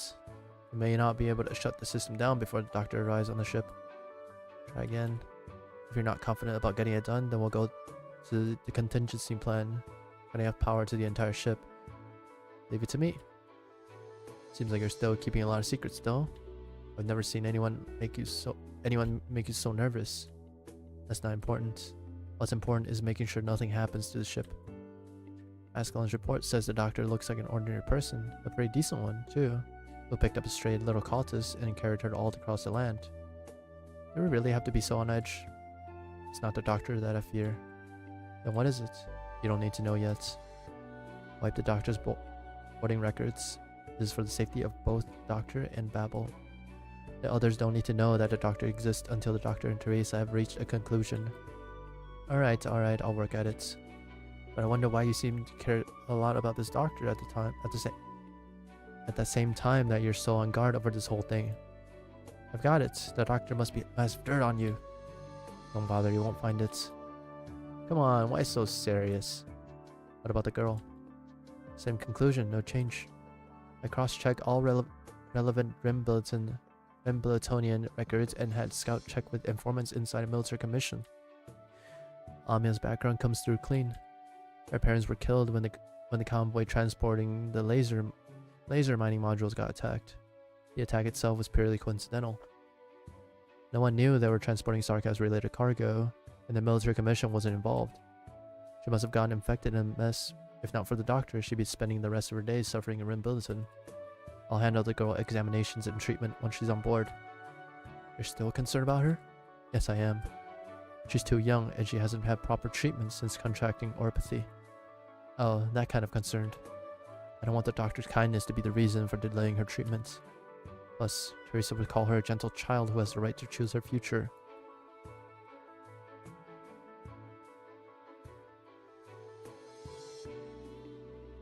Amia?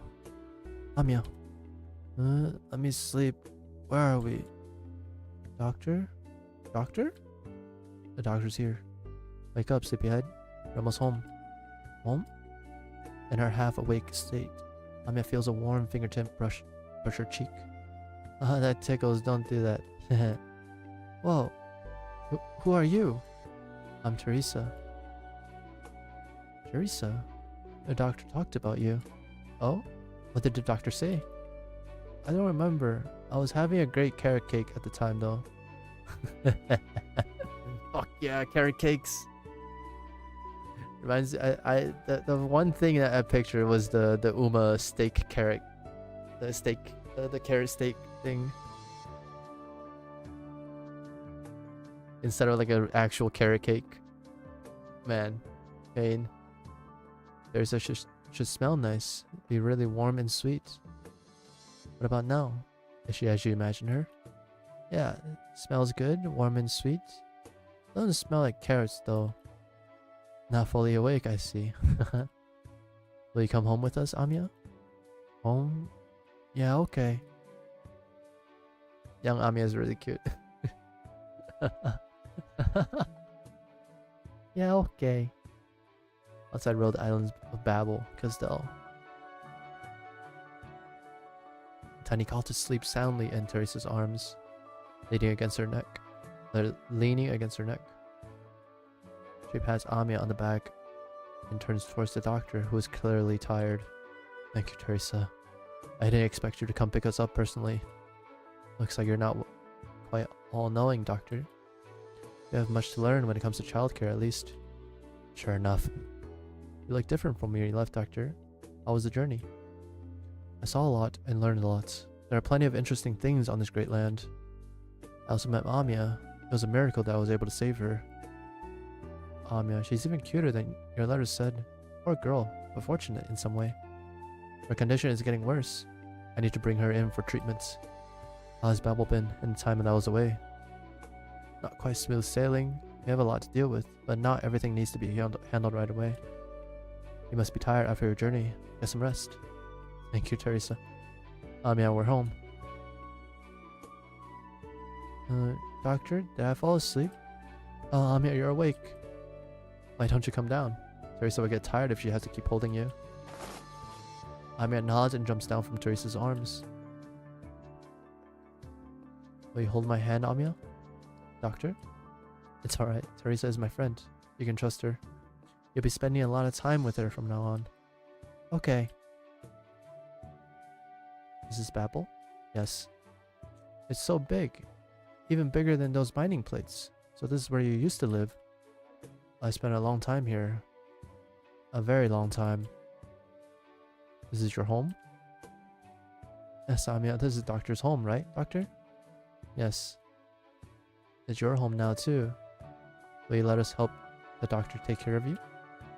Ah, fuck! Ah, shit! Alright, I'll go wherever the doctor goes. They step onto the elevator, and the Babel logo appears before their eyes. The heavy doors open to welcome them in. Sensing Amia's unease, Teresa puts a hand on her shoulder. What's behind the door? People waiting to welcome you and the doctor. Are you sure about taking me and the girl in, Teresa? Why shouldn't I be? I'm glad to have more people calling Babel their home. Many here don't know you though, so I'm sure they'll be busy for the next few days. You'll be busy for the next few days. How should I present myself? Good question. You should talk to Kelsit first. She's been waiting for you. Tell her your concerns, your questions, and the secrets in your hearts. She would be very sad if you didn't. You could have.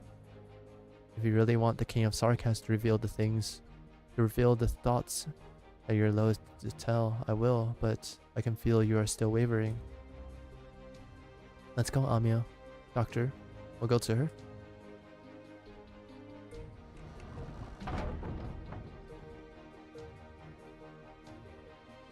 Amiya, you're Amiya, aren't you?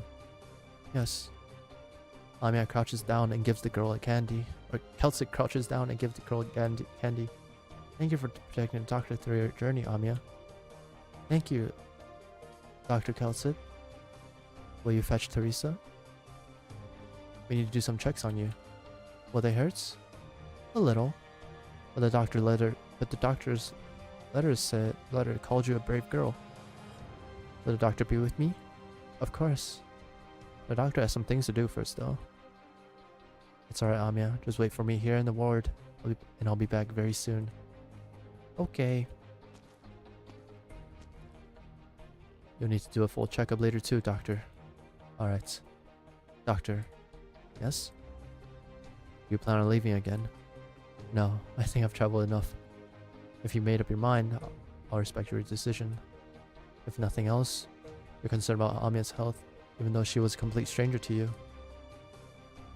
There's no fundamental difference between these new lives and us. I'm glad. Glad that you choose hope in the end. Welcome back, Doctor.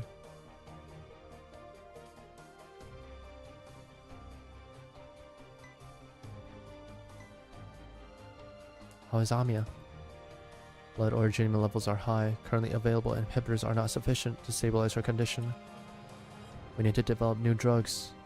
I need time and resources. Babels are yours to use, Doctor. We're happy to share our research on oropathy with you. What can I help you and Doctor with it in exchange? This is not a transaction. It is one of core missions of Babel, to do everything in our power to help everyone suffering from oropathy. Since the day that Kelsit woke you up, I was convinced that you would help with all of this, just as you helped Amiya. Thank you. Now perhaps I have a chance to ask you this question, Doctor. How do you view this land, Terra? I don't think it's my place to judge. There's no such thing as a superior and inferior civilizations. It took a long and hard journey for Terra to evolve to where it is today. Add to that the sick joke that Originium has played on life. You said that Originium did not develop the way you expected it. It wasn't supposed to bring such suffering. I sense that you are keeping secrets. But there's nothing false about the sorrow coming from deep within your hearts. The sorrow that I can't understand. I want to fix this mistake. I'm powerless to do so. At the end of the day, civilizations largely progress in similar ways. It all comes down to inevitable endpoints. However bright its light shines at its peak. Like Kelsit said, you didn't give up hope, even in your final days. I had many friends, even in those last days, who faced difficulties far greater than you can imagine, with courage and hope that is every bit your equal. But they failed and faded away without exception. We haven't known each other that long, Teresa. I want to know, why do you do all this? What is the end that Babel seeks in compromising with the military commission? There's something I want to show you, Doctor. We have to ask you about Originium sooner or later. That's why Kelsit woke you up. Please come and see the result of my brief time at work. Oh, are we going to the Mirrored Souls? We're almost there. This place is barren, even by the standards of a catastrophe-heavy region. But a closure has spent time and effort to maintain this dangerous little trail. A forked trail in the midst of Originium formations. You're not keeping any fewer secrets than I am, Teresa. The King of Sarkas has to have a few secrets, right? Don't tell anyone what you see here.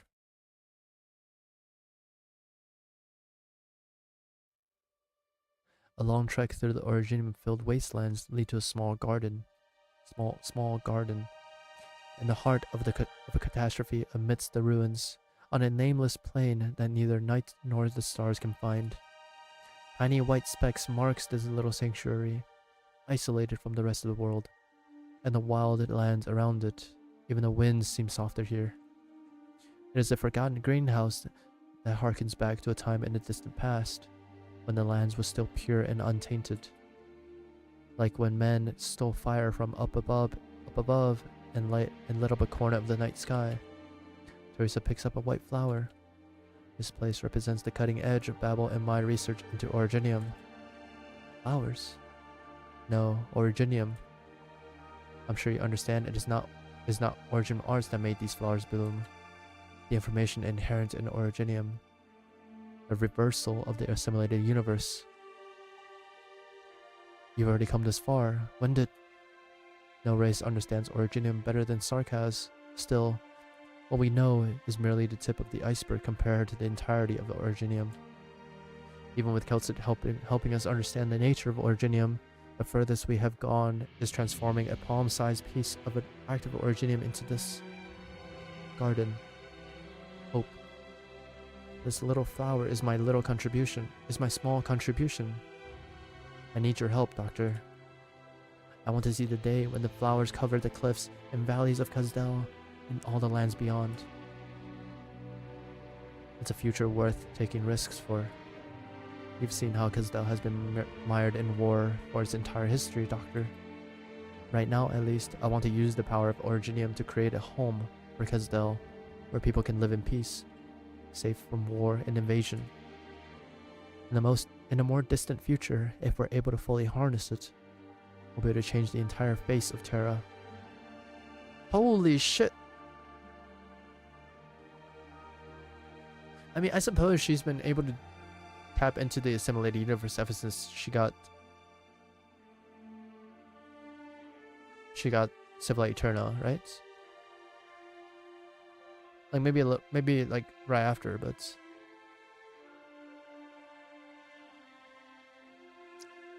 she's already able to manipulate originium into flowers.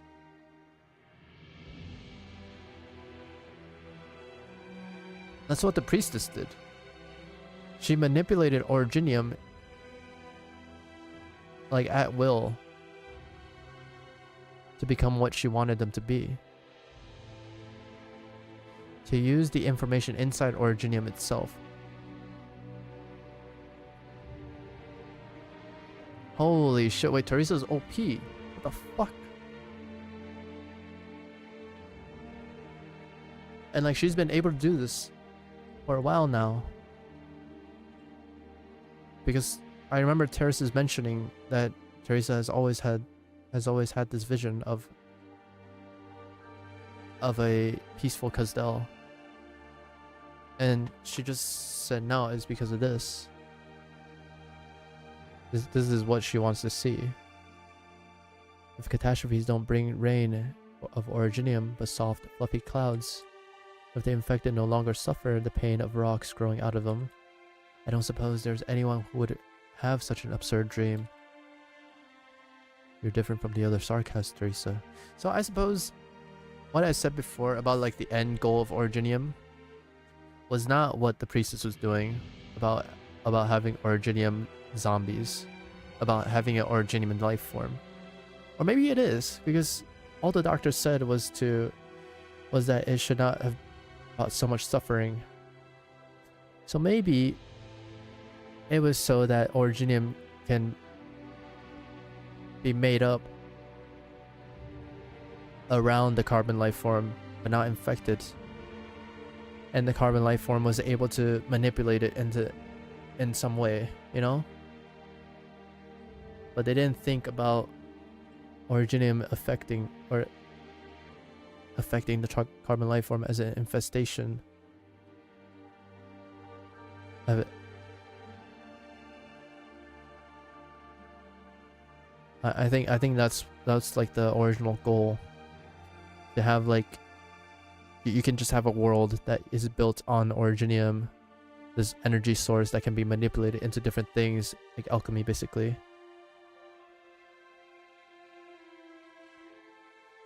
But instead, because of the suffering it brought, and because of the consequences of being infected by Originium, Terra's evolution, I should say, probably, right, has been delayed by a lot.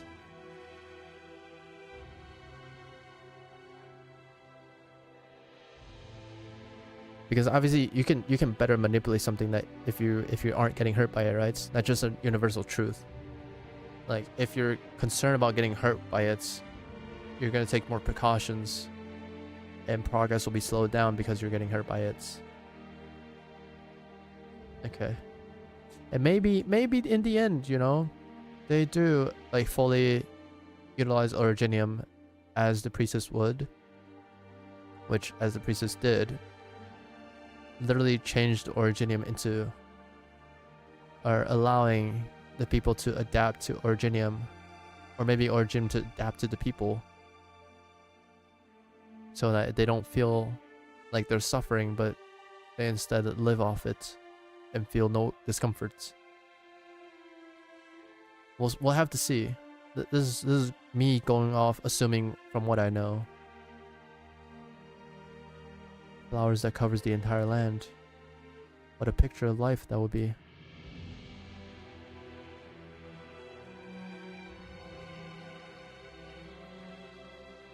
Doctor? Why this flower? Oh, there's no particular reason. I just happened to come across it outside the valley as I was looking for a good place for my experiments. A pure coincidence. Else it said it had a name. Snow in summer. But it's adapted to changes over the years. Perhaps we could give it a new name. What do you think, Doctor? A new path is opening up. A new path.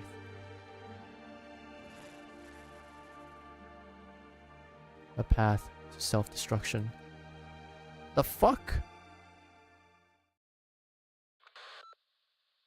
Can you hear me, Teresa? I'm listening. I was giving a doctor a tour of our urgent news from Kazdel. It concerns Victoria. 少し待て。組織サンプルを採取する必要がある。 Holy shit, dude. There's so much in Babel. What the fuck, dude?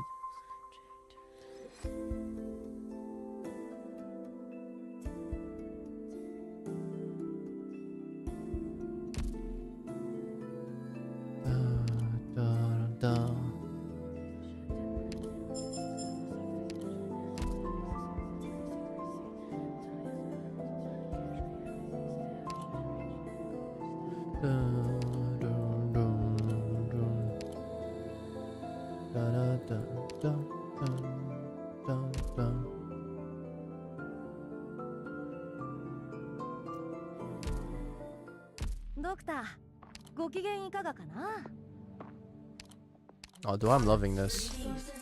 But I am getting tired. Holy shit, dude. I am getting tired.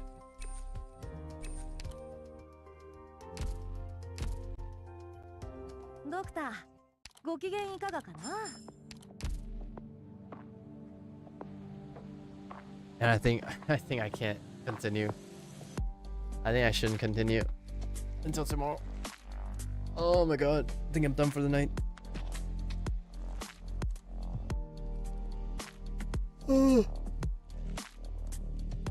Fuck, dude. GG's. Holy. I love this shit, dude. Man, I should have read Babel earlier. Mainly just due to laziness, I haven't done it. And committing to a story, but now I have a reason to commit. Because it's an event.